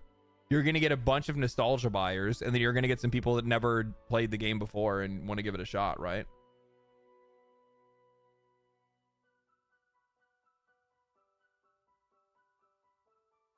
New experience these days, that means VR or mobile. Oh, fuck. Stop. Don't say that.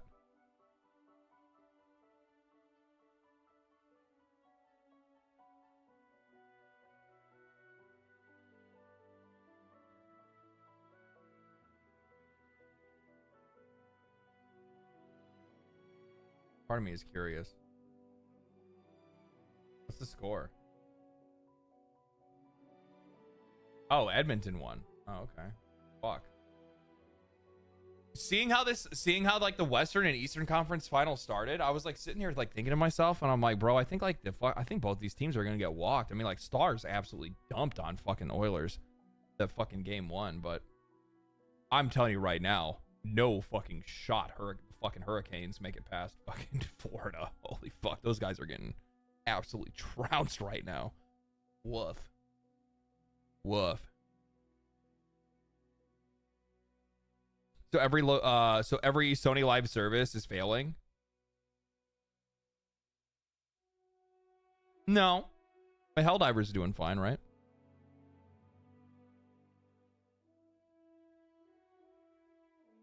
What's the odds of Guitar Hero coming back? I don't know. The problem is you have to sell peripheral. Not now. I'll tell you that right now. They can't make the fucking controllers in China.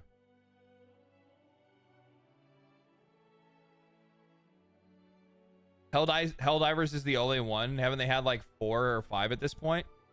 Yeah. Yeah. Yeah. Every single other one of them is not doing well. Not doing well at all.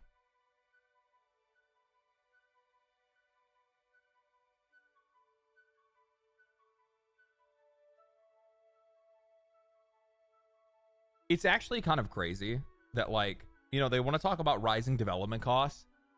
And the thing is that, like, for the better part of now 2 decades, they have only consistently removed value from games and removed value from the hobby and increased their profitability and increased how they commodify these games. Like, if you rewind the clock by like 20-25 years, you pre-ordered a game, if you pre-ordered a game, you got a fucking t-shirt, you got a fucking action figure or something like that, you got all this other shit on the side. In some cases, you could get a discount if you pre-ordered early. Then the pre-order bonuses went away, and along with the pre-order bonuses, the midnight launches went away. And then as that went away, then all of a sudden the microtransactions came in, maps and posters. Yep, all that kind of stuff. Yep, strategy guides. Yeah, you get strategy guides. I got a mouse for pre-ordering The Witcher 2. Yep. T-shirts, art books, models, night vision goggles. Fuck, I forgot about those. Was that Siphon Filter or was that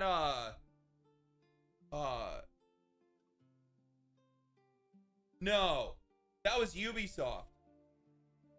The night vision goggles was Sam Fisher's, wasn't it? Was that Call of Duty Modern Warfare? Oh, okay, never mind. For some odd reason I thought it was something else. I thought it was Splinter Cell. Now, if you pre-order, you get the occasion to pay more earlier. Yep, basically. No, yeah, that's exactly what it is. What are you talking about? in most cases, what's your pre-order bonus? Your pre-order bonus is nothing. Now you have your pay more pre-order bonus where you can play the game early. Like, what the fuck? Like, there's zero value in pre-ordering games now. And like everything is just continually getting more and more expensive. And I'm sick of the industry like scaling outside of us. It's so weird. Like, I think that's a problem that I have, where it's like when I was like listening to like Randy Pitchford talking about like, so we did, you know, we made all this money and that's great. So that means that we're going to put that money and we made double the investment into the next game. And it's just like, whoa, whoa, whoa, whoa, whoa. I didn't ask you to do that. None of us did. Nobody here said, hey, we want you to spend twice as much money on the next game. We said we want the next game to be better. That doesn't mean you need to double the fucking cost of it to do so.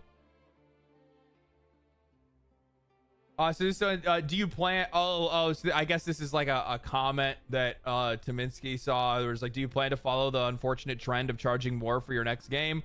Or will you be at the same price with Lords of the Fallen at $60? And he says, no plans to change retail prices. Not now, not for future games. We're here to grow an audience, not shut people out.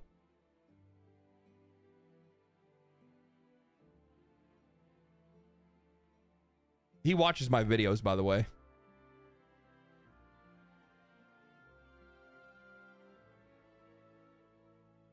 Yeah, he watches. I'm gonna tell you right now. CI Games. This motherfucker watches. This guy watches me, and he watches Asmongold. I think they're gonna be okay. I think they're gonna be okay.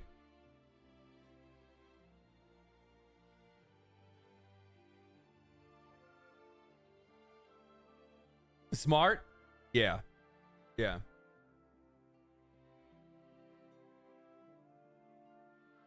But I like it's just a smarter thing to do. I've said it multiple times now.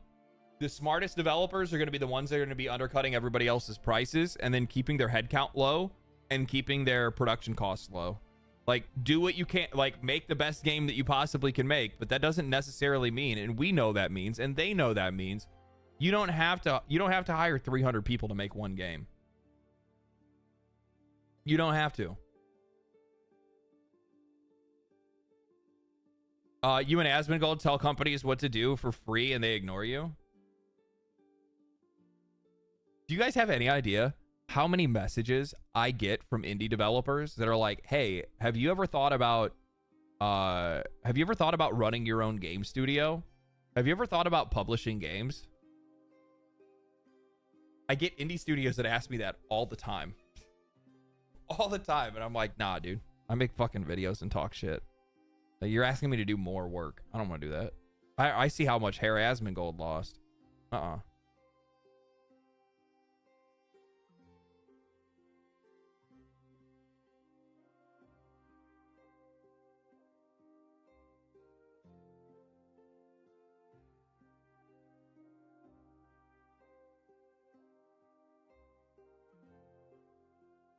Charge him a consulting fee.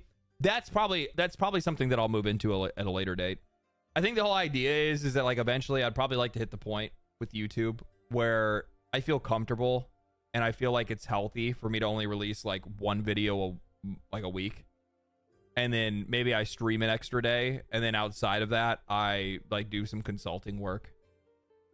That'd be that's kind of the dream, to be honest with you. That'd be the way to go. Sweet baby legendary drops. Yeah. Yeah. I'm gonna make your games woke. What if I just fucking turncoat? Just get a job. Motherfuckers are like, hey, we heard you want to be consulting. Like, yeah. Yeah, I'm gonna consult real quick. I'm just gonna fucking like, so what do you think we should do with our game? You should make the game. Okay. You should make the game have an incredible, like, we want to have an incredible story. So let's go find a really good writer. Let's go, and we're gonna, you know, it needs to have, you know, whatever kind of fucking mechanics or whatever it is. It'll be an adventure game or something like that. You know, you're really gonna take your time. They really got it nailed out. Everything's where it needs to be. And then what I want you guys to do is that, like, I want this story to be so fucking good, like one of the best video game stories ever written.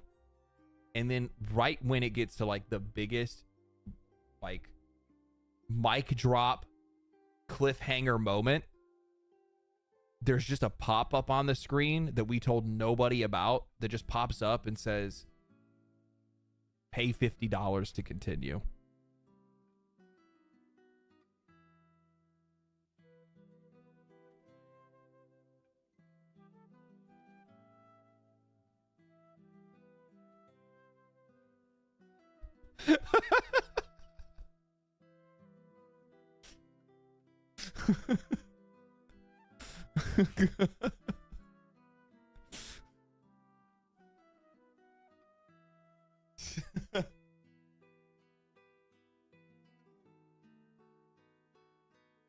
That's how you do it.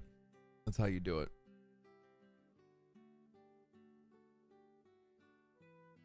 Do you know what the funny thing is? I saw this, right?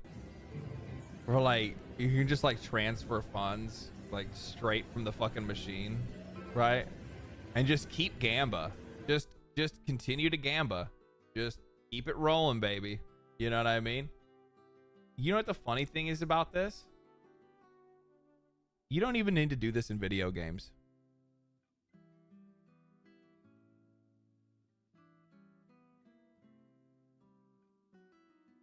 You just keep hitting gamba.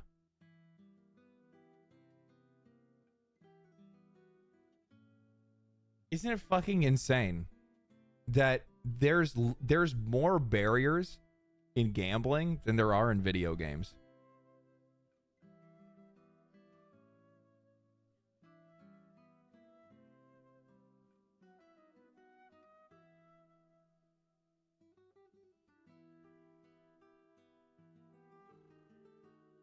Oh, so this is so I guess the that Veo AI can also, like, render video game looking videos.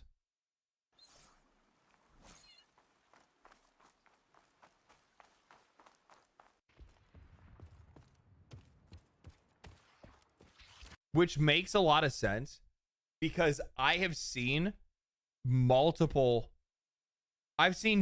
trailers recently that are just straight up fake. Like, you know that it's not real. Actually, you know what? I think that I commented on one in, like, the last month or so. See if we can find it.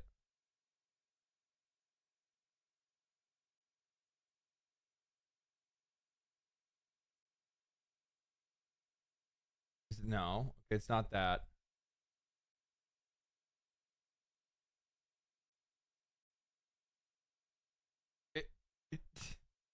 I always love to see that shit. When people, like, say some stupid shit and then they delete their fucking post. I love it. Let's see here.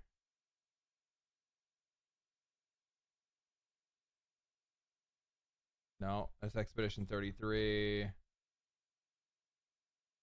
Or Expedition 33 posting. I think it's, like, right around here somewhere. Yeah, right here. In-game engine footage, subject to change. Oh God! Oh God! Go, go, go! Run! Run! I am running. What do you think I'm doing? I'm behind you! Ah! Oh my God! Oh shit! What was that? I know that sound. We're all gonna die. Ah! Oh my God! Oh my God! Oh my God! Oh my God! Oh my God! It's here. What Whoa! now? Whoa! What now? What You're the hell not is gonna that? kill it, right? Right? I don't think so. Which Holy way? crap! Which way? No, that way. Okay. So the thing is that you're going to see more. You're going to see more of these, like, fake games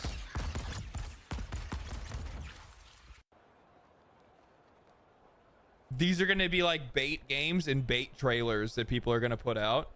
And what they're going to do is they're going to farm. They're going to farm people on Kickstarter. They're going to farm people on these, like, any of these ways, like self-funding ways, crowdsource funding ways. That's what they're going to do. They're going to make these game trailers, and they're just going to keep iterating on it in these like AI engines and get people to fund the game and never actually like make it, right? Because they don't know how. They're just using an AI to fake people. So fraud? Yeah. Yeah, and there's other examples of games that have done something similar. And in some cases, depending on like where you're getting the money from, you can just straight up fleece people. Yeah, that's a good idea. Fleece idiots. Oh yeah, because there's plenty of people that are willing to pay for a dream, right? AI music videos are worse. You don't understand. Like the fact that this shit, like this is a fucking AI made video. If you showed this to me, this looks like a screenshot from an actual video game. I don't think people understand how fast this shit is fucking like replicating and improving. It's improving at a wild rate. To a point that it's just like, I don't even know what the future looks like anymore. But it's going to be dystopian. I'm going to tell you that right now. It ain't looking good, baby. It ain't looking good. What is this? Trust tokens are going to skyrocket in value next year. Bet. I don't even know what that is. It's so scary. We're so cooked, as the kids say. Oh yeah. Well, I mean, like, just look at the way that like things are today, dude. Like, the thing is that like you see these like people using like, you see these people using like you see like the AI pens that'll like scan a test question and then answer it. Like half the kids that are going through school, probably more than half of the kids, are cheating. And like while like some of us would fucking cheat when I was in school, we didn't cheat like that. And there's only a couple ways that we could, and we couldn't cheat a whole lot. And you'd still need to retain and understand probably, you know, 70% of the information that you're pulling in, and then cheating for the other 30%, right? So what are we going to do with the ones that are just cheating 100%? Like, we're going to, like the thing is, like, people want to talk about, like, an education crisis and higher education. Motherfucker, you have people that are going through the entire education process that are cheating straight through. Like, what jobs are going to be out there for these people? They're not going to be functioning members of society. They're going to be completely fucking useless. If anything, I mean, we're talking straight up idiocracy. I mean, that's literally what we're headed towards. That's what it's going to end up being. Like I was talking to someone that's going through nursing school, and there's people that are getting caught cheating in nursing school. Imagine you get a nurse that cheated her way or his way all the way through nursing school. Or a doctor.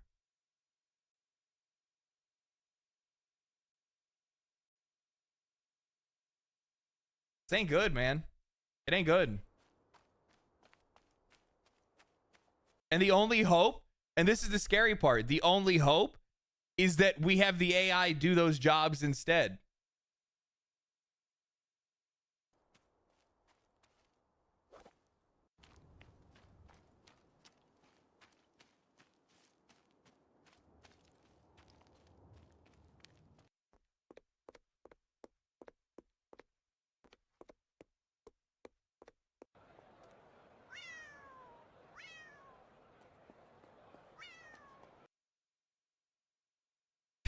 It's gonna be rough, man. It's gonna be, this is so uncanny. I mean, like, of course it is.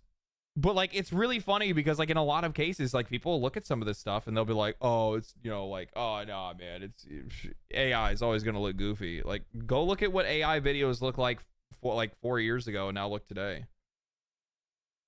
It's not even fucking, it's not even close. Like, I mean, we're talking about like Will Smith putting his own hand through his own head while eating spaghetti, and now you can barely even tell the difference. Like, now we're getting to the point where it's like you have to really pay attention to see if it's AI, right? If you're paying attention, you can tell. But if you're not paying attention, you just see it in a passing glance. In a lot of cases, you're gonna fucking... I mean, plus on top of that, like, look at all the old people that are like completely fooled by everything that they see on Facebook now. It's crazy to see like how many of those posts end up going viral.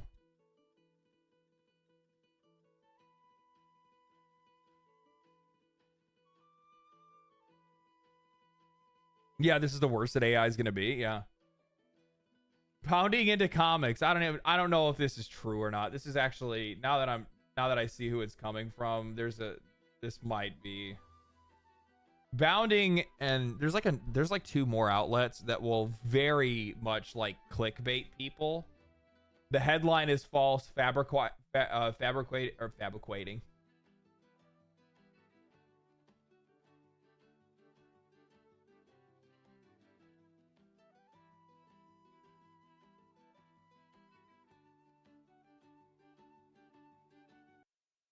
I'm passionate about Devil May Cry. Like, I love this thing. Yeah. And I love this niche thing. That's the most important And now thing, I can take it and hopefully blow it up to a point where I can expand it and there'll be more of it. Yep. Right? So, and I didn't know that there was a Devil May Cry 5 coming out.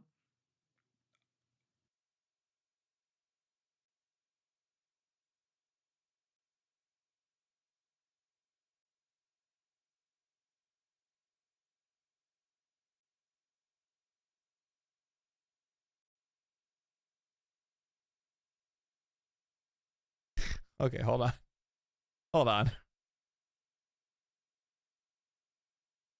I'm passionate about Devil May Cry. Like, I'm gonna turn it up. I love this thing. Yeah. And I love this niche. I'm passionate about Devil May Cry. Like, I love this thing. Yeah. And I love this niche thing. That's the most important.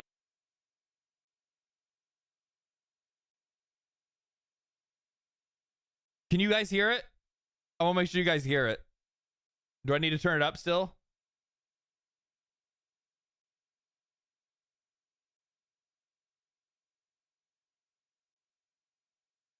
I'll turn it up a little bit more.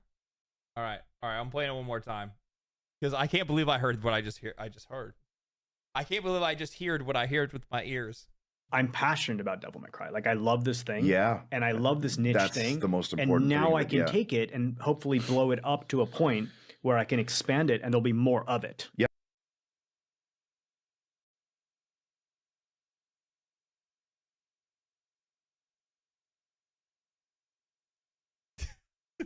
There's like a moment where I'm like, okay, I thought this dude was kind of cool when he said a couple of things, and then you go and you say some goofy shit like this, and this is just like the most like Hollywood conversation. I don't even know what the fuck is going on right now. Like, what are you talking about? So this is the guy that directed the Devil May Cry television show. And he's essentially saying, I'm taking this niche thing. Devil May Cry isn't niche. Devil May Cry is not niche at all.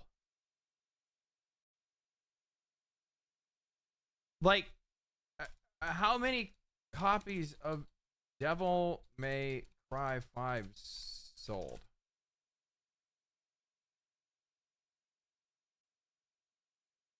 What the fuck? Dude, it sold 9 million, almost 10 million units as of 2024. So this is probably over 10 million units by now. 10 plus million units. It's niche. Oh, here's this niche game series that has how much is this? How much has the franchise sold?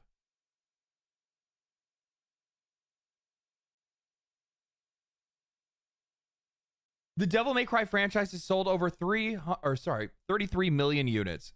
33 million units worldwide across all platforms as of March 31st, 2025.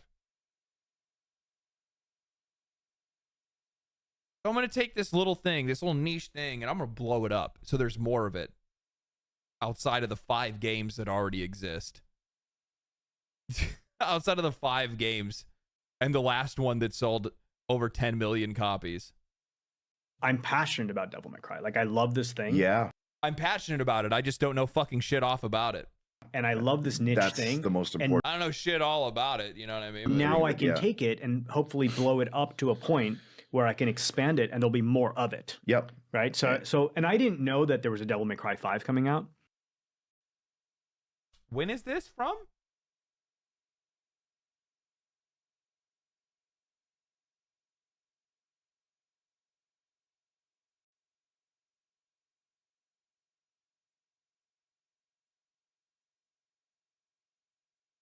When is this from though? I love this niche That's thing. the most important. And know that there was a Devil May Cry 5 coming out. How did you not?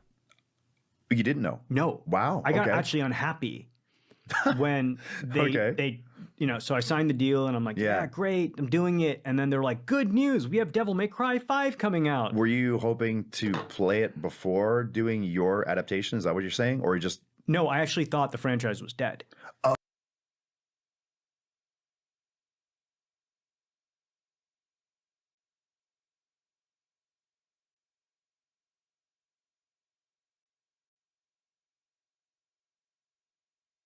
But Devil May Cry 4 was Devil May Cry 4 was a really good game that sold pretty well. Well enough for them to make Devil May Cry 5.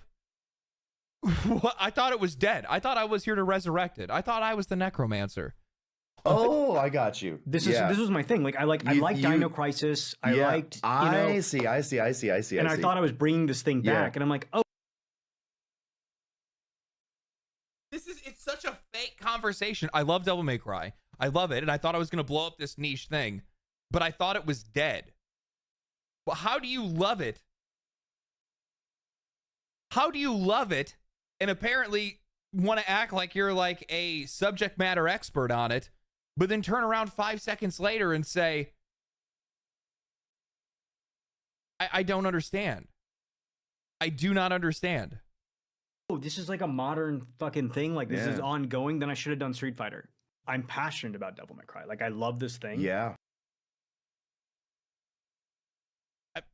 I no research, no consulting. It's really weird. And like the thing is that like obviously like people are like you totally took him out of context. There's no out of context there. I'm listening to the guy's words directly. He very specifically said, you know, I thought that this franchise was dead, but right before he said that he thought the franchise was dead, he said that he loved the franchise. It's just so fake, man. I hear shit like this and I'm just like, I don't believe you people are real. I don't believe you people are real. Street Fighter is still popular too. Well, yeah, and he says, well, let me do Street Fighter instead, which that doesn't even make any sense. Street Fighter's not dead either. What is that? You know what it is when it comes to, especially when it comes to these Hollywood folks, it really just comes down to the fact that it's just like, I need to be the one that brings something and makes it cool again. So like they want to like grab some like dead franchise and be the one to resurrect it. But why would you think that somebody would want to make a television show around a dead franchise? The only one that I know of that's a dead franchise, well, I guess technically The Last of Us is, because they said they're not going to be making The Last of Us 3, would be Castlevania. But Castlevania is not like a dead series because it like died because it sucked. It's just a dead series because they just stopped making it. Like I think people even I think there's people that really like the 3D one as well. Concord, the reason why Concord had that like television show episode was only because the fact that they it was already put together before the game came out. Gears of War show, Gears of War is still a like somewhat relevant video game.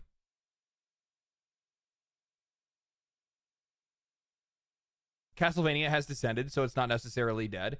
Yeah, it's true. But it also does really suck that we don't still see like a new Castlevania. Like I would like to see a modernized Symphony of the Night or Harmony of Despair.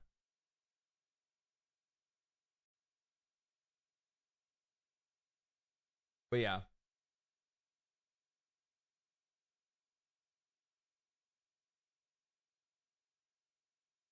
What the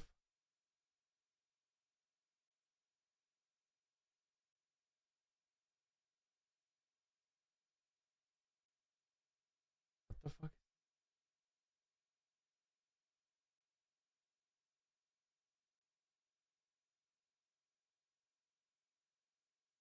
It's so weird. So like some kid got out of the hospital and then there's like some kid got out of the hospital and their fucking mods banned it because it wasn't related to the game.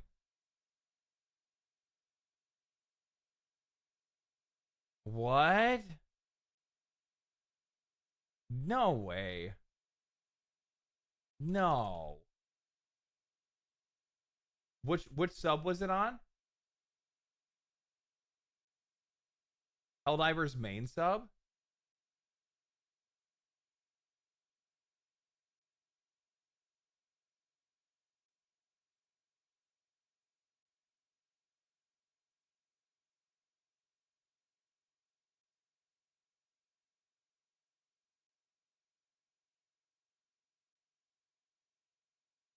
Where is it?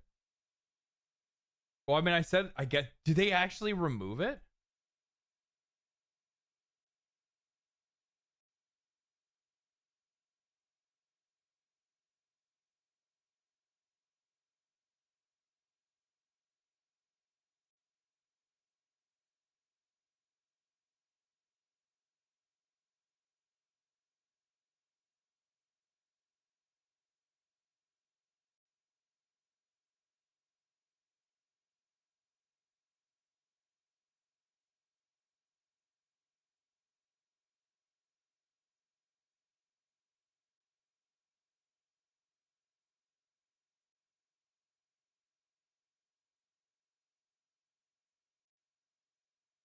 Locked post cannot be posted. Greetings, fellow Helldiver. Unfortunately, your submission has been removed. Submissions must be related to the game. Comments must be related to the topic being discussed. Just use a stim. Manage democracy. Protect you. People like saluting. Ask so like what was wrong with the kid? Good news, Helldivers. If my infection is still decreasing by tomorrow, then I'll be out of the hospital and able to assist you with defending Super Earth. You have all done so much for me when my appendix burst, and I was trapped in the hospital. And I was trapped in this hospital. You spilled so much blood and fought so hard, but hopefully soon it'll be my turn to hold fast divers. So to hold the fast divers. So this kid had his fucking appendix burst and was sent to the hospital, and he had an infection, and he posted on the Helldivers Reddit saying, "Hey, I'm getting out of the hospital soon, and I'm excited to come back and dive with everybody else in like the game's like biggest, you know, like there's a huge thing going on with the game, and then this fucking mod right here, and it's just the mod team. I don't know if it's an auto mod or what.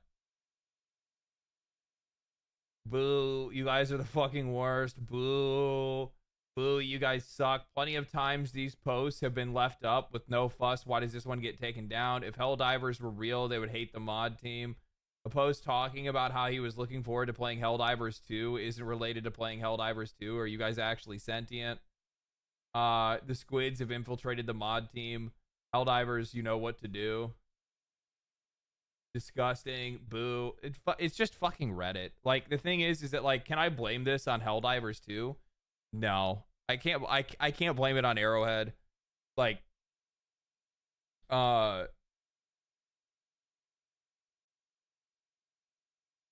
this just says a subreddit dedicated to Helldivers and Helldivers 2 intense co-op. Nothing about here. No, I don't think anything on here says that it is like an official sub ran by the developers. Now, I do know that the developers did hire people to be community managers from I think Reddit moderators that they had. Reddit mods are abusing their soft power. Tell me ain't so. Reddit is so cooked, dude. Reddit is so fucking cooked. It's in such a bad place. It's just like, dude, it's a fucking kid in the hospital. And you're going to be like, sorry, we're going to take this post down. Hope you don't die of infection.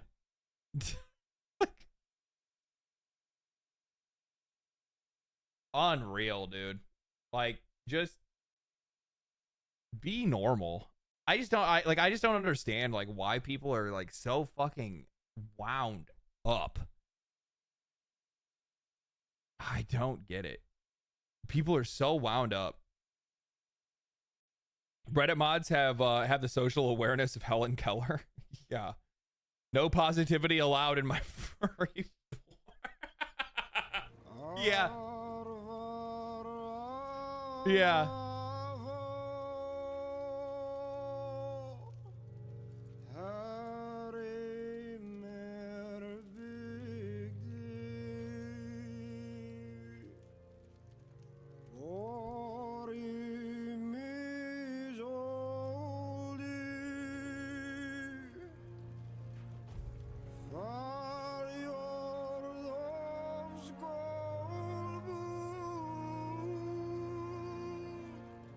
All right.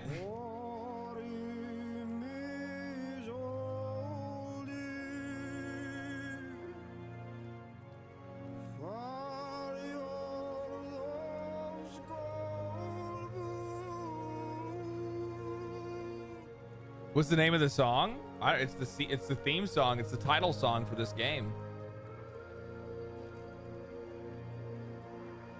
Yeah, it's called Grail's Taint. Yeah. So I'm gonna tell you guys right now, I know nothing about this game. I know that my buddy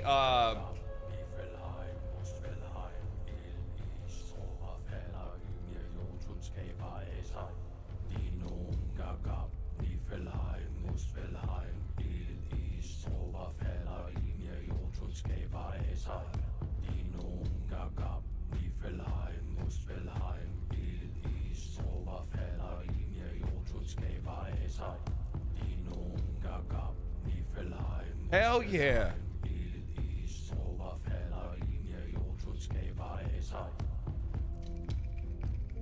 What the fuck? All right, dude, they're bringing the vibes right out of the gate. All right, baby. God damn. Shit. God, you need to go this hard. This is a fucking menu screen. Lord. So I don't know anything about this game. The only thing that I do know is that my buddy Wolfhard FPS is the one that like told me to play it. That's it. That's all I know.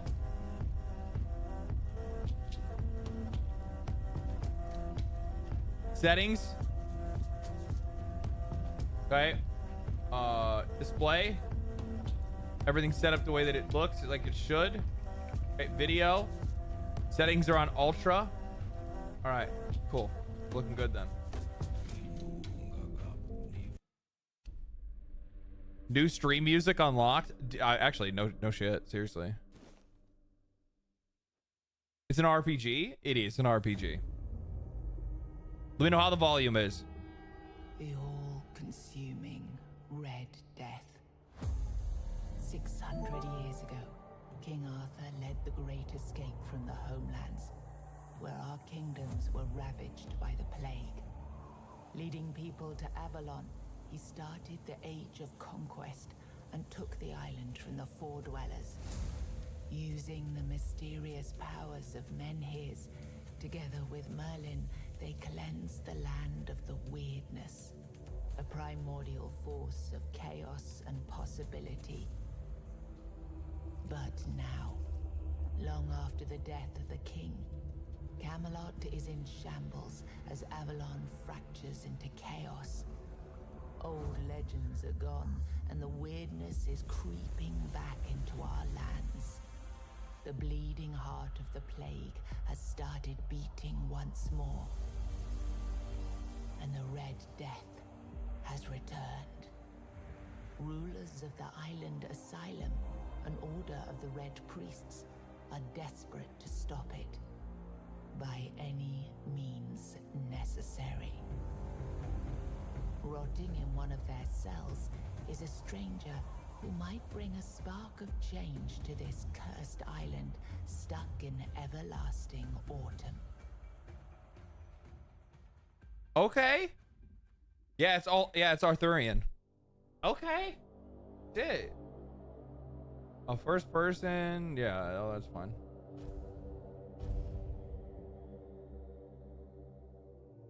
Oh.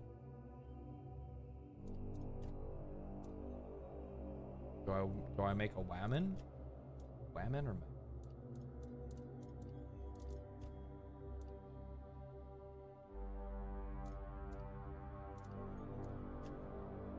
muscular? Normal? Well, yeah, we'll make them ripped. Probably about right. Faces.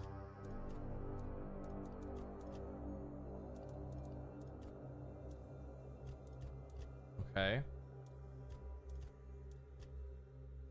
Guy's got a little forehead. You gotta have a little bit more. You gotta have a. What the fuck? You gotta have a little more landing space than that, man. Let's see here.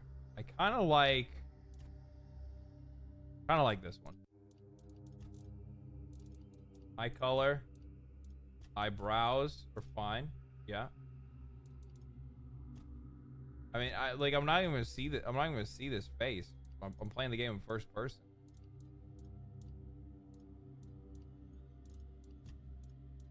Hair.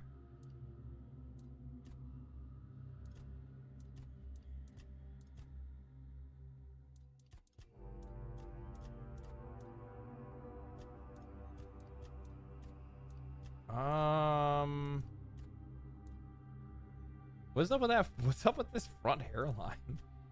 Got some fucking problems, man. Let's go with I think, yeah, this is fine. Okay. We going with the brown hair. Oh, wait. We can really darken that up. If that's the case. This is the one it starts with. I don't really like that. I don't like any of this hair. Well, I guess we'll just use that. Whatever. Oh, of course. That's too much beard. It's too much mustache. Alright, that's enough.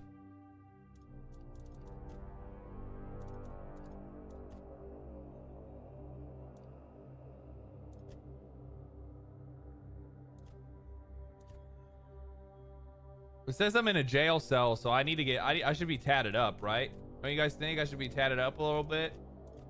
Well, I need to look like I saw some shit. There we go.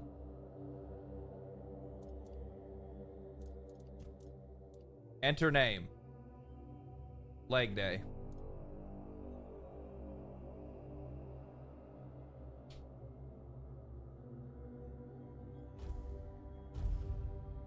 Accept.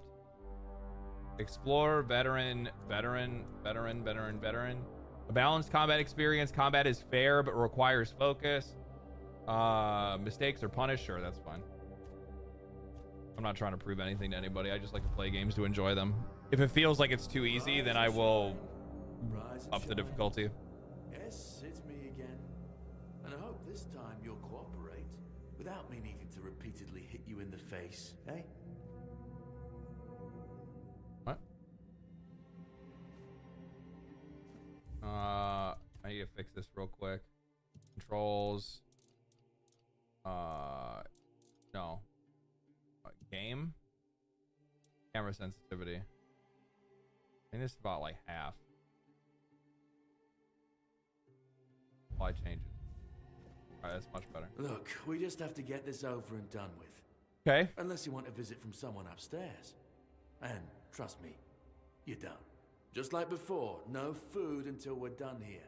And the moment you start getting on my nerves, we're going back to my tried and tested fists. So, tell me, what were you doing in the forest when the Red Shields caught you? Oh, okay. Archery, medium armor, sneaking skills. Oh, man. Avoiding the seating, trying to sell some goods.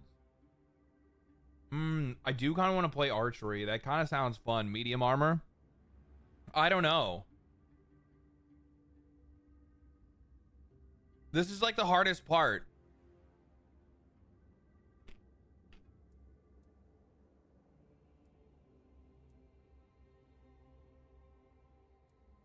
What happens if I stay silent?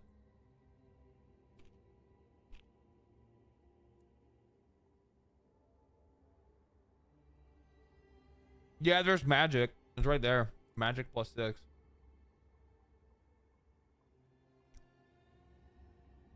You become a bard? I was seeking an ancient site of worship.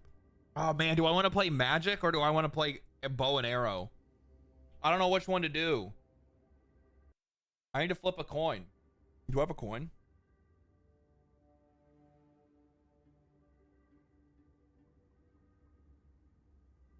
I have this. It's not a coin. It's just a magnet. But it flips nevertheless. So I'm gonna say swirly eye magic.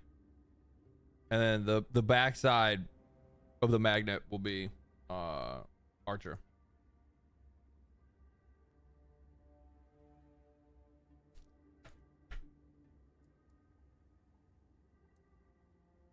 Hunting? I was hunting. I wouldn't take you for a hunter. But as they say upstairs, looks can be deceiving. And you're, what? I can always just to get mix by? into other stuff later, sure. Or do you do Surely. something with your catch? Oh, okay. So I can increase my archery even more. I collected rare materials for alchemy. Increases quality of potions crafted by 9. Increases my athletics. Gives me cooking for cooking meals. I like And alchemy. you sell your concoctions to poor people, promising them miraculous recovery from whatever ails them. Charlatans, the lot of you. Okay, that was easier than I expected. Now, unfortunately, we'll have to start.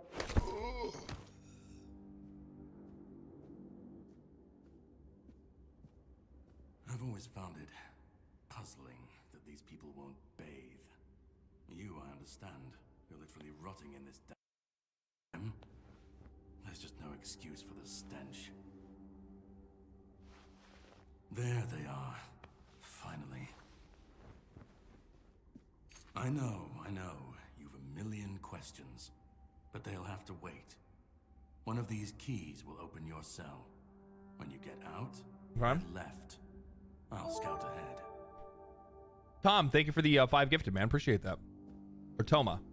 Toma Arashi. Thank you for the 5 gifted. Appreciate that. Thank you so much. Okay, so bro that was an actual stealth archer. Can I loot this guy? I can. He had mead, broken arrow, club, pants, hood. He didn't need any of it. Don't worry about it. Right hand.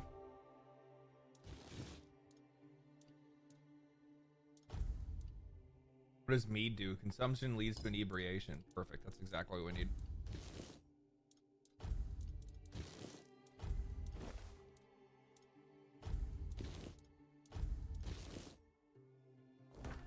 Dressed to impress.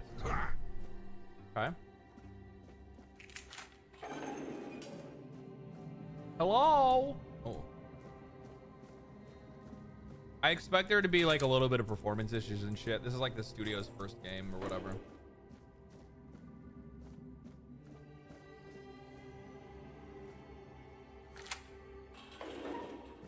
What's this? Health potion. 7 commandments. 1. First came from the prophet. Then came the word. The word is sacred. The word is the way. The word is sustenance. The word is our strength. The word is our cure. The word is our salvation. Only the prophet's word and will of the Red Church. Do not doubt your faith and you will be rewarded. Where there's a will, there's a way.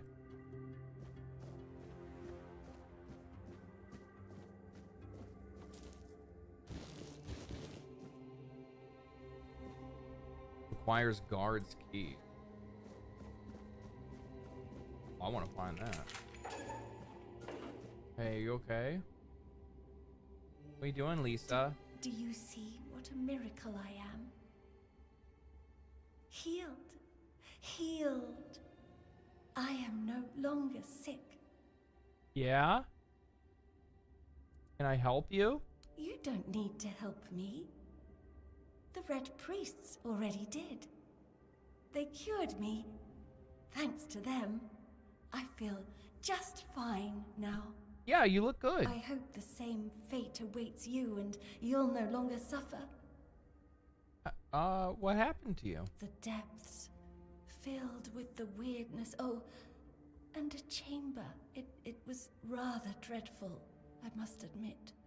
They left me here for some time.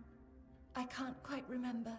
That sounds nice. I felt everything within me turn inside out. That's not then good. Settle back into place once more. I thought I was dying, but I've had Taco now, Bell too. all is well. The worst is behind me.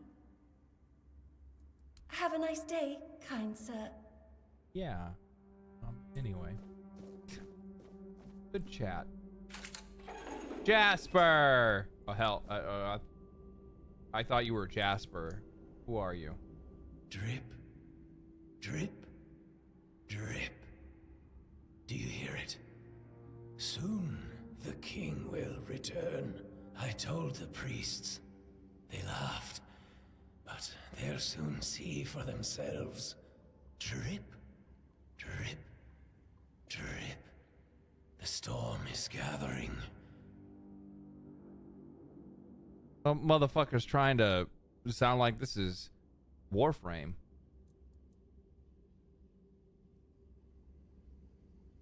Whoa. You're free to go. None of us are free. We are all bound. All bound. And to go? No. I don't want to. I found my place to await the king. You can go if you want, but you won't get far. Okay. Trip after trip. Closer and closer. Everybody here is so friendly.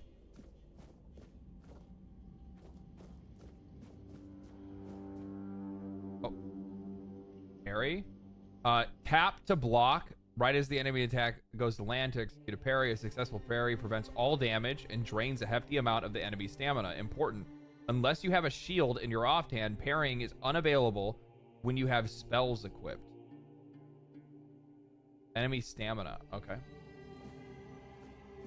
Well, I want to see what's going on down here first.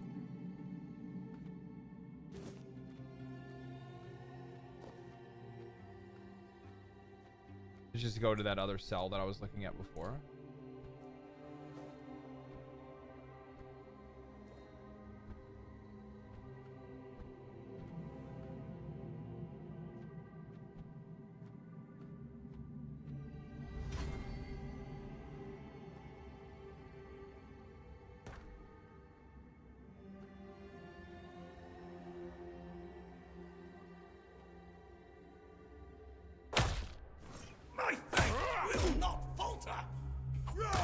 Okay, I gotta time that better.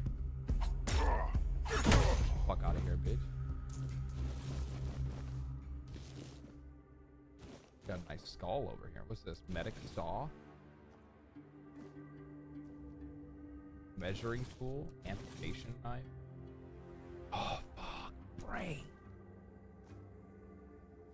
Brains. What is this? Glass bottle? Jars. This is all probably bullshit that I'm picking up. This is all like decoration shit I don't even need.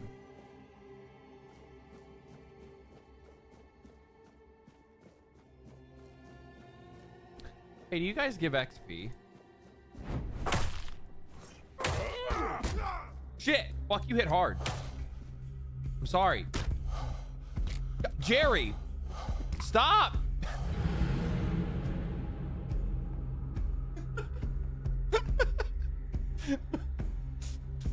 Too much? How much? I don't know. I fucked up. I should have known he didn't fuck around. I should have known he was not the kind of guy to fuck around with. You gotta watch out for cats like him, man. Like, you don't know what they're capable of. Okay, yeah, I know. Okay, yeah, I know.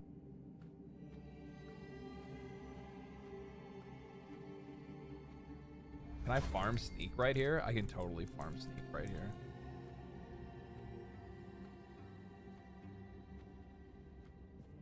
Be Shit. on guard.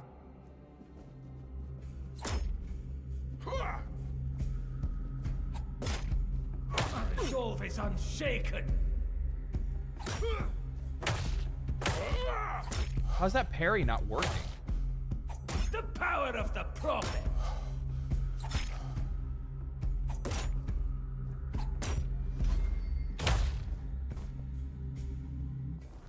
Maybe that's just like, maybe that's just me fucking up. I don't know.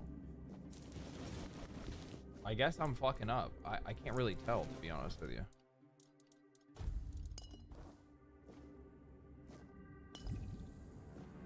I can't tell if I'm fucking up or not. The bonk was good. That was a really good bonk that I had at the end. I fully agree with that. Hey, I'm gonna try this again. Sorry. All right, I got you. There you go. I gotta get revenge, bud. Bro, why do your fists hit so hard? Why do your eyes go black? Okay. Is this controller or mouse and keyboard? I'm playing on a mouse and keyboard. Are you tapping or holding? I'm tapping. Do I need to hold to parry? That doesn't make any sense. That's not how parries work. All right, I'm not fucking with Jasper anymore. Enemy stamina. Like, I'm watching this dude do it. I'm just not seeing an animation from them. Oh, you have to wear the whole stamina down, but I still took damage though. Okay, that sucked. The power of the prophet.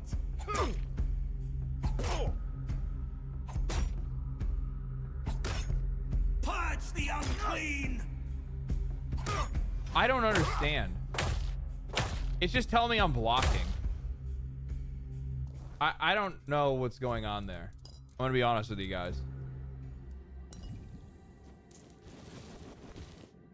I have to ask you guys because I can't really tell. Does it look, is my timing that much like that off?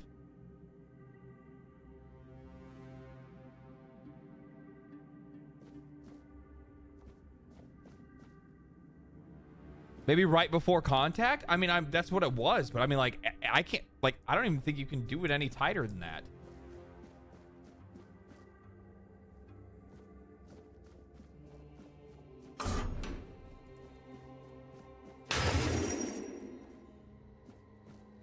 Zomboid.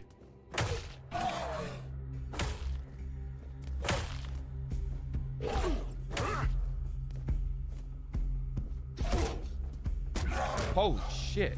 Jesus Christ. This game, I was not expecting this game to be as hard.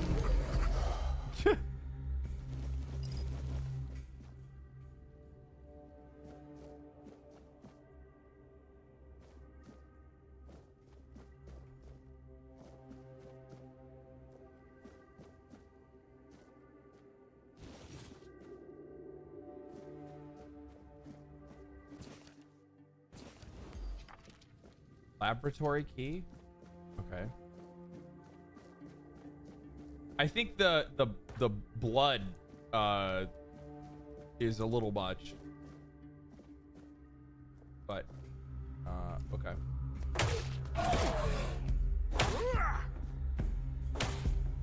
Ow, fuck. Okay, I gotta play. You are blocking a sharp sword with a blunt bat, so the sword will get through. Oh, is that how this works? I didn't know that. It didn't show that the other guy was fighting a dude with an axe. Like in the little tutorial thing, it showed him fighting with an axe. Okay, so I gotta fucking lock in here. I didn't realize that this is like a hard game.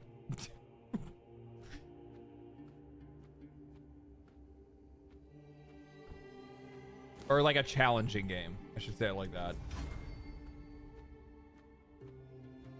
Now that I know that. We play it differently.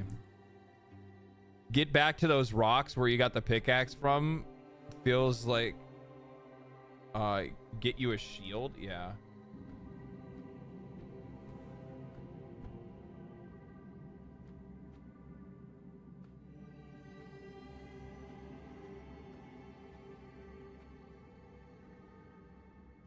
Getting a sneak attack on this guy is gonna be huge. Fuck. Prophet warns of danger.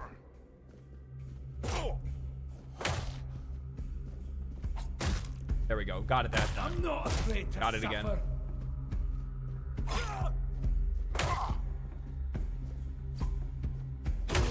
Get fucking bonked, bitch. Dagger. Okay.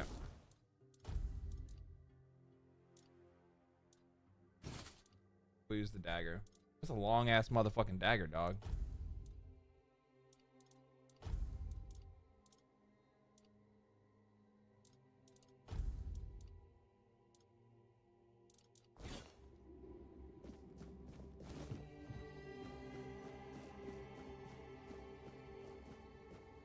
Okay, so the zomboid comes out here, but we need the we need the fucking key. So like, where's the fucking where's the key? Do I not have a guard key? I thought I had a guard key.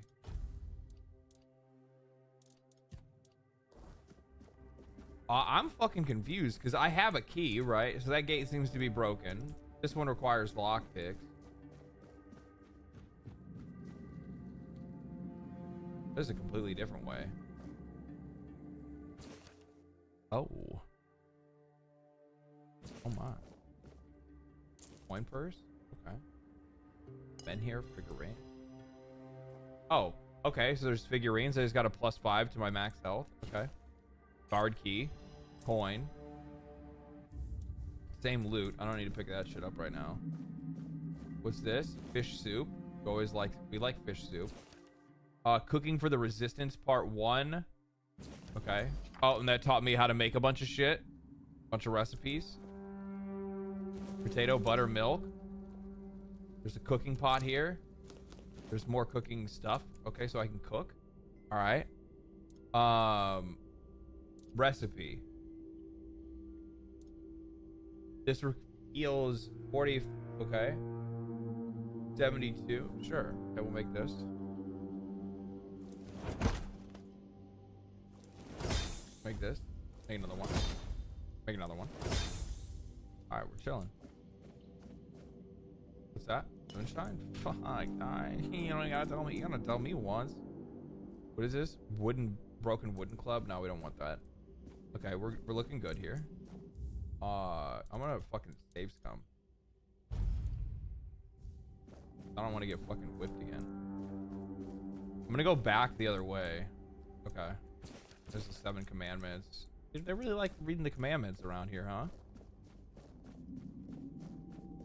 Wall art, easy. Nice art. I know.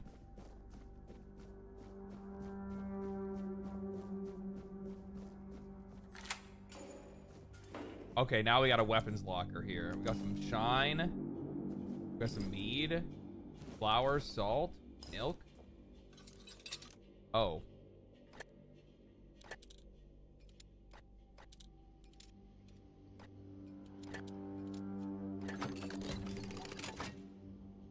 I was born to do this. Coins, mana, and health potion. Okay. Old letter. Block. Pick. Another one on the ground. Oh, nothing. Wait, what was it?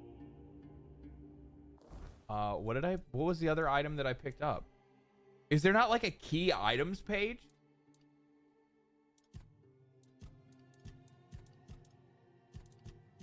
Quest? The Great Escape. Mysterious Knight told me to find him deeper in the dungeon. Okay.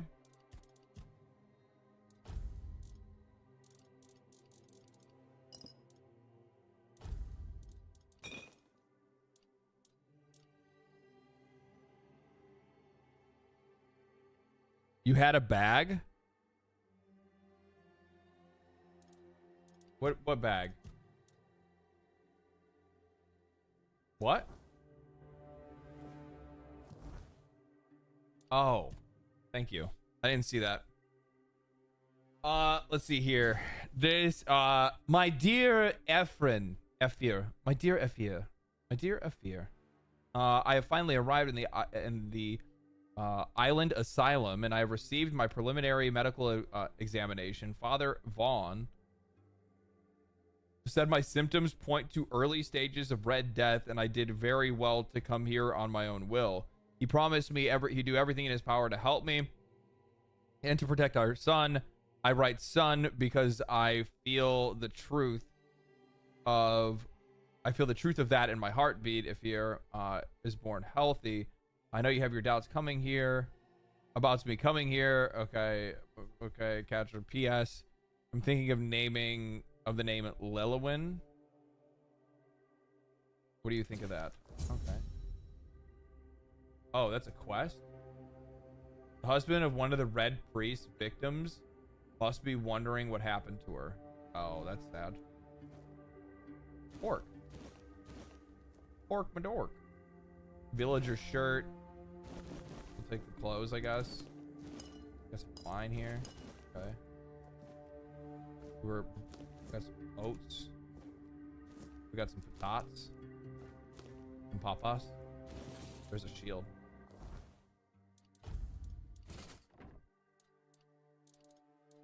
And then what else do we want? That's everything else is cool. Is any of that gear worth anything, or should I just probably drop it? I guess. I'm gonna drop this. I don't know how much money is worth in this game. I'll have to find out. This is 2 armor.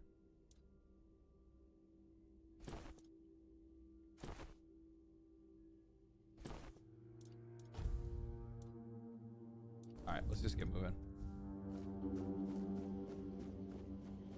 I must save again. Is there a it doesn't look like there's any like character or skill tree or anything like that, is there? Attributes? Okay, so you do get skill points. And then you'll place those points. Increase your abilities. I got you. And this is like your stat. Oh, I have Red Death. You are sick and will die soon. Oh, cool.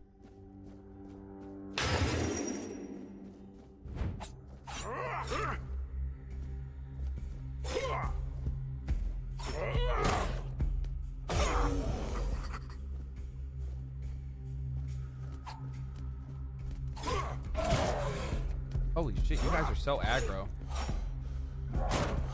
Okay. I'm gonna get some distance. I'm an archer, not a fucking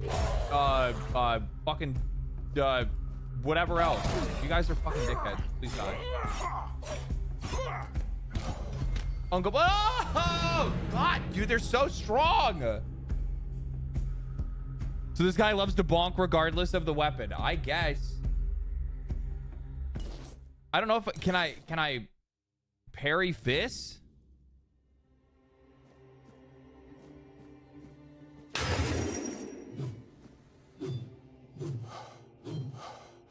Oh. Okay.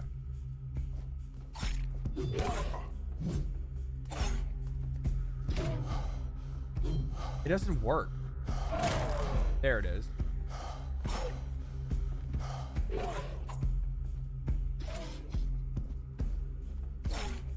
But these guys don't have stamina, so like parrying doesn't even matter.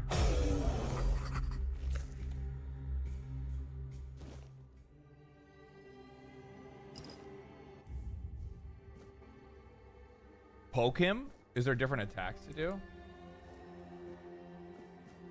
Alt is to dash. Oh.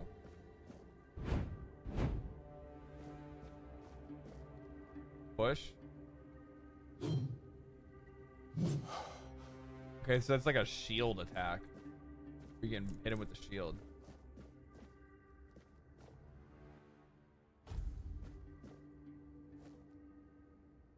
was hoping just to aggro one of you guys. I want to aggro both of you.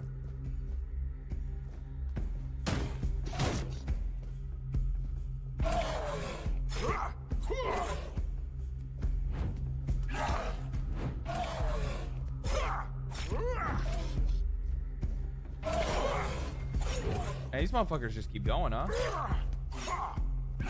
You really are best just like let them fucking have it out. They'll just keep comboing.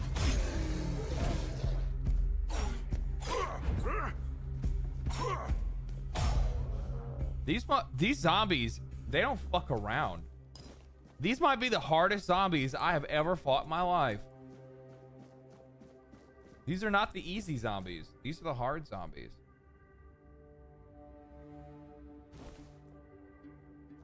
Amputation knife. What is that? That's somebody's butthole? Somebody's removed butthole.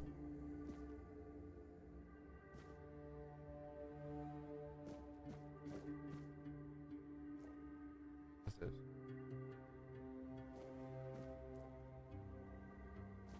Nothing worthwhile over here.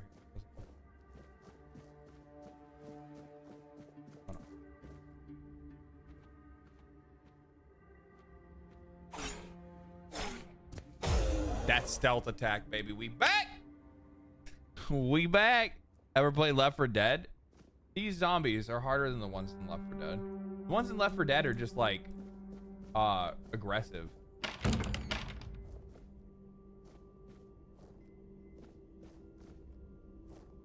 A whole ass fucking whole ass tongue.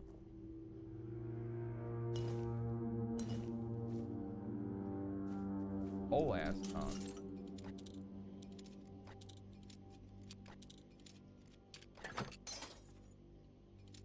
Right here. All the way down? No. Right here.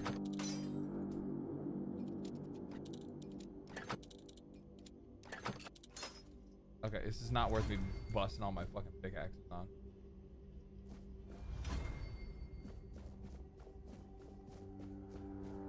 Oh, I guess it does level my theft though? Okay, that's good to keep in mind.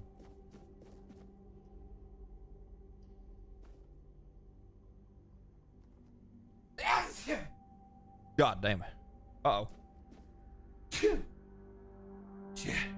Got me with the double strike. Okay, so that was the room that I was in. How do I get in there? What's this?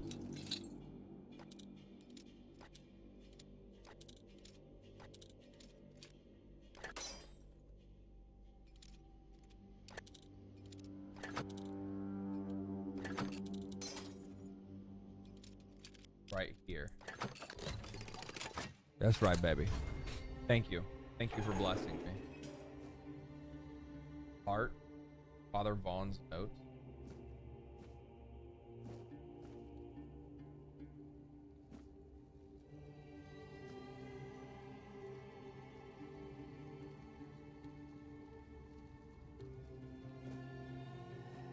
There's some weird shit that went on in here, man. Name Katrin Giesgard. Female, age 22, constitution short, skinny, symptoms typical of Red Death, pale, red spots on face, neck, and arms, cause of death, childbirth. Exposure to the weirdness might have altered this woman's psyche, anger outbursts, and melancholia. As for physical alteration, the fetus seemed to be much more affected by the weirdness than the mother, as it absorbed it all. Oh God. After a standard session, the fetus started to grow rapidly. In the second session, its mass had tripled. It needed to be extracted from the womb. The torso and the head of the fetus were unnaturally overgrown, but its limbs were weak and flabby. Despite its monstrous appearance, it turned out to be of good viability. More research on subject 38 to follow. The mother did not survive the procedure. Oh well, that's nice. That's nice.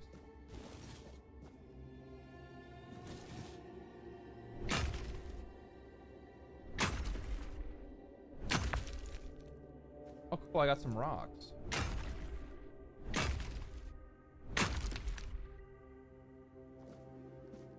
No, you didn't see shit. You didn't see shit. I don't even know who I am. I don't know what my name is.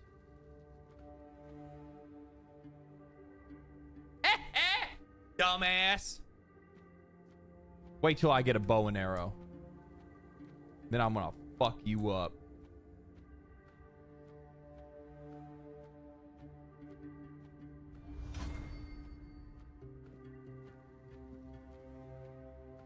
I'm a save scum again. I don't want to get reset, and I don't know when it's gonna happen or where it's gonna happen, but I know it can happen. Oh, that somebody got hit with an arrow right here. Sage and alcohol. It's the simplest recipe. I can't believe I have to keep repeating myself. You know how the young ones are. They dream of dissecting fort dwellers, yet they can't remember the basics. Before you build a castle, you must first know how to fling a shed together. I agree. The fundamentals are essential. But the world is moving forward, and the young are eager to make their mark as quickly as possible. Any novice who can't remember the recipe for a basic healing potion has no business near our patients. Absolutely. It wouldn't be wise or beneficial to our patients. Brewing a simple healing potion doesn't require advanced training.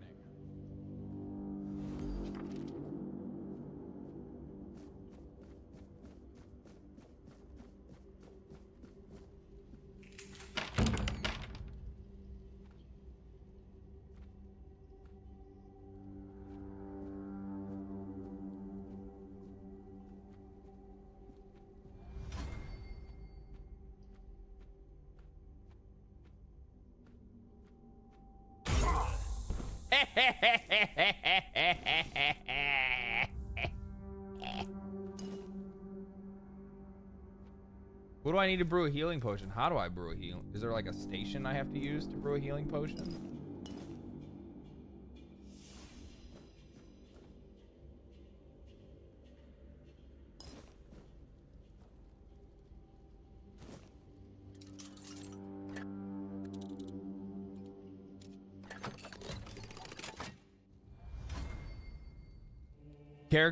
Why is the character bobbing up and down? I haven't had a hit in a long time.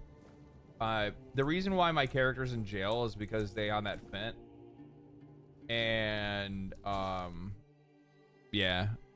And it's been a couple hours since they had a hit, so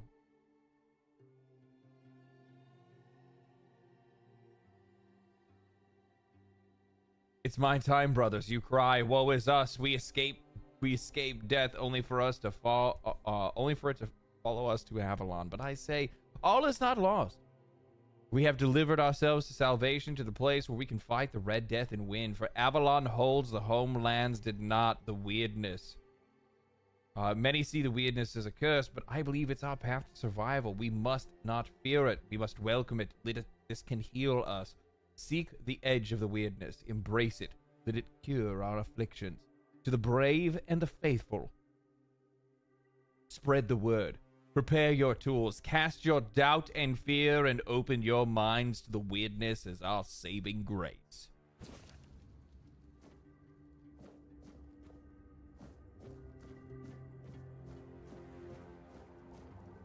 Oh, alchemy station. Okay. What do I need for this? I need mead. Mead and sage makes healing potion. Okay. Having a few of these would be a pretty good deal. Oh, it's any alcohol. That's what it is. It's any alcohol will make it.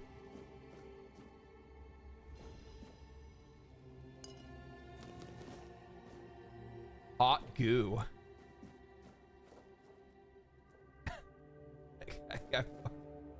I found some hot goo in a box. I don't think that's something that I should be just taking with me. That's kind of weird. What you got there? Oh, it's just some hot goo.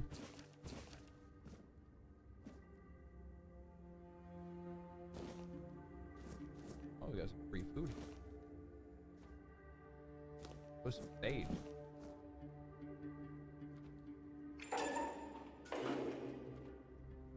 Stay alert. Did you see anything? You don't know who. You don't even know who I am. You don't know what my name is. You don't know where I live. Be on guard. How did you see me? That's the question I have. Well done. Get fucked. Your death is certain. Get fucked. I'm gonna cut you. I hit the wrong button! Your fate is sealed. Right again. Get fucked, son. Now you're getting. Oh, I could execute. I didn't execute. I should have executed. I ate food twice. I totally fucked up there. I hit the wrong button. Do I have to like hold it? No, I just ate another food. God damn it. That's how you switch. Okay. Oh, we learned today. Sometimes you gotta learn the hard way.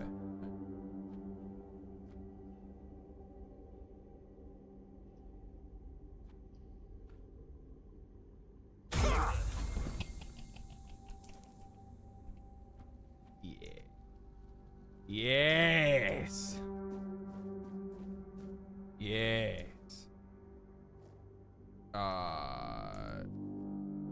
Yeah, why am I bouncing? What's up with that? Blood transfusion? Like a spell?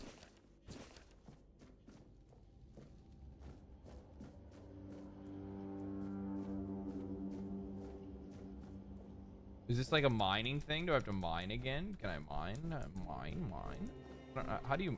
Is there like a an icon for that or a change thing? Oh, it is magic.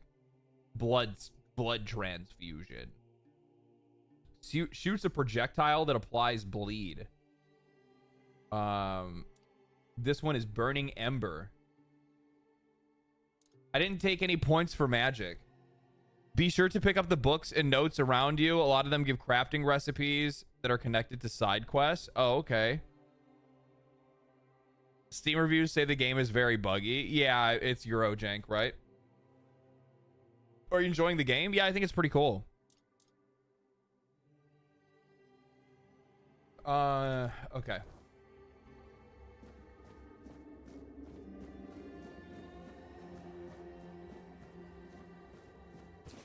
I think I picked up every note so far.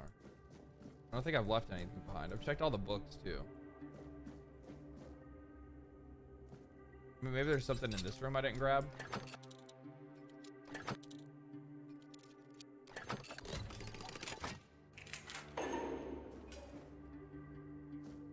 I can take the tongue, I guess.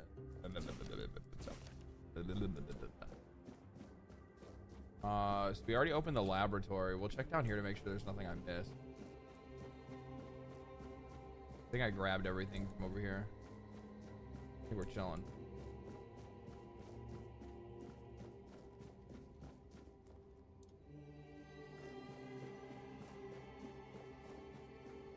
I'm a boomer. When I say that Twitch was better overall as a so hold on. Oh, am I a boomer? Am I a boomer when I say that Twitch is an overall better platform when it's just about gaming? What the fuck is Streamers University? So this is so stupid, and it's actually really funny that like people haven't realized this in a lot of cases, or maybe people don't even talk about it. But you guys realize that like streaming and YouTube. Okay, I'm gonna like save, and then I'm gonna back out to the main menu and see if I can get rid of this like weird bug where I'm like bouncing. So here's the thing.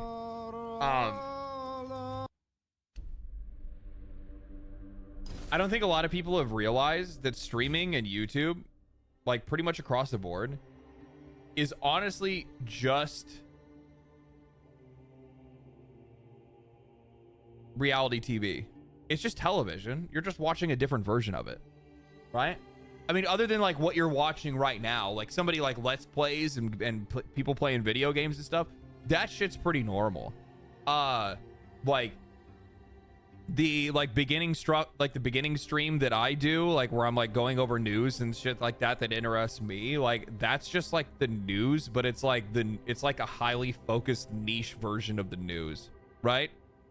And then, but if you look at like some of these like much larger content creators, a lot of their stuff just leans directly into just reality TV. it's literally just reality TV. Like the streamer show or whatever, like Streamer University. Like I guarantee they have like there's probably sponsors, right? So it's just a way to be able to like get a bunch of sponsors onto an event, make a ton of money in sponsorships, and then also like signal boost other content creators and make them act wild and wacky to get more viewership. There's no actual value out of it, out of like entertainment, right? And like the people that are picked for that stuff, it's usually more times than not like hand-picked to be very specific people that they can get a very specific kind of content out of. Numbers game? Yeah, it's a numbers game kind of thing. Really good example of this. I was in so OTK, they had a game show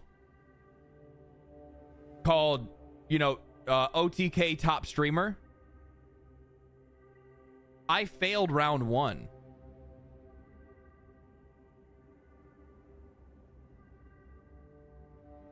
I was boring.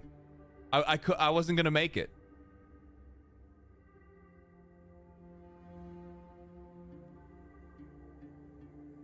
I think that relatively, I think I am the biggest content creator now today. I am probably the biggest creator that was on that show. Like now, then I wasn't, but today I am. Isn't that funny how that works?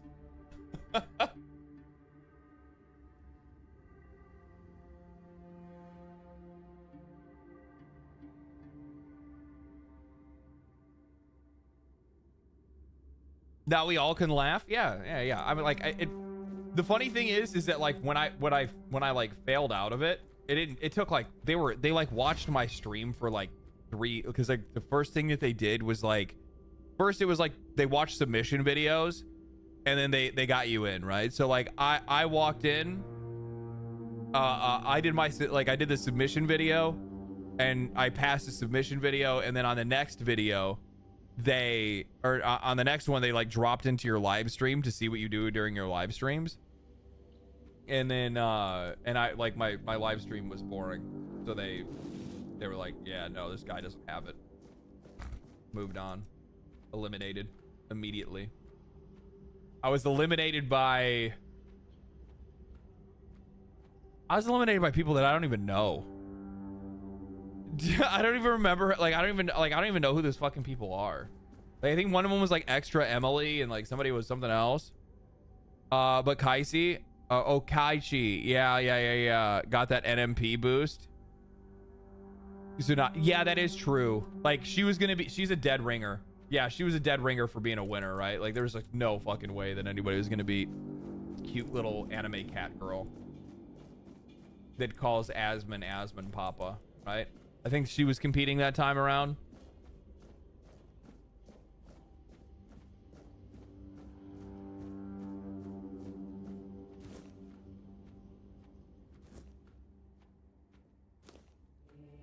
Which way do I want to go? I was there as chill stream. You're just talking about your history. Yeah, it was just like a lore stream. Like me talking like about like fucking shit that, you know, like my life and whatnot. Like going through like old pictures and whatnot. It was just kind of like a, I don't know, just a hangout. Like the thing is that like everybody else that did their streams, like all of their shit was all like over the top. Like you know, I'm gonna sing a song, I'm gonna do this, and I'm like, I'm gonna just chill and talk to my chat. Maybe I'm old, but I prefer content like you. Yeah, well, that's it. That was the thing too, is that like initially I was like, oh man, you know, I don't really want to like initially I was sad, right? I was like, oh man, it sucks I got eliminated. But the other thing is that like I was kind of like, this just wasn't for me to begin with. This isn't really my speed, and I'm not really that worried about the fact that like I'm not, like, I didn't make it or whatever. What are you gonna do? You can come in here? No, you're not. I hit you in your leg. Sacrifice to the prophet. I'm gonna hit you in your leg.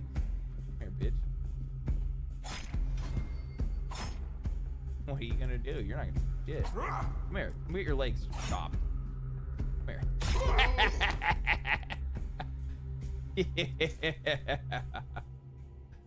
Yeah. What are you gonna do? You want to do? Come on. Come on. What are you gonna do about it? You're not gonna do nothing. You're just gonna sit there and take it. The enemy is near. Come on. Come on. You want to do it?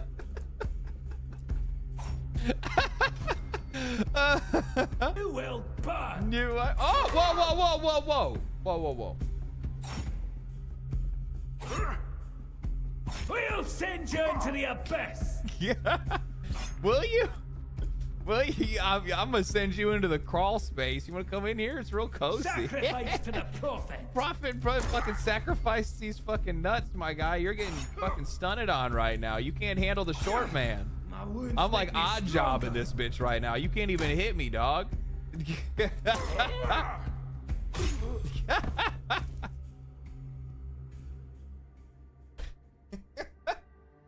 Oh, I love it. Oh man.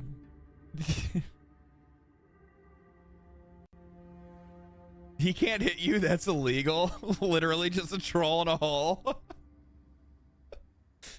Oh man. The thing is that you talk well. You have a good take on things, good approach to the market and overall reasoning when you make your rant videos. Do you know if you write it all out? If you don't, then I'm even more amazed. It's 50-50. I write out about half, and then the other half of the video is not written out. So like the idea is supposed to be present information, present argumentation. Sorry, present information, present my own information and my argumentation, and then make it more, and then give more of a relatable reasoning behind it as well, right? So it's kind of like a multi-step program is how I kind of do it for my stuff. So you get like half and half. You get a little bit of both. A little bit of this, a little bit of that. What we got here? Monster blood. Is monster blood worth anything? I'm gonna take it because I keep finding it. Probably not worth anything. That is. What's this? The Alchemist. One.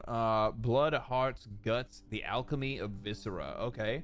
The Alchemists, worth their craft, embrace the visceral. There is no greater power than the lifeblood of a freshly torn creature's chest cavity. The viscera contains strength unmatched by any plant, no matter how sacred. Trees neither fell nor fight, they lack the instincts to create true potency.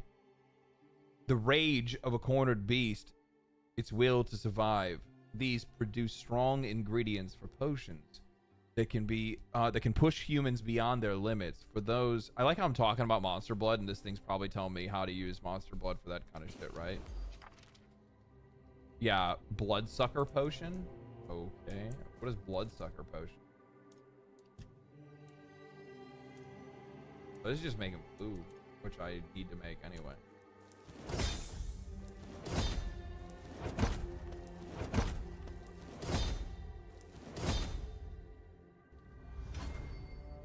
But I'm sure, is there a, oh, there is an alchemy station over here. Let's see. Small health potion. Bloodsucker potion. What do you need? I need blood clots. And that'll give me, increases lifesteal by 10% for 20 seconds. That's kind of cool. I don't have any blood clots though. I got you get those from the zombies. There's one right there. Heart. Wolfsbane, peppermint.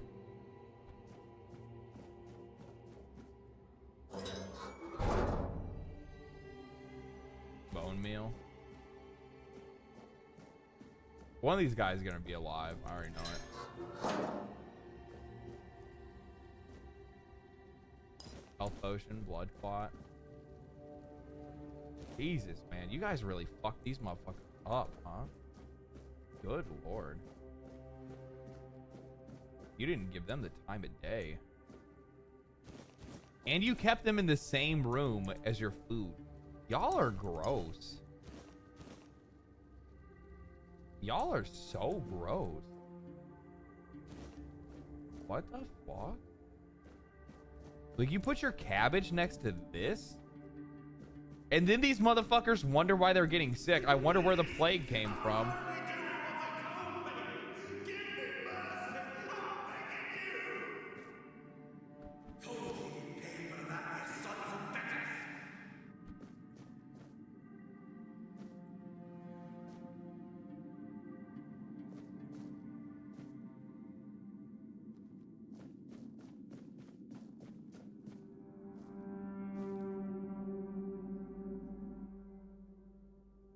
Red death stage, I don't know, 32 female. No visible signs of red death on skin discoloration, inflammation, or fever. Subject inhibits visible signs of weirdness mutation. There's nobody even in here.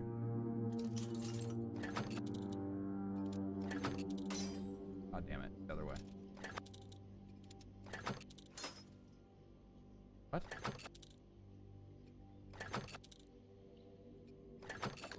There it is.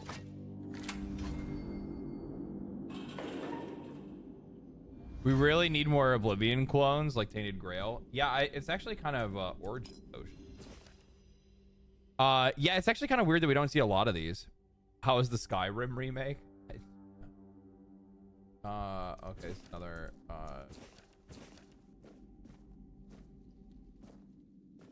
okay. This guy looks fine. Hey man, you want to get out of here? I've already told you everything, I swear. Wait, you're not. You're a prisoner. Go. Escape while you still can. You can escape? No, I won't make it. Besides, they threw me into a cell that once held a patient in the final stages of the disease. I'm probably sick already. Go. Don't worry about me. Oh. What'd you do? Don't mind.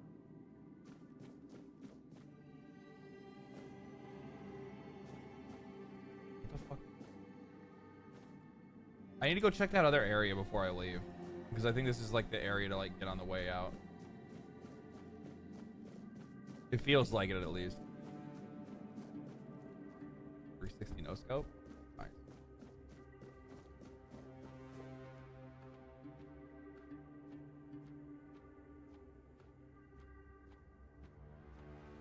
Because I didn't go down this way, so I want to check it out. It's probably just like a dead end or something. Oh my god.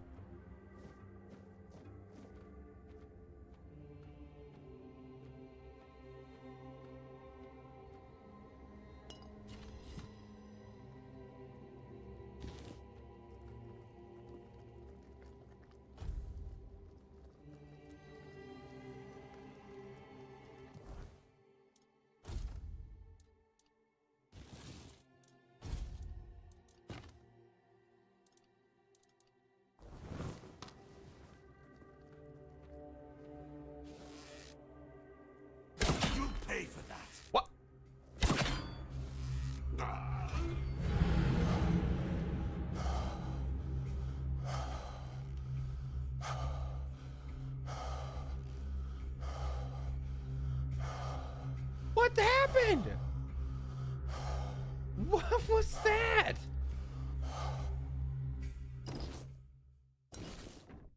What the fuck? He's the guy that freed you? Oh, is he? Oh, he is.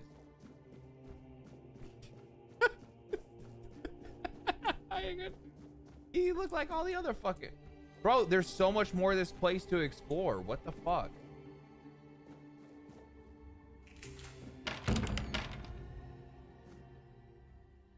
What?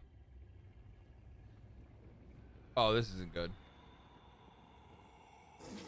I fucked up. I fucked up. I'm sorry. Oh god. Hold on.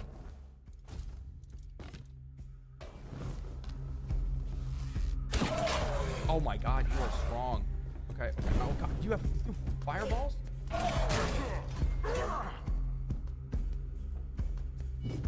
Oh my god, he fainted my ass. But I got him on the head. I got him on the. Oh my god, with the fuck. This guy with the fucking fireballs, bro.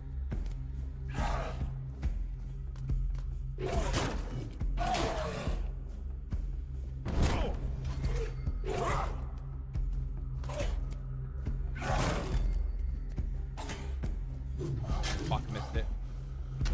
The fucking fireballs. Fuck off.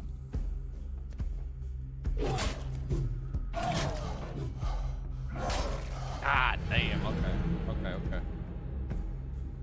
Nemesis? I know. That's what I thought when I first saw him. I was like, fuck, holy shit. Like, wait, but this is some Resident Evil shit we got going on here. Hold on. Dude, this place is fucking huge. I'm gonna go back. I'm gonna actually explore this spot over here now.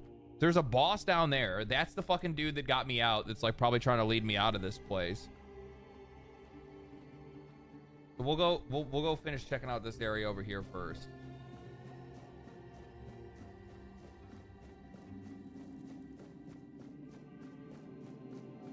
Why are those fireballs so like homing? I don't know.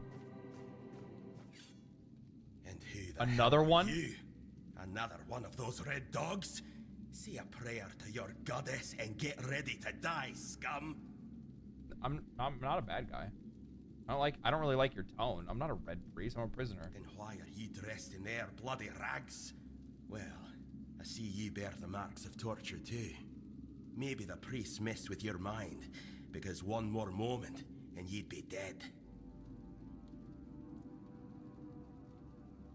What were they doing to you? Nothing good. They thought they'd break me fast, like some Camelusian wimp. Big mistake on their part. Besides, I doubt they were waking you up with a kiss on your forehead either. What's your name? Conquer, from the Dalrieta pup, if you hadn't already guessed that much. Can you tell me about the tribes? Really? Now's a good time for a chat. You think the red pricks will just wait around while we gab? If you make it to the Forlorn Swords, you'll meet the tribes. Right now, you'd better focus on getting your arse out of here. You're so brave and strong. How did they manage to catch you? Have you seen a hooded man with a bow? He helped me escape. I don't know. Barely saw anything. You're lucky to have someone risking their own arse to help you out. With great bloody difficulty, that's how. Those bastards laid a trap, hoping I'd be easy pickings. They ended up needing damn near a full army to take me down. You don't look like somebody who falls into a trap that easily. There was mead. There were women. One thing led to another, and I Based. woke up with my pants around my ankles, surrounded by gobshites in red. I was fighting with me bare arse hanging out, and I still managed to kill a dozen of them. Useless knobs. Someone must have put something in the mead. No time for a chinwag, just get the hell out of here.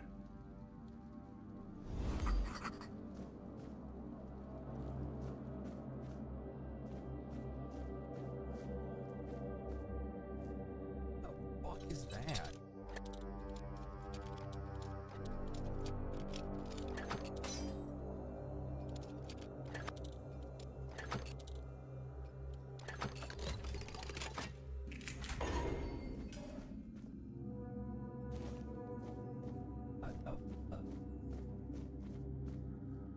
Health ring? Oh, okay.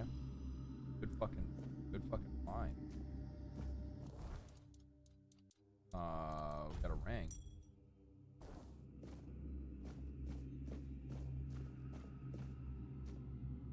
Medical saw, measurable, bunch of other bullshit. Yeah. You want out? Every time I try to pull one of you guys out of here, you guys fucking tell me no. I feel like I'm wasting my time. Plus, on top of that, that dude totally like left your ass behind to begin with. And I'll still try to do it anyway. What's this in your fucking head? Rusty spear?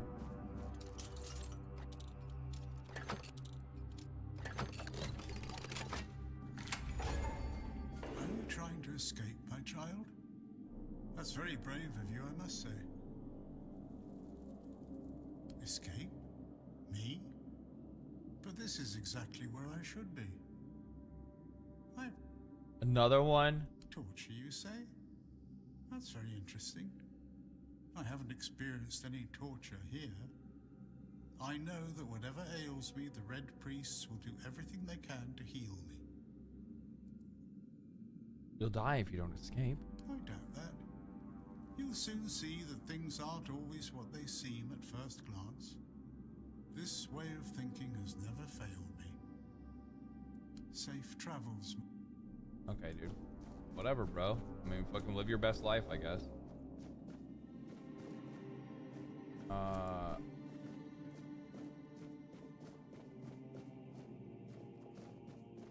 What's going on over here?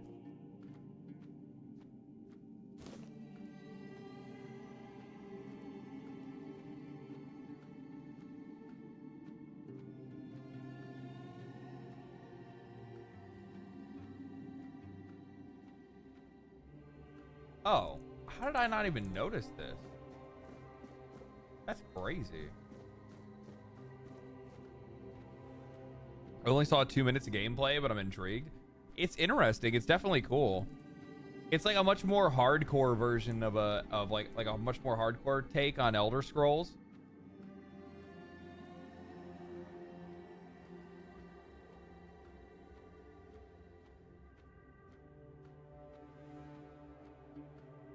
Okay, and this takes me back out here. Let's check down here.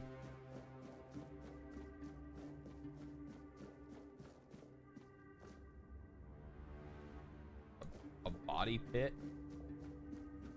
I don't trust falling damage, so I'm not gonna put myself through that.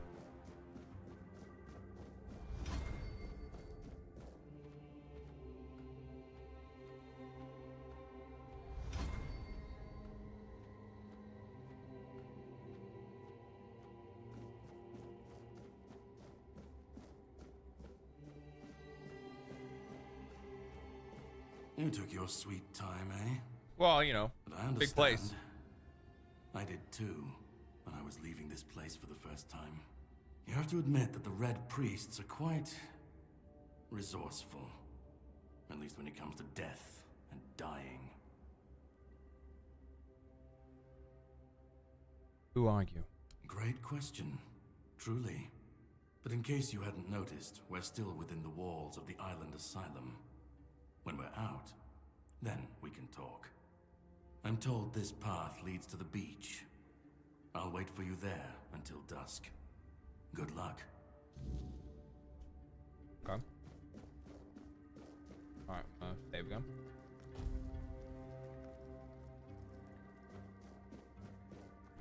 Alright, we're gonna take out this motherfucker real quick. We got this.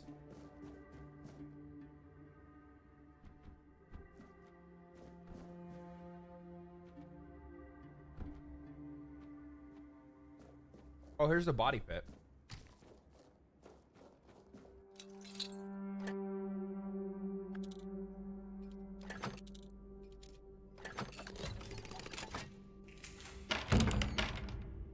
Oh, this place is fucking huge. What is this homie doing?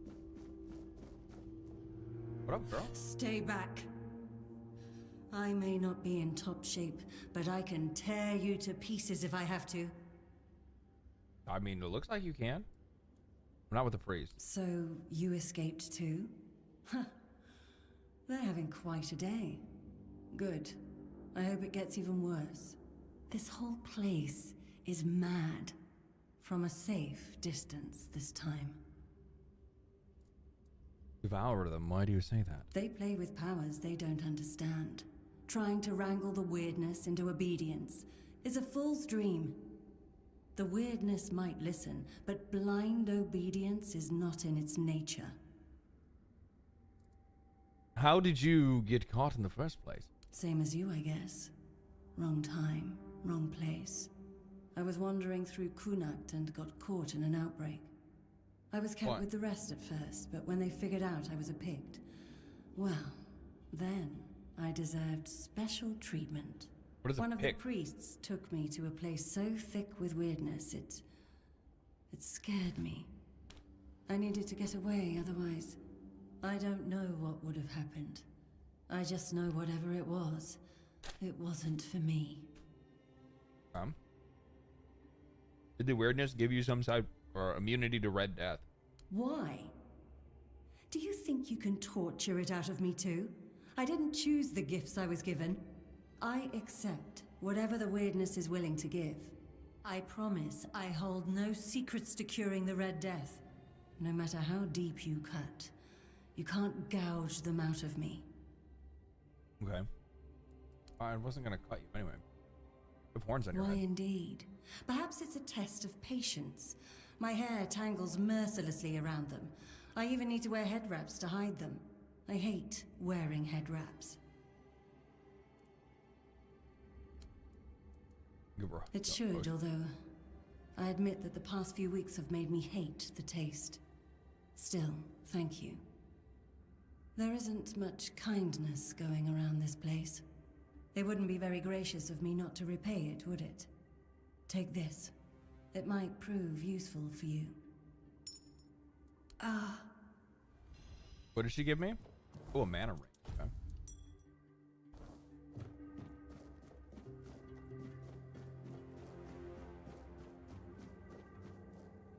This is like an elevator.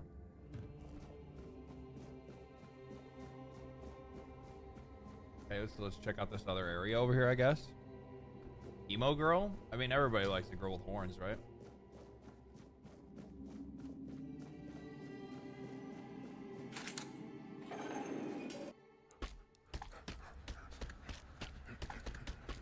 Not again.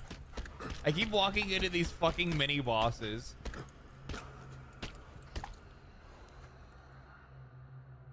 Yeah, you don't seem like somebody that wants to just like talk. We'll send you into the abyss. Oh my god, you hit so hard. Your sins will be punished.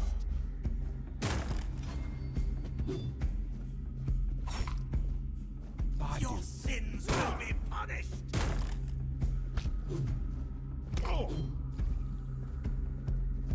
Purge the unclean. God. Okay.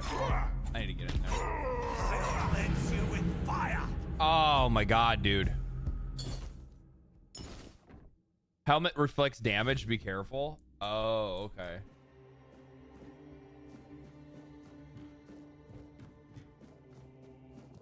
Okay. So don't go for headshots, is what you're saying. Should I not? Can I parry with just the sword? Or no? Can I parry fists? I felt like I could with the shield. Any damage, just not head shits. I can. You can parry fist. Can I parry fist with sword?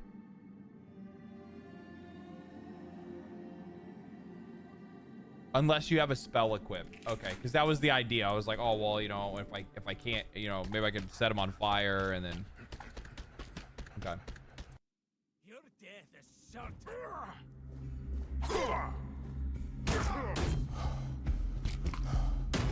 You will burn. Jesus Christ.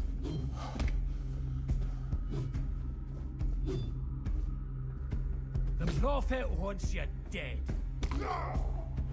The word is with me. Okay, try this again.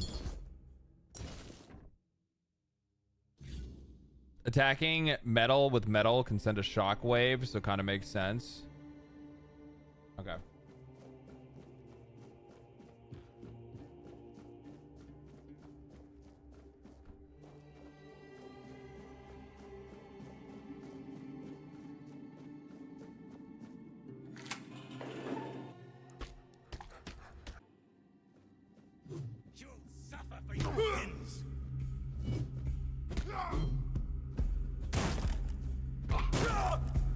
Your death is certain.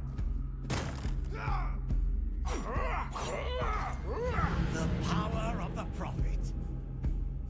What, did I bleed? I hit him in the head, didn't I?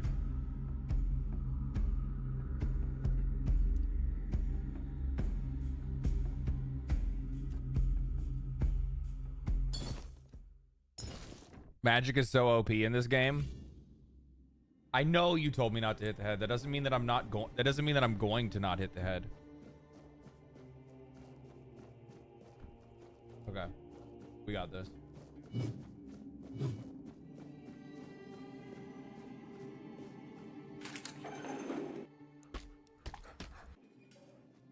Your death is certain.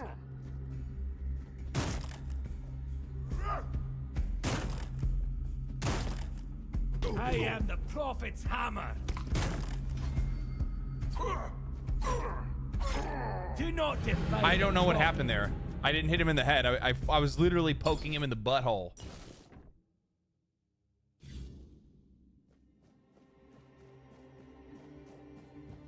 Like, I literally was just like giving it's not his head, it's anywhere. So he just reflects damage regardless, is what you're saying.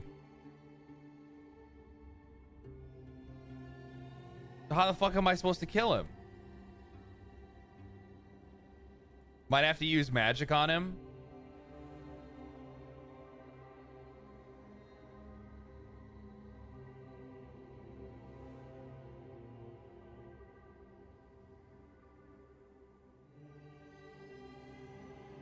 Bow? Oh, that's true. I could probably use the bow, yeah. Potions, bow, magic dashes. I got you. I got you. Yeah, otherwise I just kept killing myself if you didn't say that. A bow.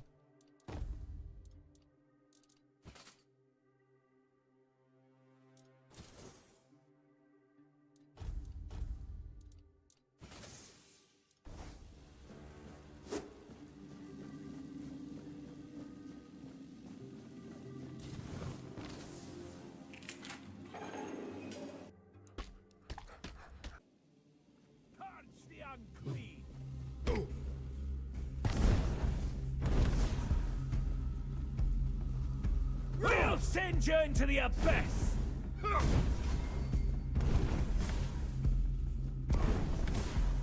We'll send you into the abyss.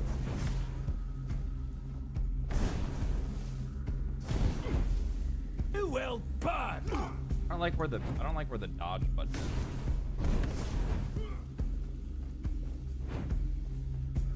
I'm not afraid to suffer.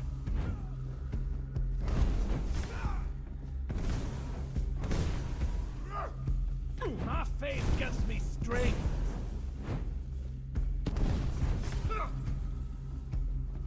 God damn it. Your sins will be punished. Will they?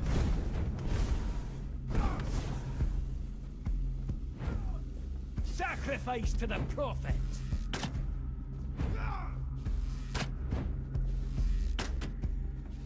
We'll send you into the abyss. Asshole.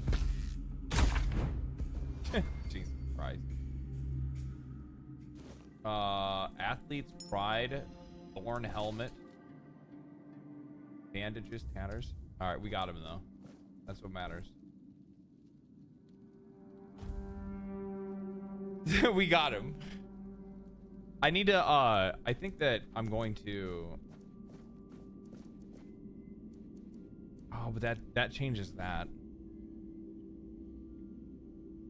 And this opens my menu. You know what we're gonna do? Options, controls, dash. There we go. That's much better.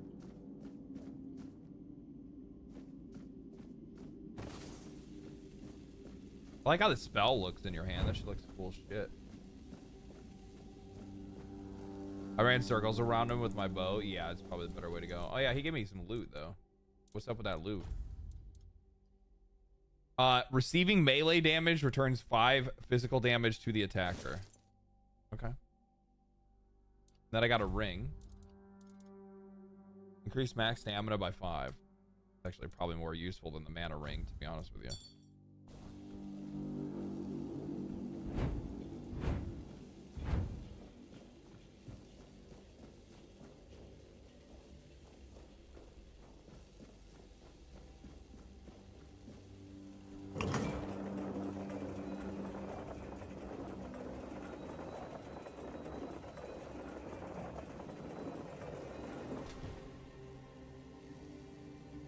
Never even saw the loot next to the door. The loot next to the door. What door?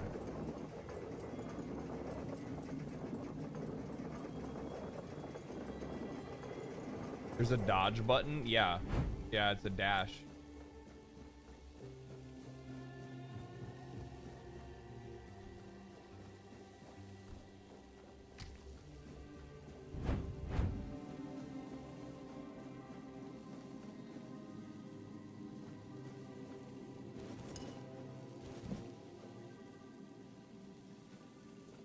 There's nothing over here.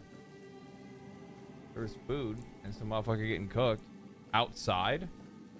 Outside the door? What?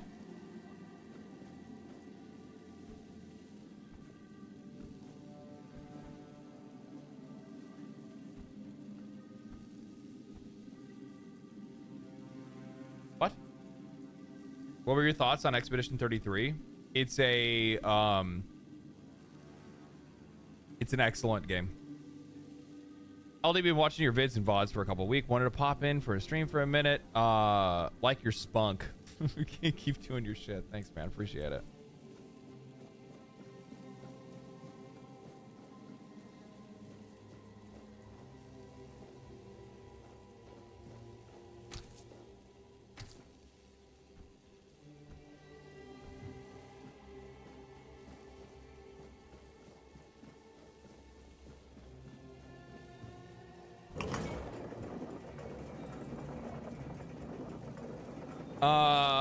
Just finished LD's latest vid. Had a blast watching it. Glad you enjoyed it, man.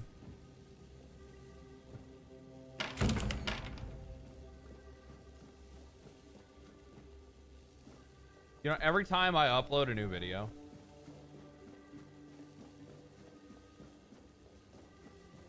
there's always like the demon on your shoulder that's like,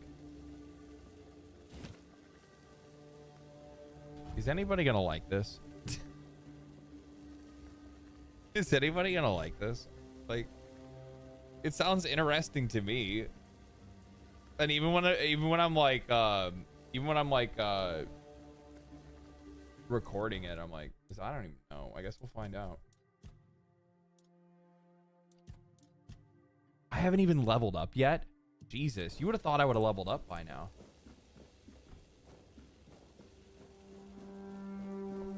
I rested, didn't I?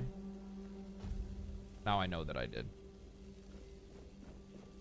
Have you seen the skill tree yet? A glimpse of what kind of build crafting you can do? Not yet. I haven't looked at it.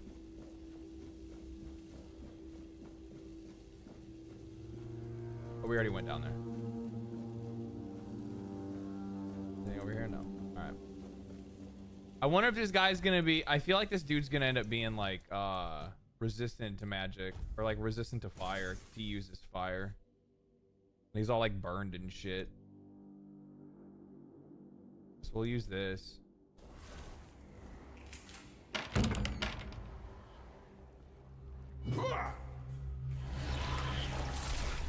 That's a channeled spell. Okay. Drop good stuff. Just hard to keep up with. Just hard to keep up with 14-hour work days and a marriage. Oh, like with the videos and stuff? Throw it on in the fucking car. Like, that's what I used to do. I used to do it like, I throw it on the car. I throw a video on in the car on the way to work, or I'd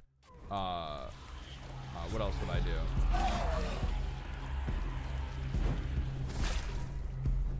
Throw a video on while I was on the way to work. I would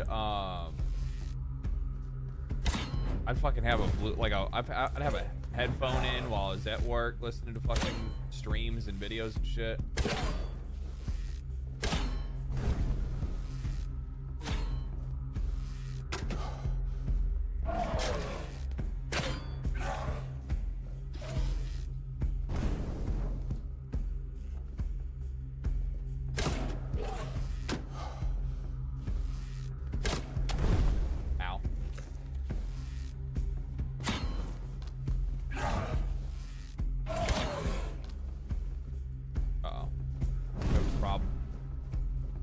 Gotta go in on him. We gotta go in on him.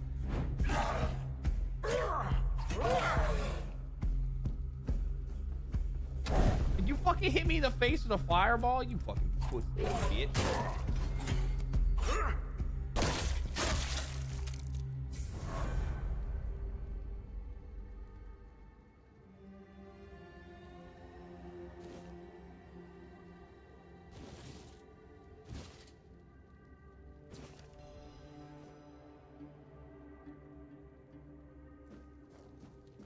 Get fucking got. Get gone got. And y'all were doing some fucked up shit. What the fuck? They also obviously weren't doing a very good job at doing the fucked up shit either, because I'm noticing all you guys are dead. I didn't kill you. Your experiments did. Motherfucker's still on fire. Why would I want some burnt ass clothes? What kind of loot did you give me? A cheerous. A cheerous. Guess I'll wear it for now. I don't look metal as fuck. Popping in from Hawaii to say what's up, homie. What's up, man? I sprint attack spammed this guy. Didn't stand a chance. Yeah, he was kind of slow and stupid.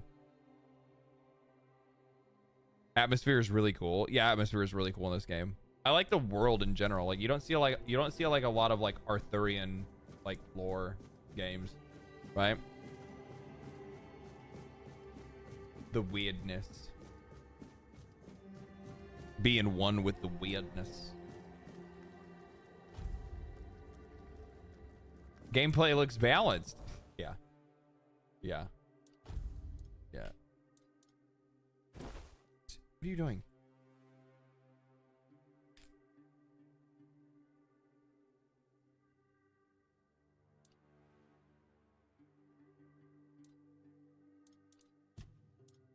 I got a point. We got a point. Dexterity, attack speed, range damage. Endurance is max health. Encumbrance limit.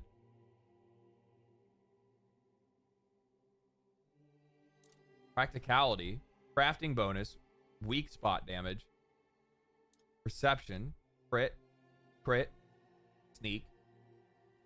Man, this is actually really, like, all these are really valuable.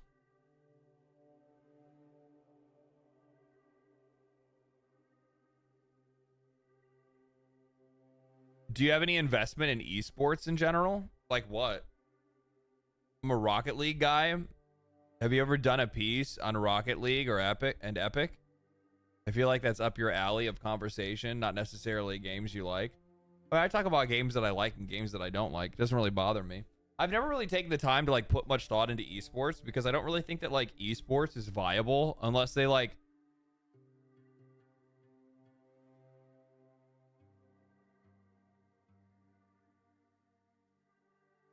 I don't think that esports is viable, and the only way that esports could be viable is if it's used as a gateway to get kids into gambling or alcohol or things like that. Because like that's going to be the most profitable way for you to be able to make money off of it. And like I just don't see like blue chip brands being good enough to be able to make the money back. And you see that like most of these companies, like most of like the esports brand companies are constantly just like posting losses.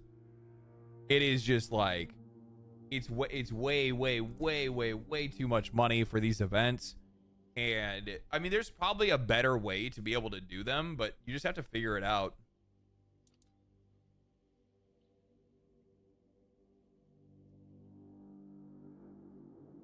Good thing this game has very positive reviews on Steam. I know that it was a board game. They also have another version of it as well that's like a so I forgot what it is. It's like a kind of like a Slay the Spire or something like that. Give me a second real quick.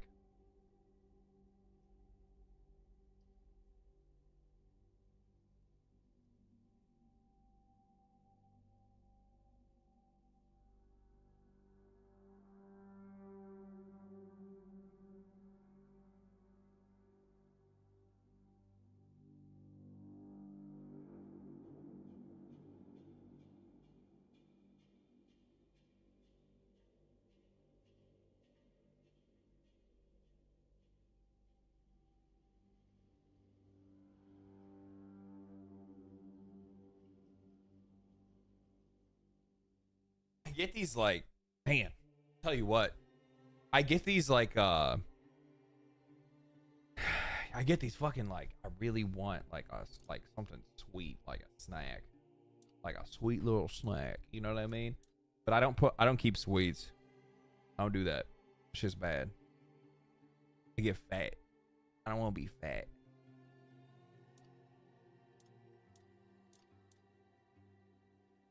I guess we'll take dexterity for now. Oh, you have to do it at somewhere. Okay.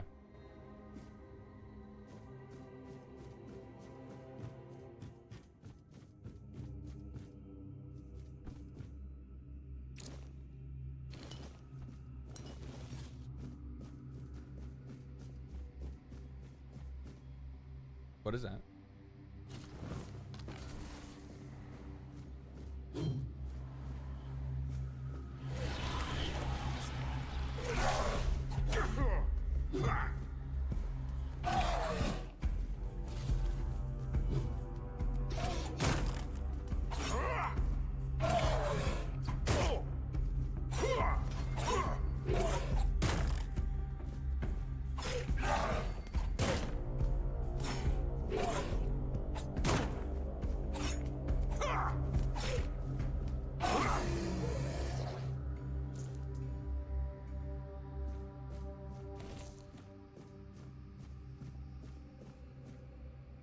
I definitely feel like there's a I feel like they are definitely viable. Some of them make good money now. No, actually they don't. The only ones that actually do are the ones that are in South Korea.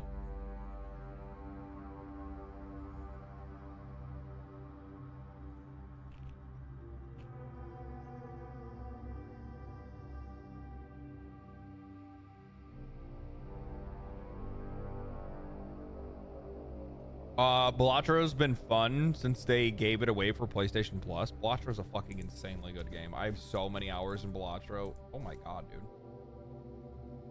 I want that on a t-shirt. I have an absurd amount of hours in Balatro.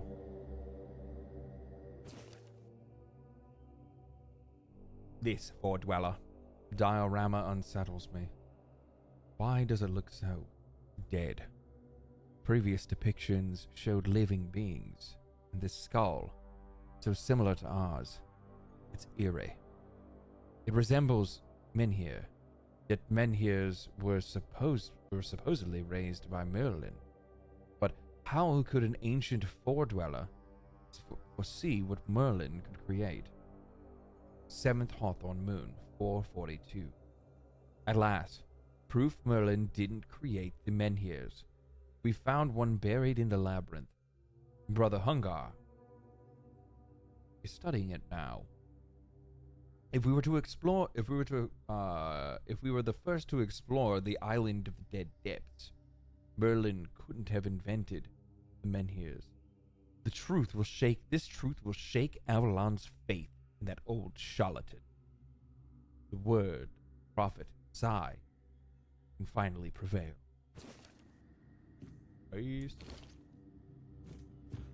East, fuck Merlin. Fuck Merle.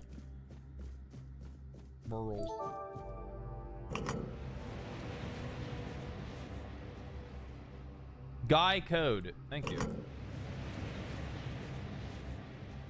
I don't trust that. I'm gonna go this way for a minute.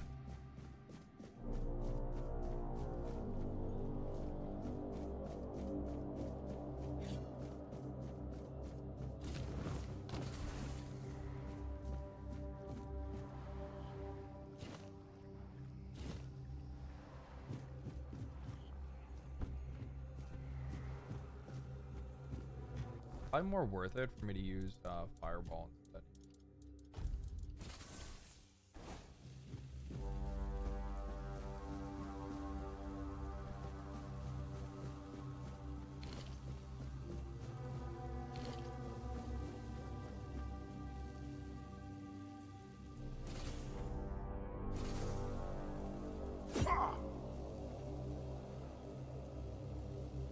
Wait, is this motherfucker? He's padding. How much have you detected is the question.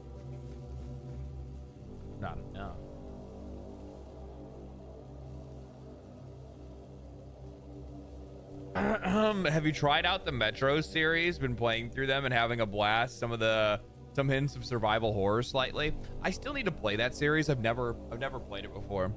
I don't watch a lot of content creators outside of Asmon's channel, but I've been watching all of your videos lately as soon as they drop. That's awesome, man. Thank you. Appreciate that. Sneaking tag? Yeah. Can't wait for Dave Mustaine. Oh, shit. Okay, never mind. He knows I'm here. Oh, hit the wrong button.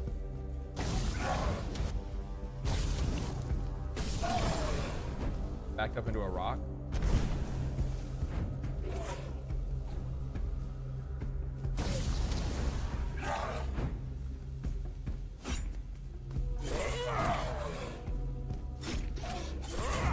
God damn it.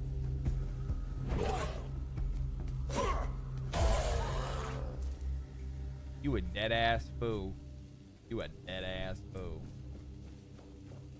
What difficulty did you choose? I chose the middle one because I didn't know like what kind of game it was. I felt that I was better off just going in the middle and seeing how it felt.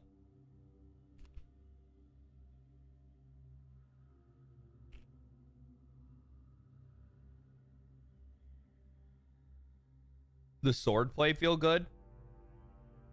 I'm gonna be real with you, man. Kingdom Come Deliverance broke me. I think that like after playing Kingdom Come, it is next to fucking impossible for me to feel like first person sword play is any good in any game. Like they just did such a fucking good job at making it like engaging and interesting and challenging. And yeah, and it's like once you go and you play that and then you're like, so this is how first person sword play could feel like. You're like, wow, fuck.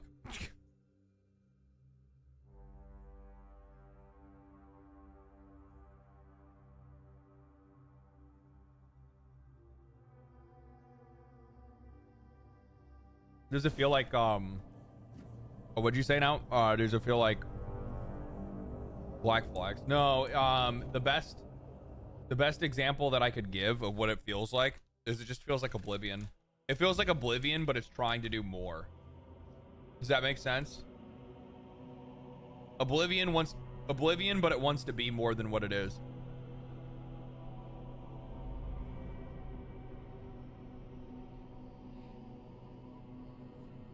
The world in this game is really fucking cool, though. I like the art style.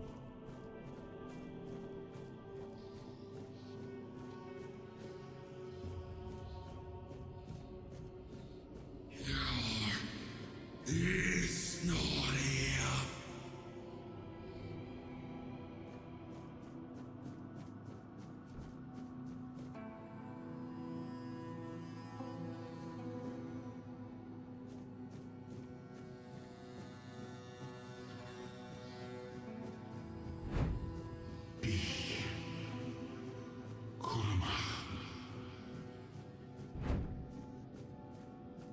What?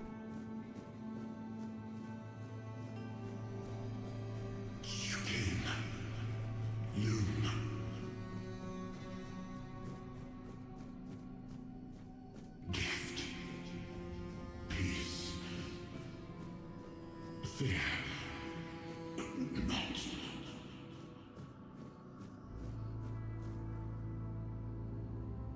Seems frozen in time like Remnant 2, but actually good. I really fucking enjoyed Remnant 2. But Remnant 2, there's this one boss that you fight that's like a fucking alien boss or something like that. And they're like big as fuck and they're off and you're on a platform. Like you're here fighting, you're here on this platform and the boss is like over here coming at you this way. And and the boss has these like ethereal hand attacks that like come up out of the ground and shit. But the motherfucker off screens you. And I hate it so much because you can't see anything. It's a fight that is so 100% balanced for co-op, but not balanced for single player. And it made me quit. I was just like, this is fucking bullshit. Like I was dying not because I'm bad at the game. I'm dying because I cannot see when I'm being attacked. And I'm like, this isn't fun. This is just bullshit. I don't like this. Remnant 2 had way too much modern audience bullshit. I couldn't get into it. Huh? I didn't run into anything. I didn't run into anything. I don't know.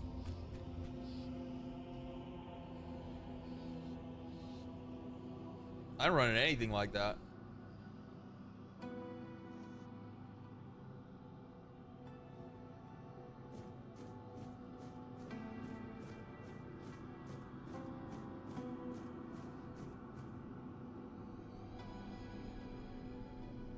No, that's bait.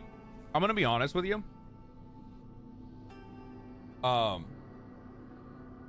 Just because of like, I don't know, just like general like room temperature. Like I'm probably like I don't know. I guess it kind of just depends on the conversation, like what's going on. But like, there's been a couple of times that I could have jumped in and like gotten involved in like some of the more like social commentary that's around games right now. And I just don't have any fucking interest in it, man. A long time for someone to find I just don't. Are you here to help me leave this place? Mostly just because like there's not a lot of people want to have like a tasteful conversation or a critical thinking conversation. Like they just want to they like literally like you just get a bunch of people that just want to just like yell woke, and that's it. And it's just like, fuck, man, this is annoying. Like nothing's ever gonna, like, you're gonna have a really hard time changing things if you can't vocalize the things that you don't like.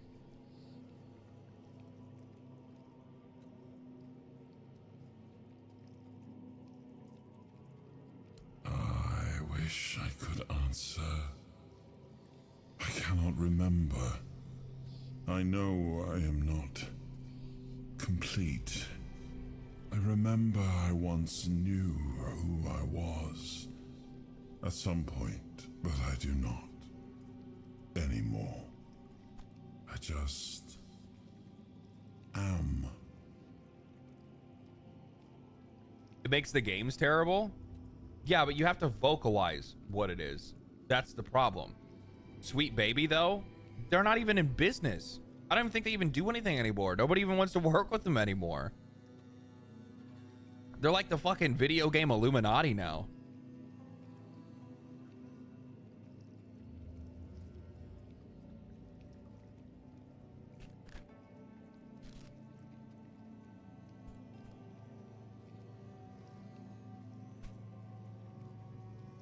It's actually kind of fucking crazy that I still hear, like, I still hear their name, and I haven't seen them on a game at all since Suicide Squad Kills the Justice League.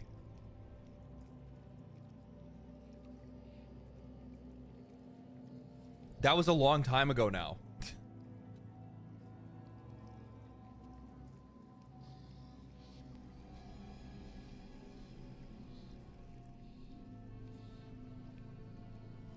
The KCD2 dude said he used sensitivity consultants. Was that the direct language, the exact language that he used? I read like the podcast or the interview that he was on or whatever like that, and like he said something about bringing consultants in. I don't fucking know. They're the boogeyman of people who they're the boogeyman for people who hate minorities, LGBTQ, and any kind of change in perspective. I think that like the problem is that like I see where you're coming from, but at the exact same time, the problem is like there's been like an evolution of this conversation where initially it was something that was more based on like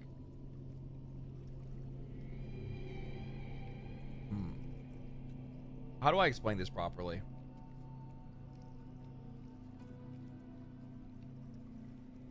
There was like a better genuine level of like just tolerance of like people just being better to one another in general, like probably 15 years ago or more. And then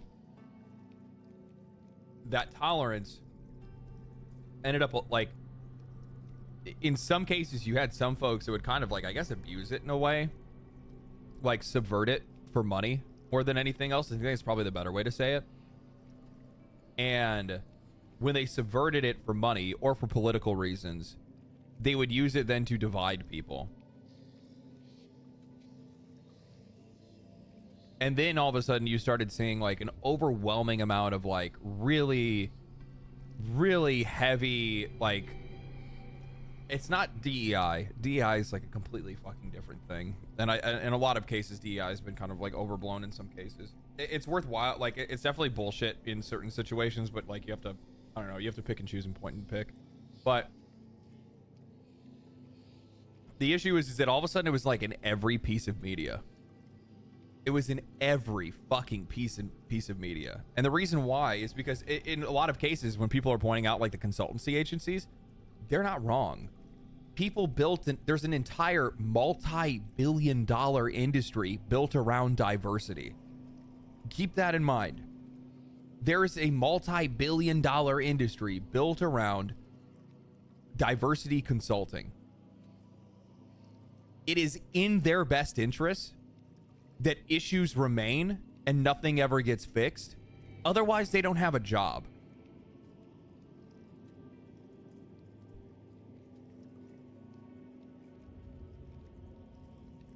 So you have people that are still trying to push and pull the knobs, right? You have people that are out there that are trying to push and pull the knobs. They don't want issues to get solved. Neither does the government. The government doesn't want issues to get solved. Are you kidding me? Because if people were united, well then how would we divide them for voting? Right? In a lot of cases, people want to point to like the like consulting firms, like they're the ones that are the problem, but the consulting firms aren't the problem. It's the fucking leadership in governments and in business. Like all of this shit is being manipulated by those people for either profit or for votes, which always ends up still being profit at the end of the day, right? But I think what ended up happening is that you had a much larger population of people that were incredibly like tolerant, live and let live. People live their lives. They didn't care if anybody was gay or trans or whatever. Like, you do whatever the hell you want. Like, that's good, man. Like, just be happy. That's all anybody really wanted. Or the majority of people really wanted. And the thing is that then, you know, then you had people that started to subvert that for profit or for politics. And the next thing you know, all of a sudden, it's plastered fucking everywhere. And you have all of a sudden, it's all these TV shows that are like, you know, it's like the TV shows that you used to watch or that you used to enjoy now all of a sudden have these like overt themes. Then all of a sudden it was toxic masculinity. And then it was, you know, then it's all of a sudden like reverse racism. And then it's like all this other shit. And it just kept piling on and on and on. And the problem is that while the vast majority of people are still tolerant and are still live and let live, the more that pressure got put on, the more all of a sudden you have these people that are like, we need to get rid of the alphabet people. It's the alphabet people. It's like that same person like 5-6 years ago, maybe 10 years ago, wouldn't give a shit who somebody was sleeping with. Now all of a sudden you have people worrying about what anybody's has between their legs or whatever they go, like whatever they want to do. I don't give a fuck about any of that shit. The only thing, like, and this is like I try to make this as clear as I possibly can, because I think a lot of people might get it twisted. The only reason why I talk about these things is because that I don't like the subversive nature in which a lot of this shit is used, either to shield developers and publishers from criticism if their games suck, or if they're using it for subversive reasons to be able to make profit off of people's identities, people's sexualities, and whatever else might be. And if you're going to include those elements in a game, you have to keep in mind that those are divisive elements and you're going to divide your audience. So either you don't include them so that you make more money and then don't bitch to us when you don't make enough money and don't ask us to feel bad for you when you lose your job, or you treat those elements with respect so that way the audience that is there that would normally be tolerant would be able to handle it appropriately. I've used the example like 100 times by now. I don't think there was a single person that bitched about Dion from Final Fantasy 16 being gay. Nobody gives a fuck.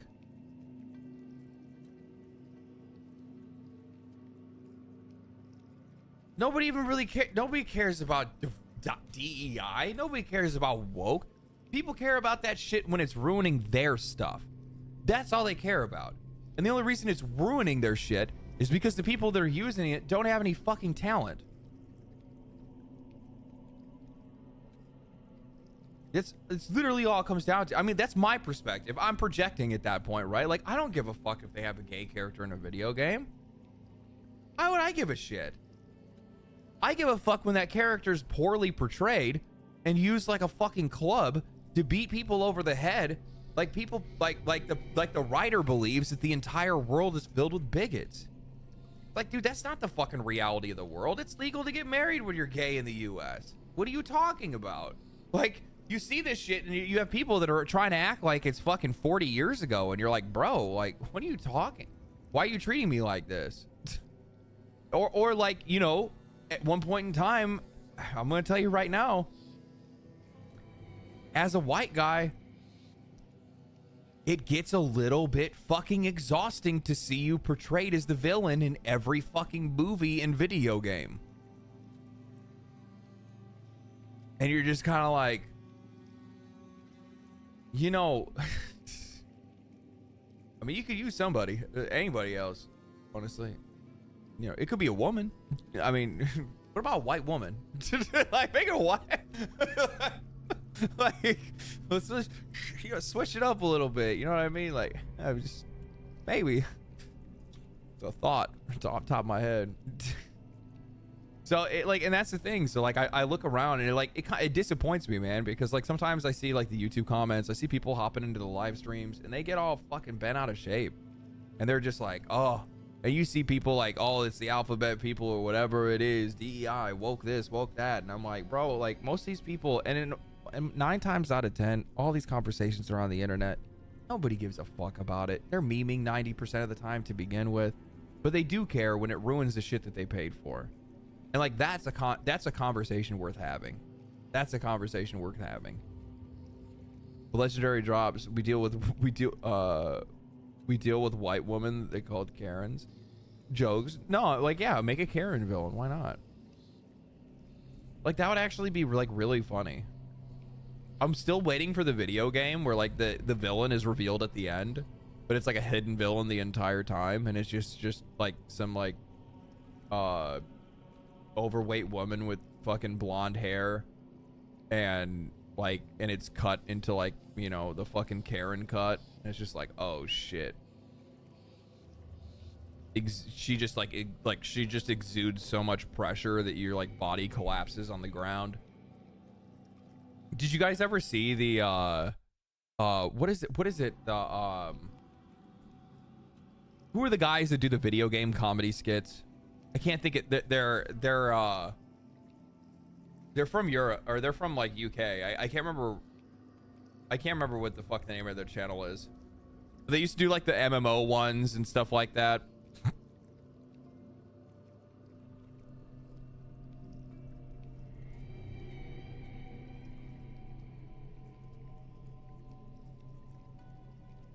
How the hell did Karen become a live action? Yeah, it's a YouTube channel. Yeah, Viva La Dirt. Thank you, Viva La Dirt. That's who it is. Have you guys ever seen have you ever seen their Karen skit? That shit is so funny, and it's also so relatable as somebody that used to work in fucking retail. Holy shit. It's so fucking relatable. I do not know. I think it is some kind of prison deep in the weirdness. It shows off. They basically show off like the true power of like becoming a manager, where like the more you climb up the chain, the less fucks you give to customers. It's so good. It's so good. Where like, let me talk to the manager turns into, yeah, that's me. And they're like, well, I want this. And you're like, you're not gonna get it. And they're like, wait, what? You're like, yeah. They're like, I'll complain to your manager. I am my manager. I'm gonna call your corporate. Good fucking luck. Go ahead. I'm so brump. They're bringing out a game about Balin? I don't know what that is.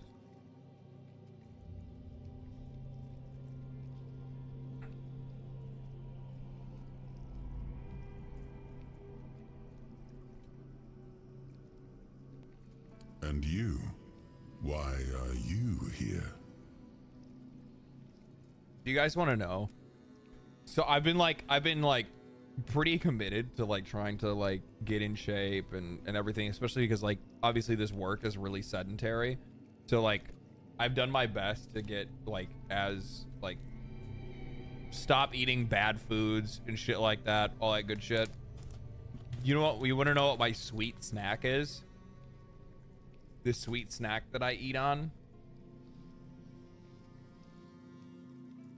It's dark chocolate and peanut butter.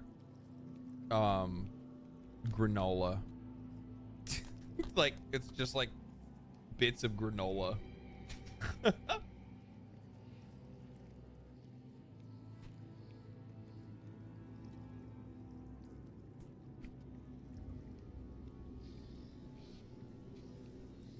Dried mango? I need to try that. Here.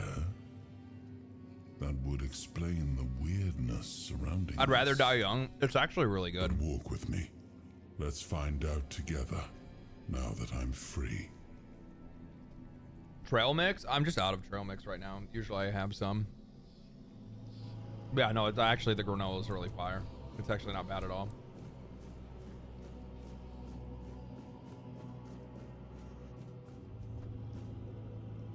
I remember arriving on the shores of Avalon. That was the beginning of everything. But there were doubts and questions. How does it feel to leave your homeland behind? To keep moving forward, even though every step takes you into the unknown? The Four Dwellers quickly made it clear to us.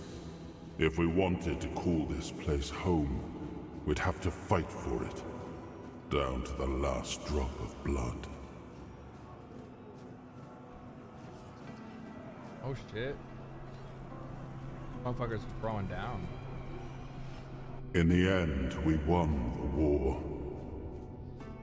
Merlin stole the sacred flame of the Four Dwellers and ignited the Menhirs, driving away the mist and clearing the nights of weirdness. It was the first time we uncovered the secrets hidden within the Menhirs.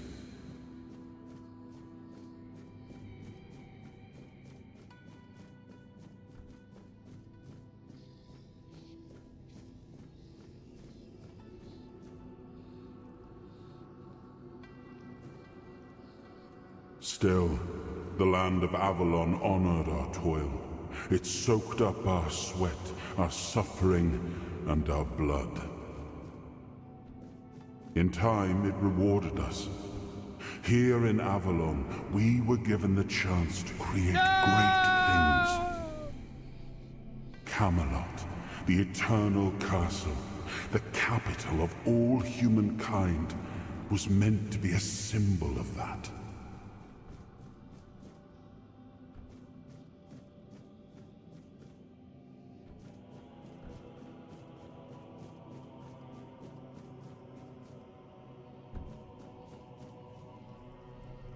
We left the homelands to survive. The plague had consumed everything we once knew.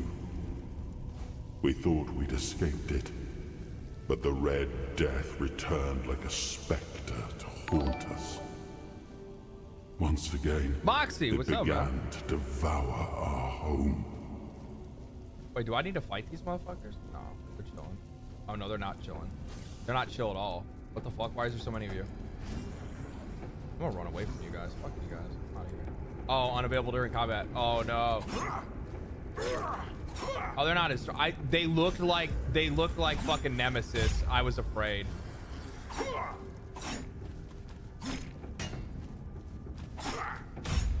What's up? What's up, Raiders? What's going on? Figure I'd drop a raid since I'm a real fan of you. Did you watch my video, Mox? Why is Randy such a fucking goober, dude? Can you tell me this? Like, why can't he just be normal? It's...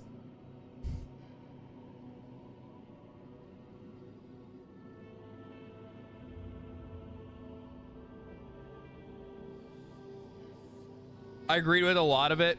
I did have some issues with it, though. What issues did you have? Oh, did you not like the fact that I didn't like the pre-sequel? You didn't like that I didn't like the pre-sequel, did you? I had some chatters who were mad about that. I thought the pre-sequel was mid.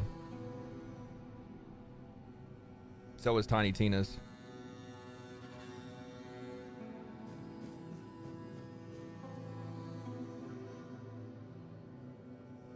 FPS drop in some areas, head bob. Oh yeah. The game definitely has some jank. First time developers. Anytime you run into one of these games, it's never like that big of a deal, you know what I mean?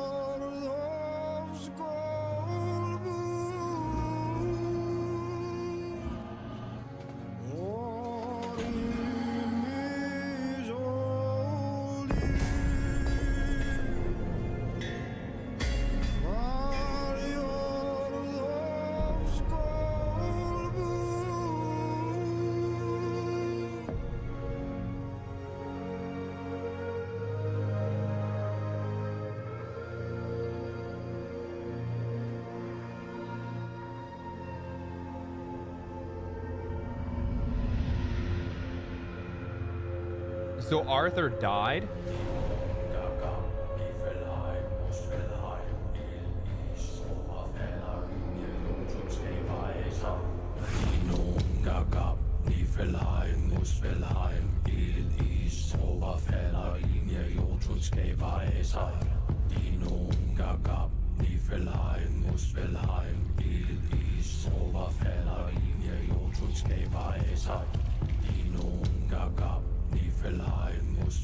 What the fuck?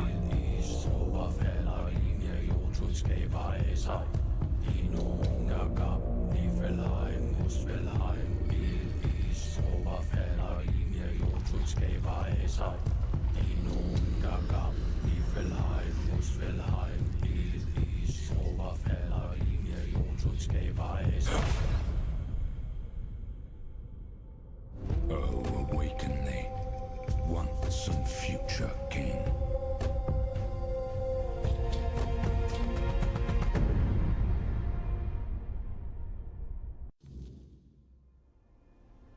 What the fuck?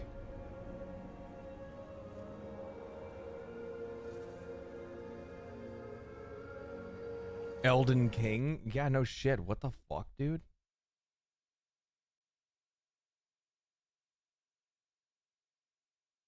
What'd you say, Mox? Main thing is if people don't buy Borderlands 4 because of Randy's tweet, he could care less because he's the top dog. He's gonna make his money regardless. It's gonna be down to the devs that get laid off and fired at the cost. Yeah, I mean, like but like it is what it is. Like I didn't bring that up for that. Don't get me wrong. Also, at the same time, though, you got to think about it like from my perspective. I believe me, I don't want to see the folks lose their job or anything like that.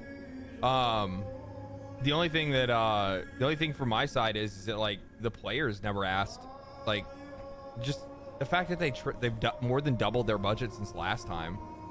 It's a lot, dude. Like, you didn't hire twice as many developers. Where the fuck is all that money going? This is fucking crazy. Kind of reminds me of man, I'm trying to think of like what it reminds me of.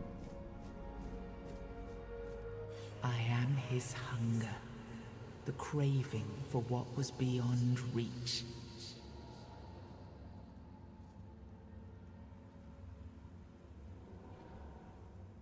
Bind the soul to the stone.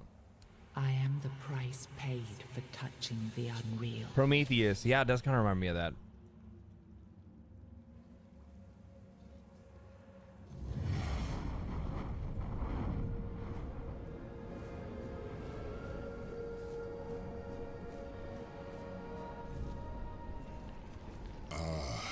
Yes. I can see through the mist, but it's still all so unclear. I've dreamt of countless deaths for such a long time. Yes, it's time to wake.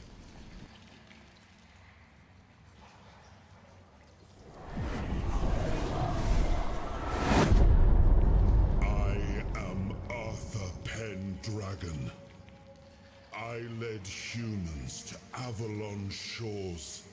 I built the great halls of Camelot. Thank you for bringing me here. I believe I owe you, young one. What the fuck? It's an honor, my king. I appreciate it. But let us leave decorum and honors for times of leisure. For now, we need to make way for Avalon. I have to see my kingdom again. I trust you'll accompany me, or would you rather stay in this wretched place? What even is this place? I am not sure. Yet I learned to be grateful of fortunate outcomes, even if they come unexpected. It seems to be a place located between life and death. Or maybe a place that can defy death. But why was it created? By whom and when? These I'm unable to answer. Trust me, I wish I knew. I remember... You going mage? I picked archer at the start for my initial points. A terrible loneliness. What did you pick? Ages upon ages of solitude. And these are all the details I have. Perhaps, in time, I'll remember more. But that's enough questions for now. Let us walk together and see the kingdom forged so long ago. After years of struggle, my people in Avalon finally live in peace and prosperity. I must see the legacy of the Age of Conquest with my own eyes. My Camelot in all its glory. What is happening? No!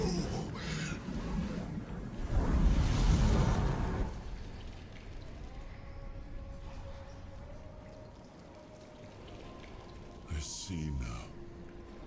I am not whole. You have only freed a part of me. I'm not strong enough. For now, I will have to journey by your side until my strength returns. I'll see the world through your eyes. In return, I'll lend you what strength I have. Okay. It is an honor. You are a surprising acquaintance, and it will be a pleasure to travel with someone of your disposition. And since it seems that fate has bound us together, let us make the best of it. Seeing my legacy through the eyes of another, a true picture of Avalon, not one crafted specifically for the king, may prove to be an interesting experience. Let's make way for Avalon then. Oh, what an adventure this will be. Only thing is, mage has very little sustain, or very rough early on. Are you talking about like magic sustain? So you have a hard time. So you got to probably balance between using magic and magic and melee, going back and forth until you can get enough magic. Yeah. Yeah, I figured as much. That's why I usually don't like to go like magic builds right off the bat in these kind of games.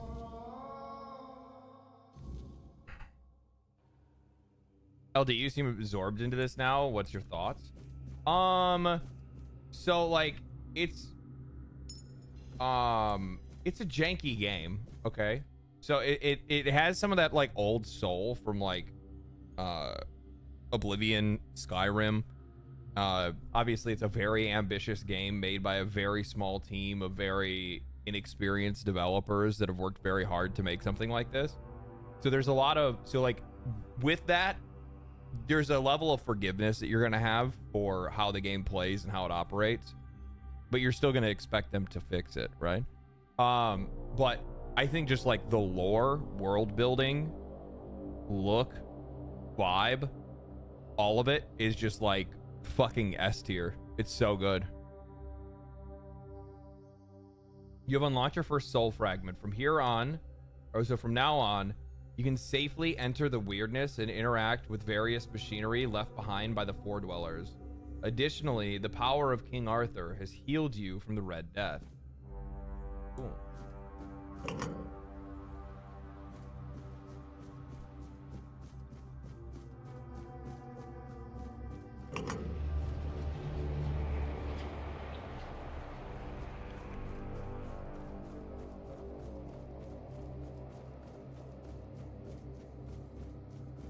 I feel like indie devs are running with the ball that AAA fumbled right now.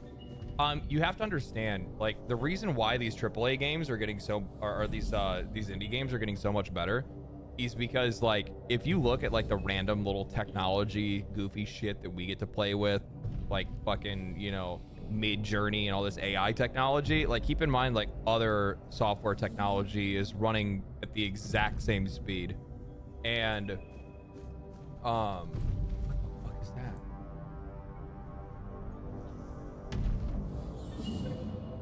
So you have people that are learning how to make games and being able to make more and more ambitious games with far less resources, far faster, and also at increasingly higher and higher qualities. Deprofessionalization is good. It's very good. It's very good. Essentially you're no longer, like, this industry isn't being gatekept anymore. So like the thing is that, like, what the reason why, like, that the other video that I made this week, the reason why like journalists, writers, people like that are being are afraid. The reason why they have an issue with like the direction that the industry is going in is because it no longer means, I'll just say it straight out.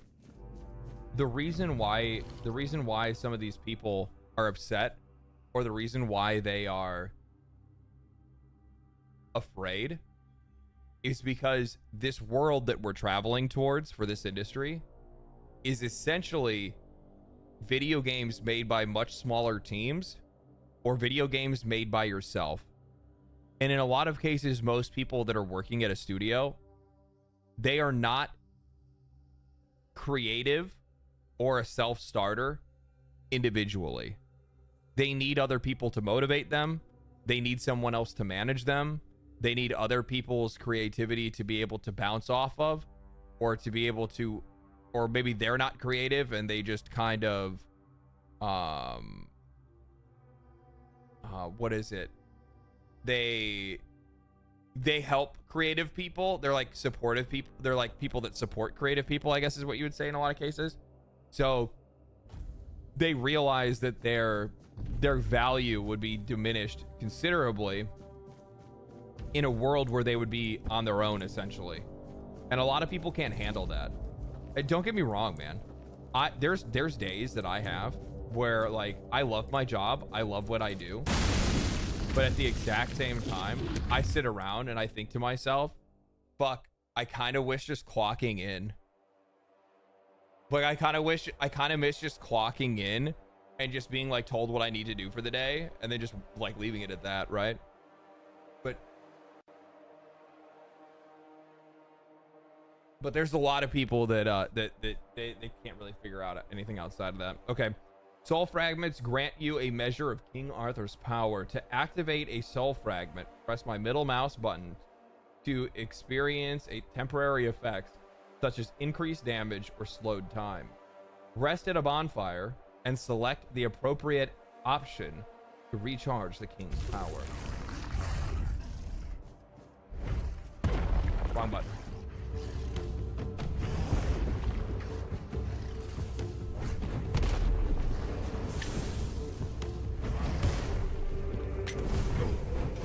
How do I deal damage to this thing? Oh, I am dealing. It's just immune to fire damage, that's all.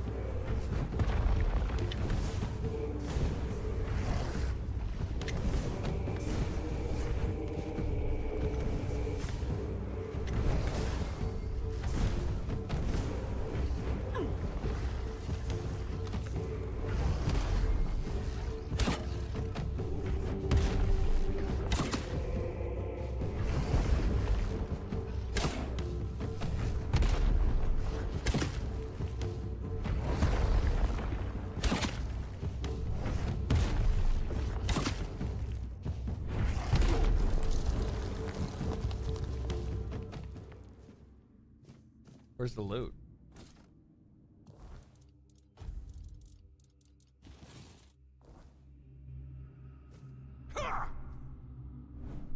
Really?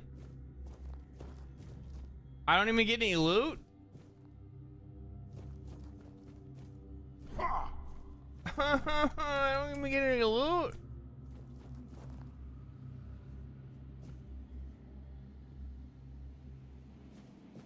This is some fucking bullshit. You did check ring? True. True. Increase encumbrance.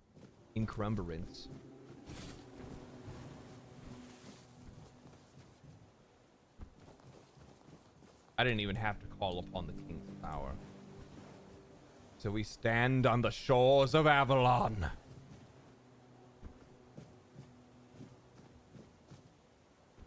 What's going on over here? Somebody got gomaged. Gomage act going on over here. Essence of wind. Wolfsbane. Carnation. Body nation. This is stage. More stage. Rosemary? Where's some thyme? We need some rosemary and thyme. A good combination. Spice. Herbs. Uber rub.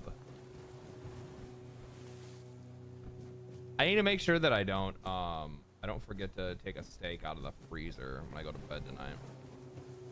I have a steak tomorrow morning. Steak and eggs for breakfast.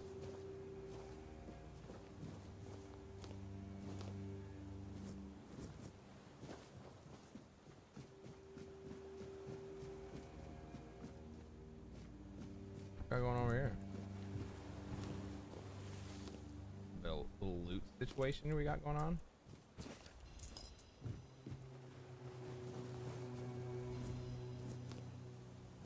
Oh no, I got the jitters again. Can I sleep them away? No mushroom pickup? I already picked up a shitload of mushrooms already. I don't know how much mushrooms I need.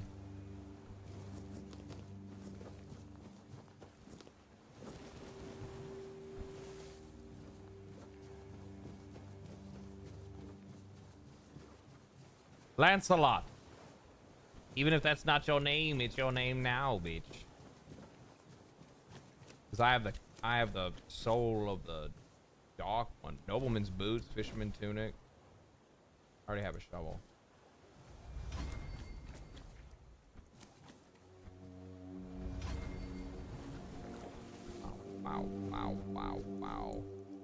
Wow. Your name is Lancelot because I hold the soul of King Arthur. Now, noble. What are you doing? That's wood. That's not That's... What do you... Lancelot, I do believe you may have caught a bit of the weirdness. There you are. It took you a while. I was getting worried you wouldn't make it. I even realized that I didn't get a chance to introduce myself. I'm Caradoc, your savior. What kept you so long? That was a test I bet I must have passed. I ran into some trouble along the way. Nothing to worry about yourself, peasant. Don't realize I am of noble heritage. So I'm guessing you found something worth the trouble. I found King Arthur. You found him. I'm truly sorry it turned out to be you. Wait a minute, so you knew what was gonna happen? I don't understand. Well, it seems that the Red Priests managed to succeed in at least one of their experiments. You were able to go deep into the weirdness, survive, and even bring a piece of our king's soul back with you. I don't have to explain that this isn't something that happens every day. My job is to make sure it won't ever happen again. And this means you have to die.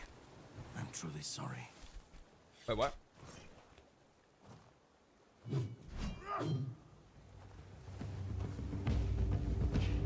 You're no match for my skills. Oh, he just one-taps me.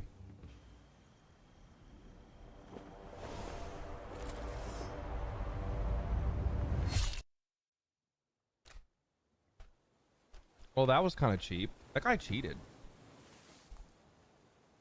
What? I'm sorry, but that had to be done. It shouldn't leave any lasting damage.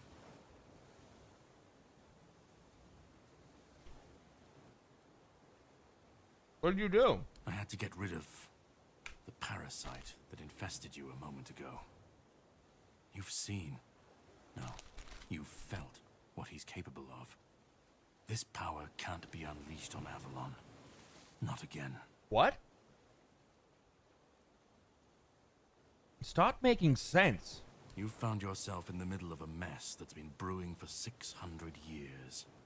Every single time things go down the shitter on this island, a bunch of cowards in Camelot bring our once and future king back from the dead. It's happened before. It will happen again. And soon. My journey, my mission, is to stop this from happening.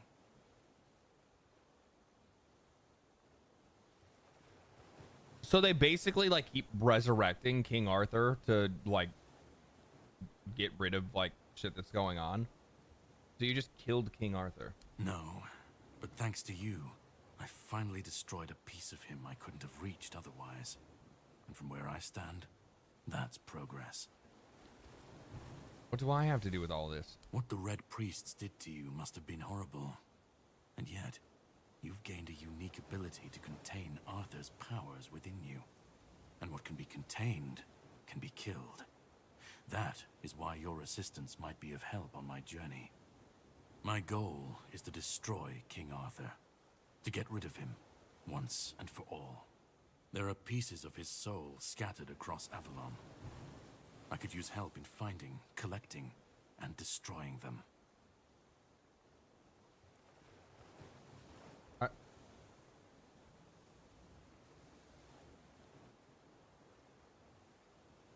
Okay, what's your plan? The plan is to steal Excalibur, or at least what's hiding within. You can beat him, but you gotta be locked in, though. He one-shot me. The king is bound to it, and so it needs to be destroyed. Where's Excalibur? The sword is kept in the Horns of the South. It's a fortress, but if someone has this emblem, they can enter freely. Here, pin it to your clothes. If you decide to help me, you should get in without any issues. When you do, find the captain. Brendan's his name. He'll tell you the rest. I have something to do first, but you should get some rest. Judging by the waves, the journey won't be pleasant. Set up a camp and get some sleep. Then we'll sail for the Horns of the South. Ah, and here, have some cobweb. Throw that into the fire and you'll be safe from the weirdness. Just in case I don't come back before nightfall. Setting up a bonfire.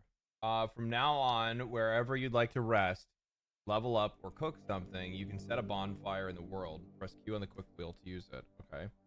Whispers represent fragments of memories locked from your mysterious companion.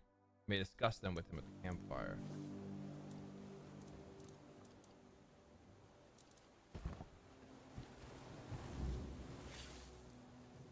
What?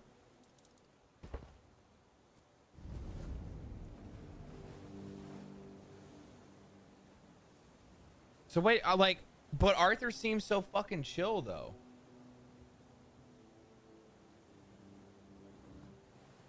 I'm so confused.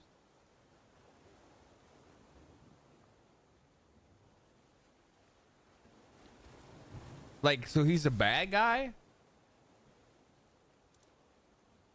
Oh.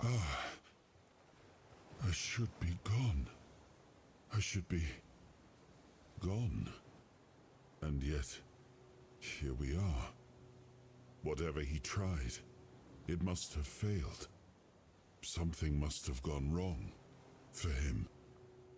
For us, it was a stroke of luck. I think people want to use him for evil, but the one we have is not evil.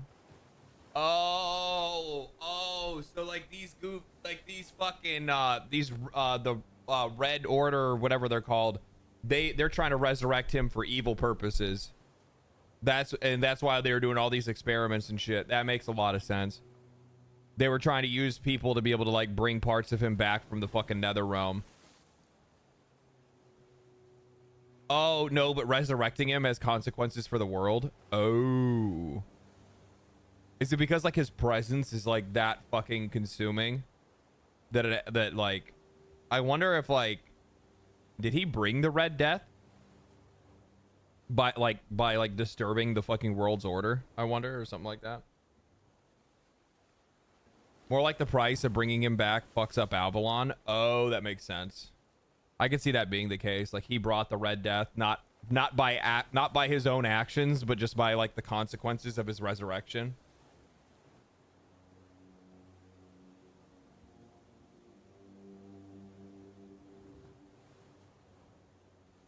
Playing schedule 1 beta update. Lockers now, no more beds, and you can whitelist and blacklist slots on a shelf. Plus delivery truck slots all work now. Delivery truck slots all work now. You know what, the one thing that I want in schedule 1 is actually scheduling. That's like probably the biggest pain in the ass, is that like you don't get like anytime you're trying to like I have to keep doing my best to like order the shit myself, then stock the shelves, and then order it again, and then stock the shelves. But like if I had like delivery trucks and then handlers can pick up stuff from delivery trucks, but yeah, you have to keep on ordering. Yeah, I'd rather put that shit on fucking autoplay. I want rival cartels in schedule 1. You'll probably have that once he starts like expanding the world. I felt him strike. For a moment, there was nothing. No weight, no voice, no self. Just silence.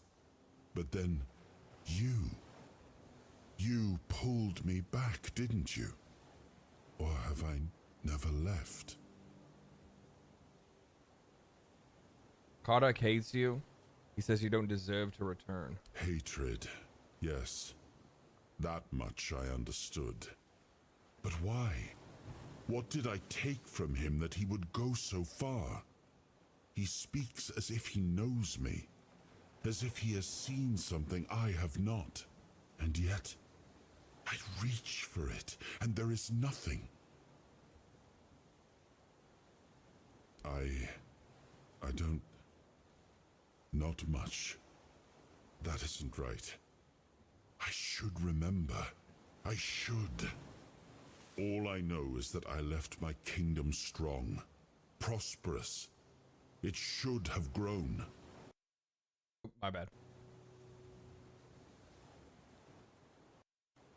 No. It seems that I should, but I don't. He knew me. Need the same for GTA spoke 5. with That'd actually be really certainty, cool. with anger. But to me, he's a stranger. If he was a part of my past, then that past has been taken from me. I need to regain it. It seems so. If Caradoc is hunting for more pieces of my soul, we should definitely claim them first. When we do, I should grow stronger. I should remember. I should be whole. Let's go then, young one. Let's not waste any more time. I left my kingdom strong. It should have only grown stronger in my absence. And if something threatens it now, then I will see it restored. Level up.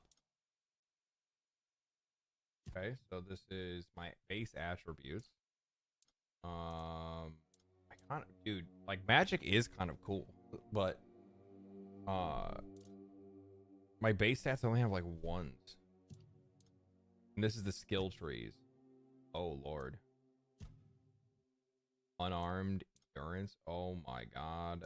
Oh my god.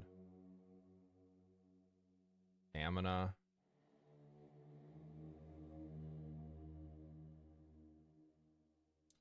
Dexterity. Stamina cost of holding the bull drawn is reduced. Spirituality. General buffs. 10 mana.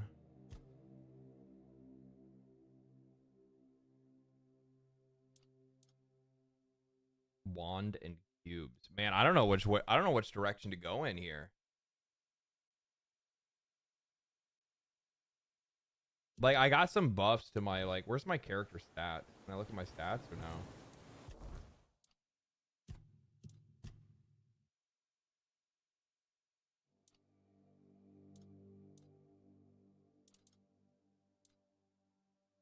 Stamina, melee damage. I'm gonna take a point in endurance just because it's worthwhile to have. You're never not gonna want health or carry weight or stamina regen. So I'm just gonna take that because it's a safe bet. And then I might even take another shot in. Taking damage instantly restores your stamina when you have full stamina. This is like health related. Increase max health. Each enemy killed increases your damage by 5%, up to 50%. Healing resets the counter. That actually, I want this. I'm gonna end up getting this. This is really cool. I know it's not. I know it's like more generalist than specialist, but those are like really fucking good. It's like way too good. Like it's one of those things where you look at it and you like know it's gonna be busted regardless of how long you wait to do it. It doesn't look like I have anything to be able to use.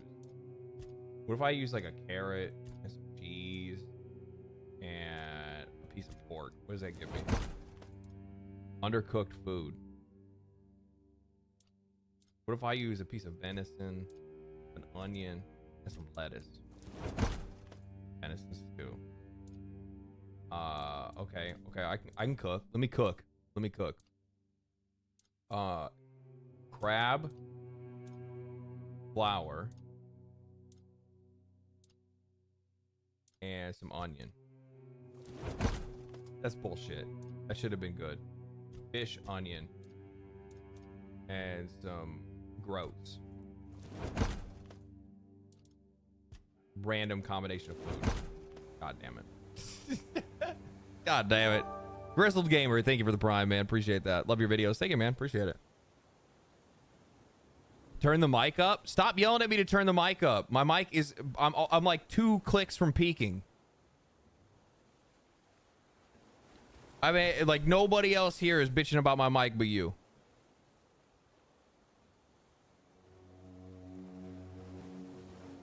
It is you and nobody else.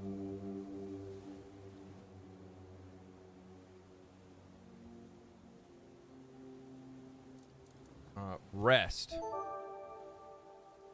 Accept. Gola Clear, thank you for the prime. Appreciate that. Little late night hype train. Damn, stop yelling, turn the mic down. I swear to fucking God. I swear to God.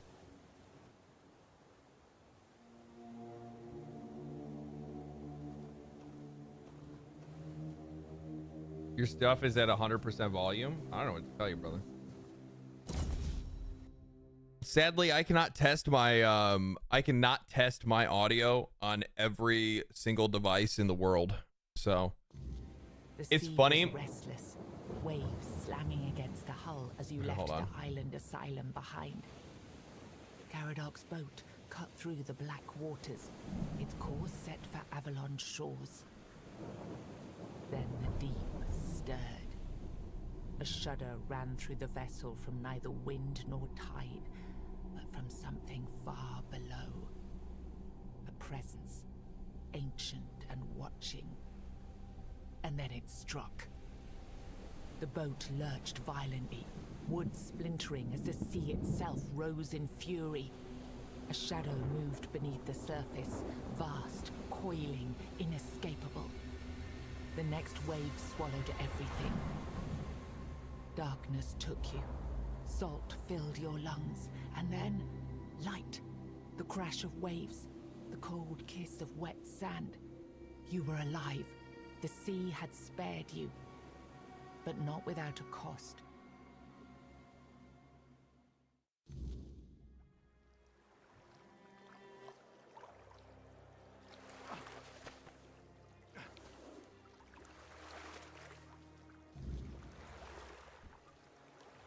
The pin that Kardak gave me should grant me safe passage into the Horns of the South. Okay.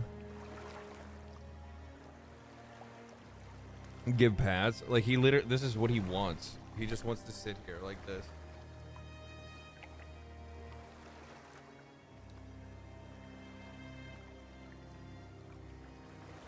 Hi.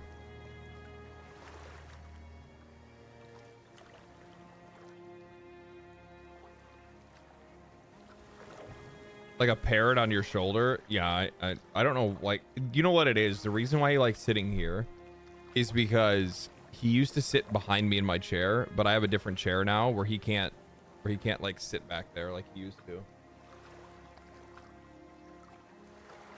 Because there used to be like a pocket between me and the chair that he used to just like lay in, but now there's not one that's there. It's a funny looking dog. Yeah, it's a desk dog. He looks ready for sleep. That's exactly why he's over here. He's like, why aren't we going to bed right now? That's what he's trying to ask me.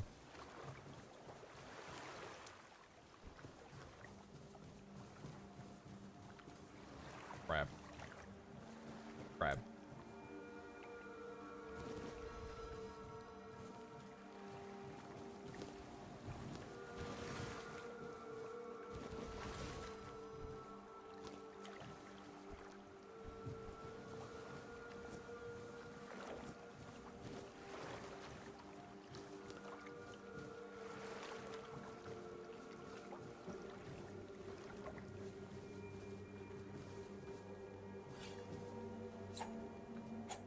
I can't even kill crab.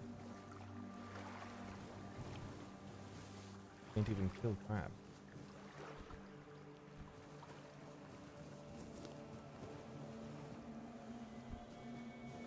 Who's your favorite metal band? That's a loaded question, man. That's a loaded question, my friend. Right now, it's Spirit Box. But that can change any month.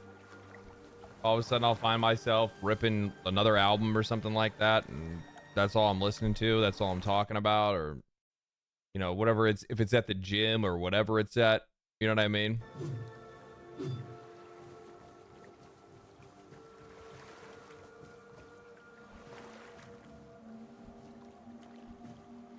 I need this game. I hope it's extra long and gritty. I mean, it seems very gritty, that's for sure.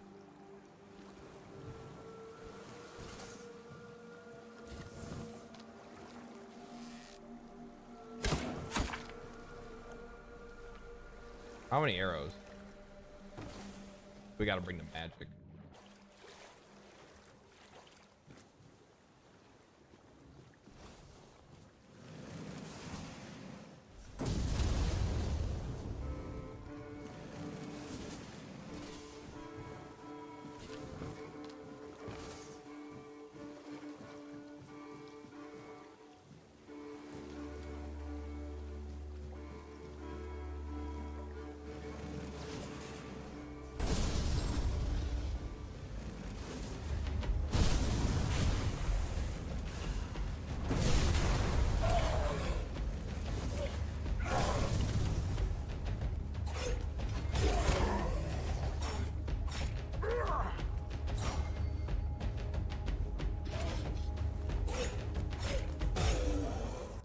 I forgot I got a new weapon.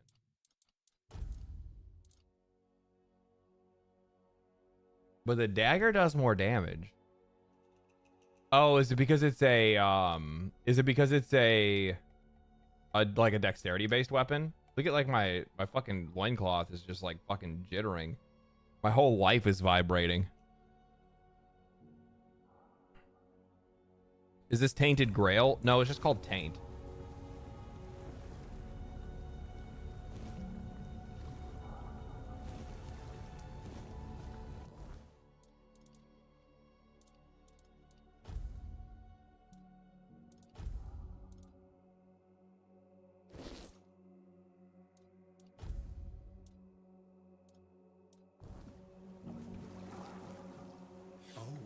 Oh, greetings, kind.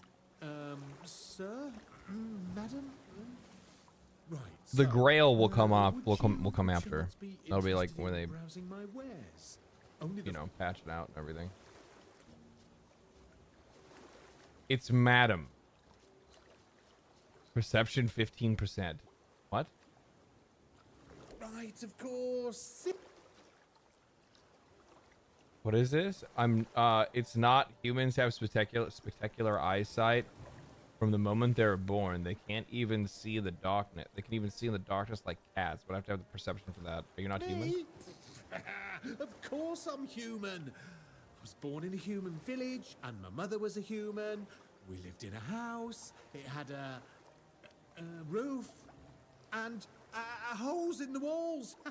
I'm not sure what they're supposed to be for, to be honest, but it's so easy to steal a baby through them. Not that I've ever done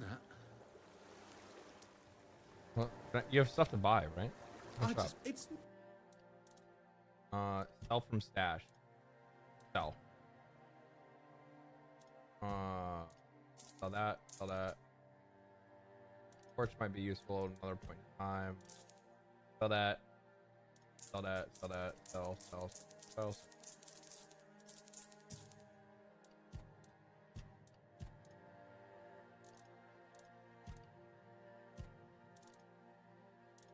Okay. What do you have to buy? Do you have anything worth buying? Burdock root, carnation, full space, tooth, pepper. Essence channeler. You cannot afford to buy this item. I don't need you to tell me how broke I am, okay? But you don't even sell arrows. How the fuck do I get arrows? What you were looking for. I rarely do. But What is this? Oh, I like that. I love fucking puzzles with no context. Probably something you have to come back to. Taking a while to guess. Because it looks like it probably opens that door. And maybe that goes to something. Unless there's like keys like that you have to like tap in order.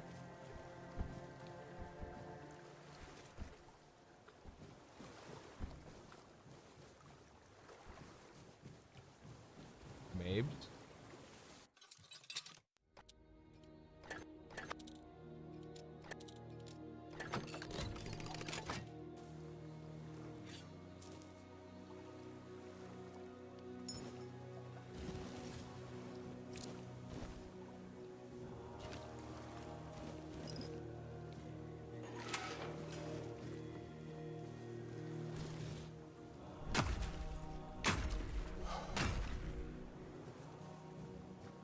Interesting.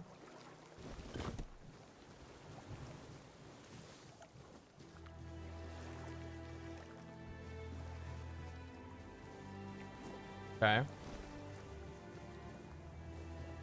Feathers are probably used to make arrows. You don't have any like crafting thing here. There has to be like a. You must be. I must learn it when I go like to the next area or something probably. Yeah, this has to have some type of like activation thing that I just don't have the ability to use yet. There's nothing else here to tell me anything.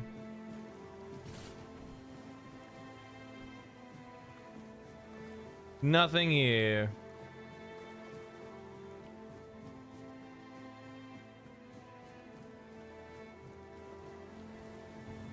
Hello, little goblin. Oh, little god, you were scared.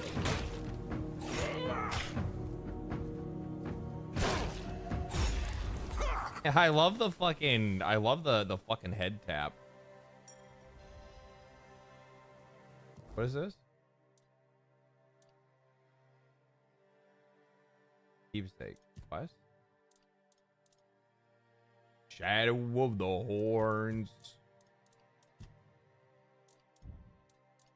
Keeper's tag. I don't even know what that is. Doesn't even tell me. Horn Keeper's armor. Keeper's boot.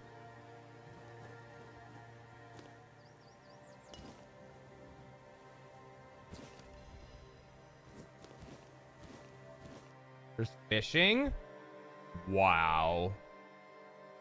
Well, at least I know Carnage will like this game. From now on, whenever you're near water and you want to fish, you can use a fishing rod. Simply open up your open I on your inventory, locate the fishing rod and equip it. Okay, cool. Fish. We don't have any recipes. Oh wait, no, I just got new recipes. This is good shit right here. G craft many.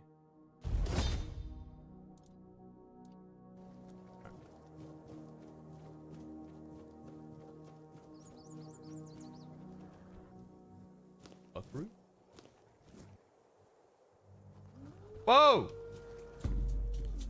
That's a big ass wolf. Wow! You're so big. Big.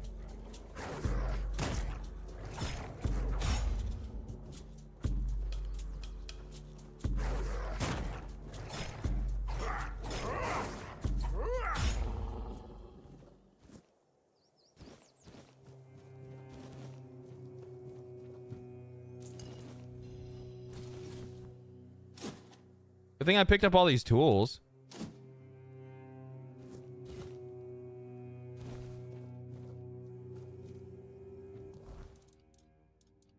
Character, inventory. 3 armor. 2 armor. We'll wear this. This is an upgrade too. Hey, Legendary, I heard Luke Stevens talking about deprofessionalization in a negative light. But when you explained it, it seemed like you could steelman the other side of the argument. Well, I mean, I could steelman any argument. But yeah. So, like, I don't really see the point in trying to talk about how the deprofessionalization of video games in a bad light. It's just like, it's one of those things where like, you either just like look at the inevitable future and then figure out a way to be able to navigate it, or you just sit around and fucking cry about it and try to figure out ways to be able to keep all of these fucking bloated companies in like together. Just wondering where he's coming from. Oh, I don't know. Did he make a video on it, or was it like a live stream or what?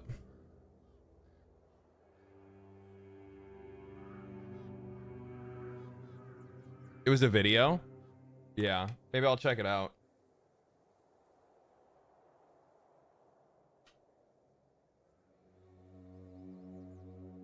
Luke's a good dude. He's a little bit more he's safer than I am. Like I take the gloves off anytime I'm talking about topics.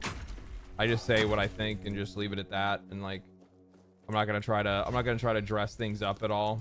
And I know that burns a lot of bridges for me, but it just kind of is what it is, baby. Look what you've done, you fool. It's always the same as you. Beat them up first, ask questions later, damn it. Hey, what are you guys doing? Oh, what?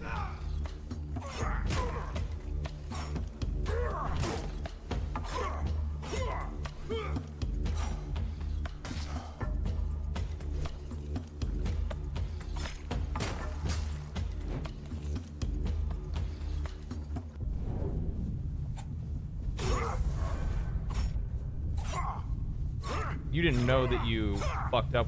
You fucked up when you like lit a fucking King Arthur's fucking. Thanks for the butter. I hope you guys weren't. Oh, you guys killed somebody, so I don't feel bad at all anymore.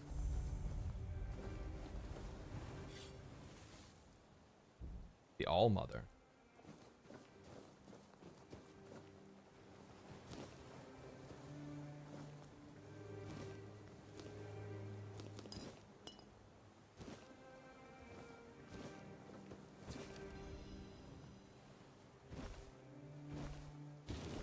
I bet your stuff spells for good. Plus, I got some arrows stuck in you, and I'll take those.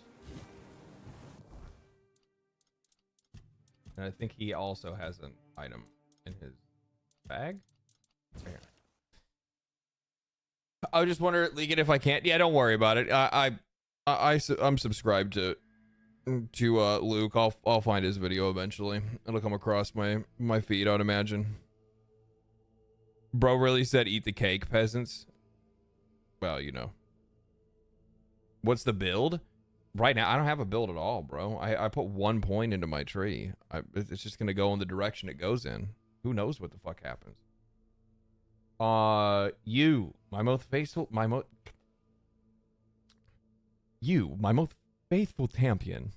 My most faithful champion. You are my only hope. Go to the All-Mother Shrine, perform the following ritual, and bring me the amulet you will surely be gifted. Granny said you need to make an offering of a rose, some sage, and a feather. This is my last hope to save my beautiful daughter. Return safely. May the All-Mother protect you, Lady Cardea. Do I have a rose?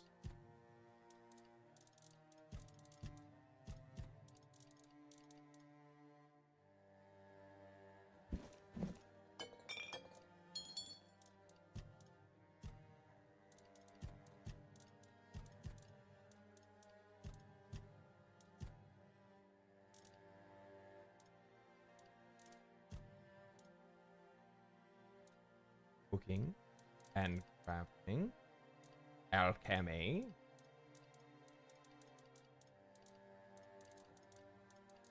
I have everything else. I just need a rose. And you didn't bring one. This is one on the ground.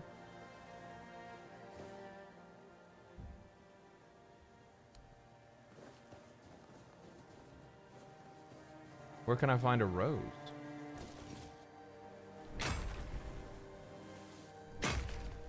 What's the plan for your build? I kind of fly by the seat of my pants. I'm probably going to try to go ranger and do some rangy shit. But also magic sounds cool, but doing magic and range is kind of fucking stupid, right? Like nobody should do that. Maybe there's a rose close by. There should be.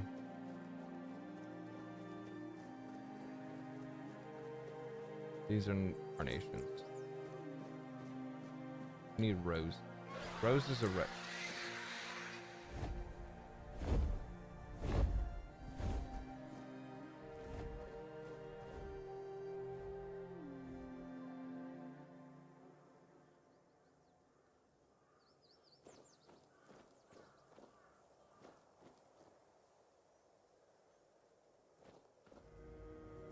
Maybe just put the rest there. I can't. You have to like click make an offering.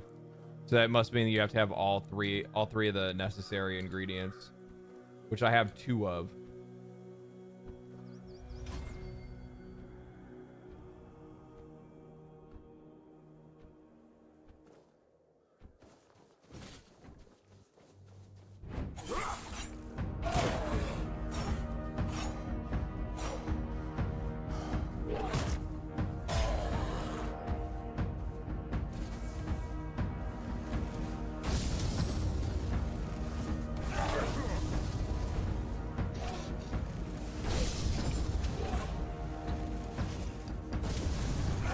Fucked up. Oh my god, you guys are so good at dodging.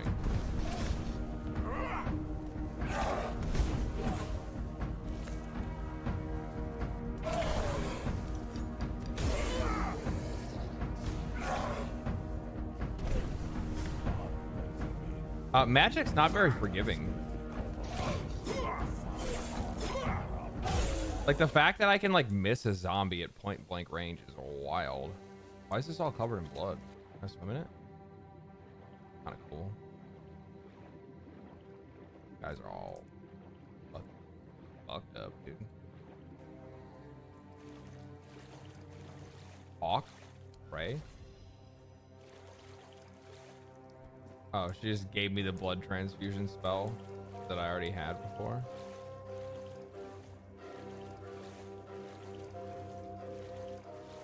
Anyway. Took a little blood bath, that's okay. Main quest isn't that direction, I guess. Take a look at this place at the very least.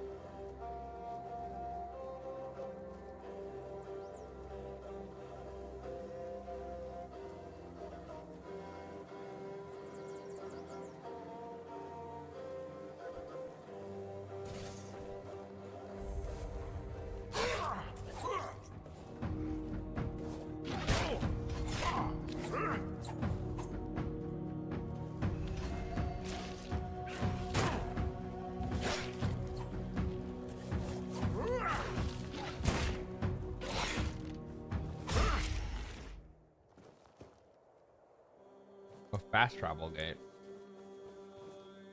All right.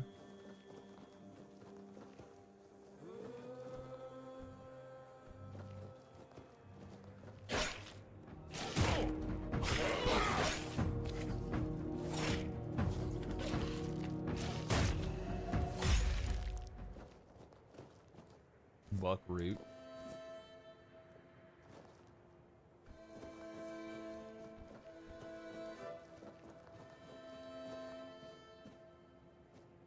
Okay, cool.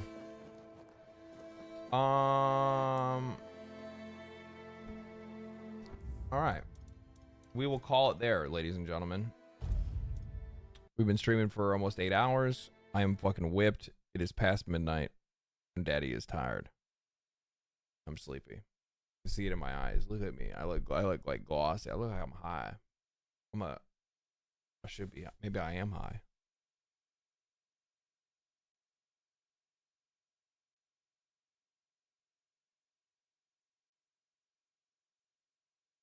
Semi-high? Yeah. Wouldn't that just be mid? Good night, father. Good night, child. Good night, child. Yeah, make sure you guys join the Discord if you would like. Easier way for you to be able to ping for streams and not miss a single one of them and chat with other people that also hate me as much as you do. Thank you guys for watching. Thank you guys for the super chats. Thank you guys for the dono. Thank you, Moxie, for the raid. I hope you guys had a fantastic day. I hope you guys enjoyed the stream today. I think it was a pretty good one. We had a pretty good time. I hope you guys enjoy the rest of your weekend. Sadly, I have to work tomorrow, so I gotta work on some stuff. I have like a sponsored video that I need to put out, and some other stuff, like some like work stuff for the YouTube channel that I have to do tomorrow. So I'm gonna be doing that, and then I don't know. Maybe we get lucky. Maybe I'll sneak another little sneaker doodle stream on Sunday if I can. Maybe like Sunday evening or something like that, and I'll maybe just kind of throw on I don't know, Maybe it'd just be like Twitch only and just hang out and play the game a little bit more or something like that. Maybe. I don't know. We'll see. Anyway, thank you guys for hanging out. Thank you guys for everything. Thank you for watching the videos. I love you guys. Stay cool. Stay righteous. Stay safe. Enjoy the rest of your weekend. And if I don't see you tomorrow or Sunday, I'll see you next week. Peace.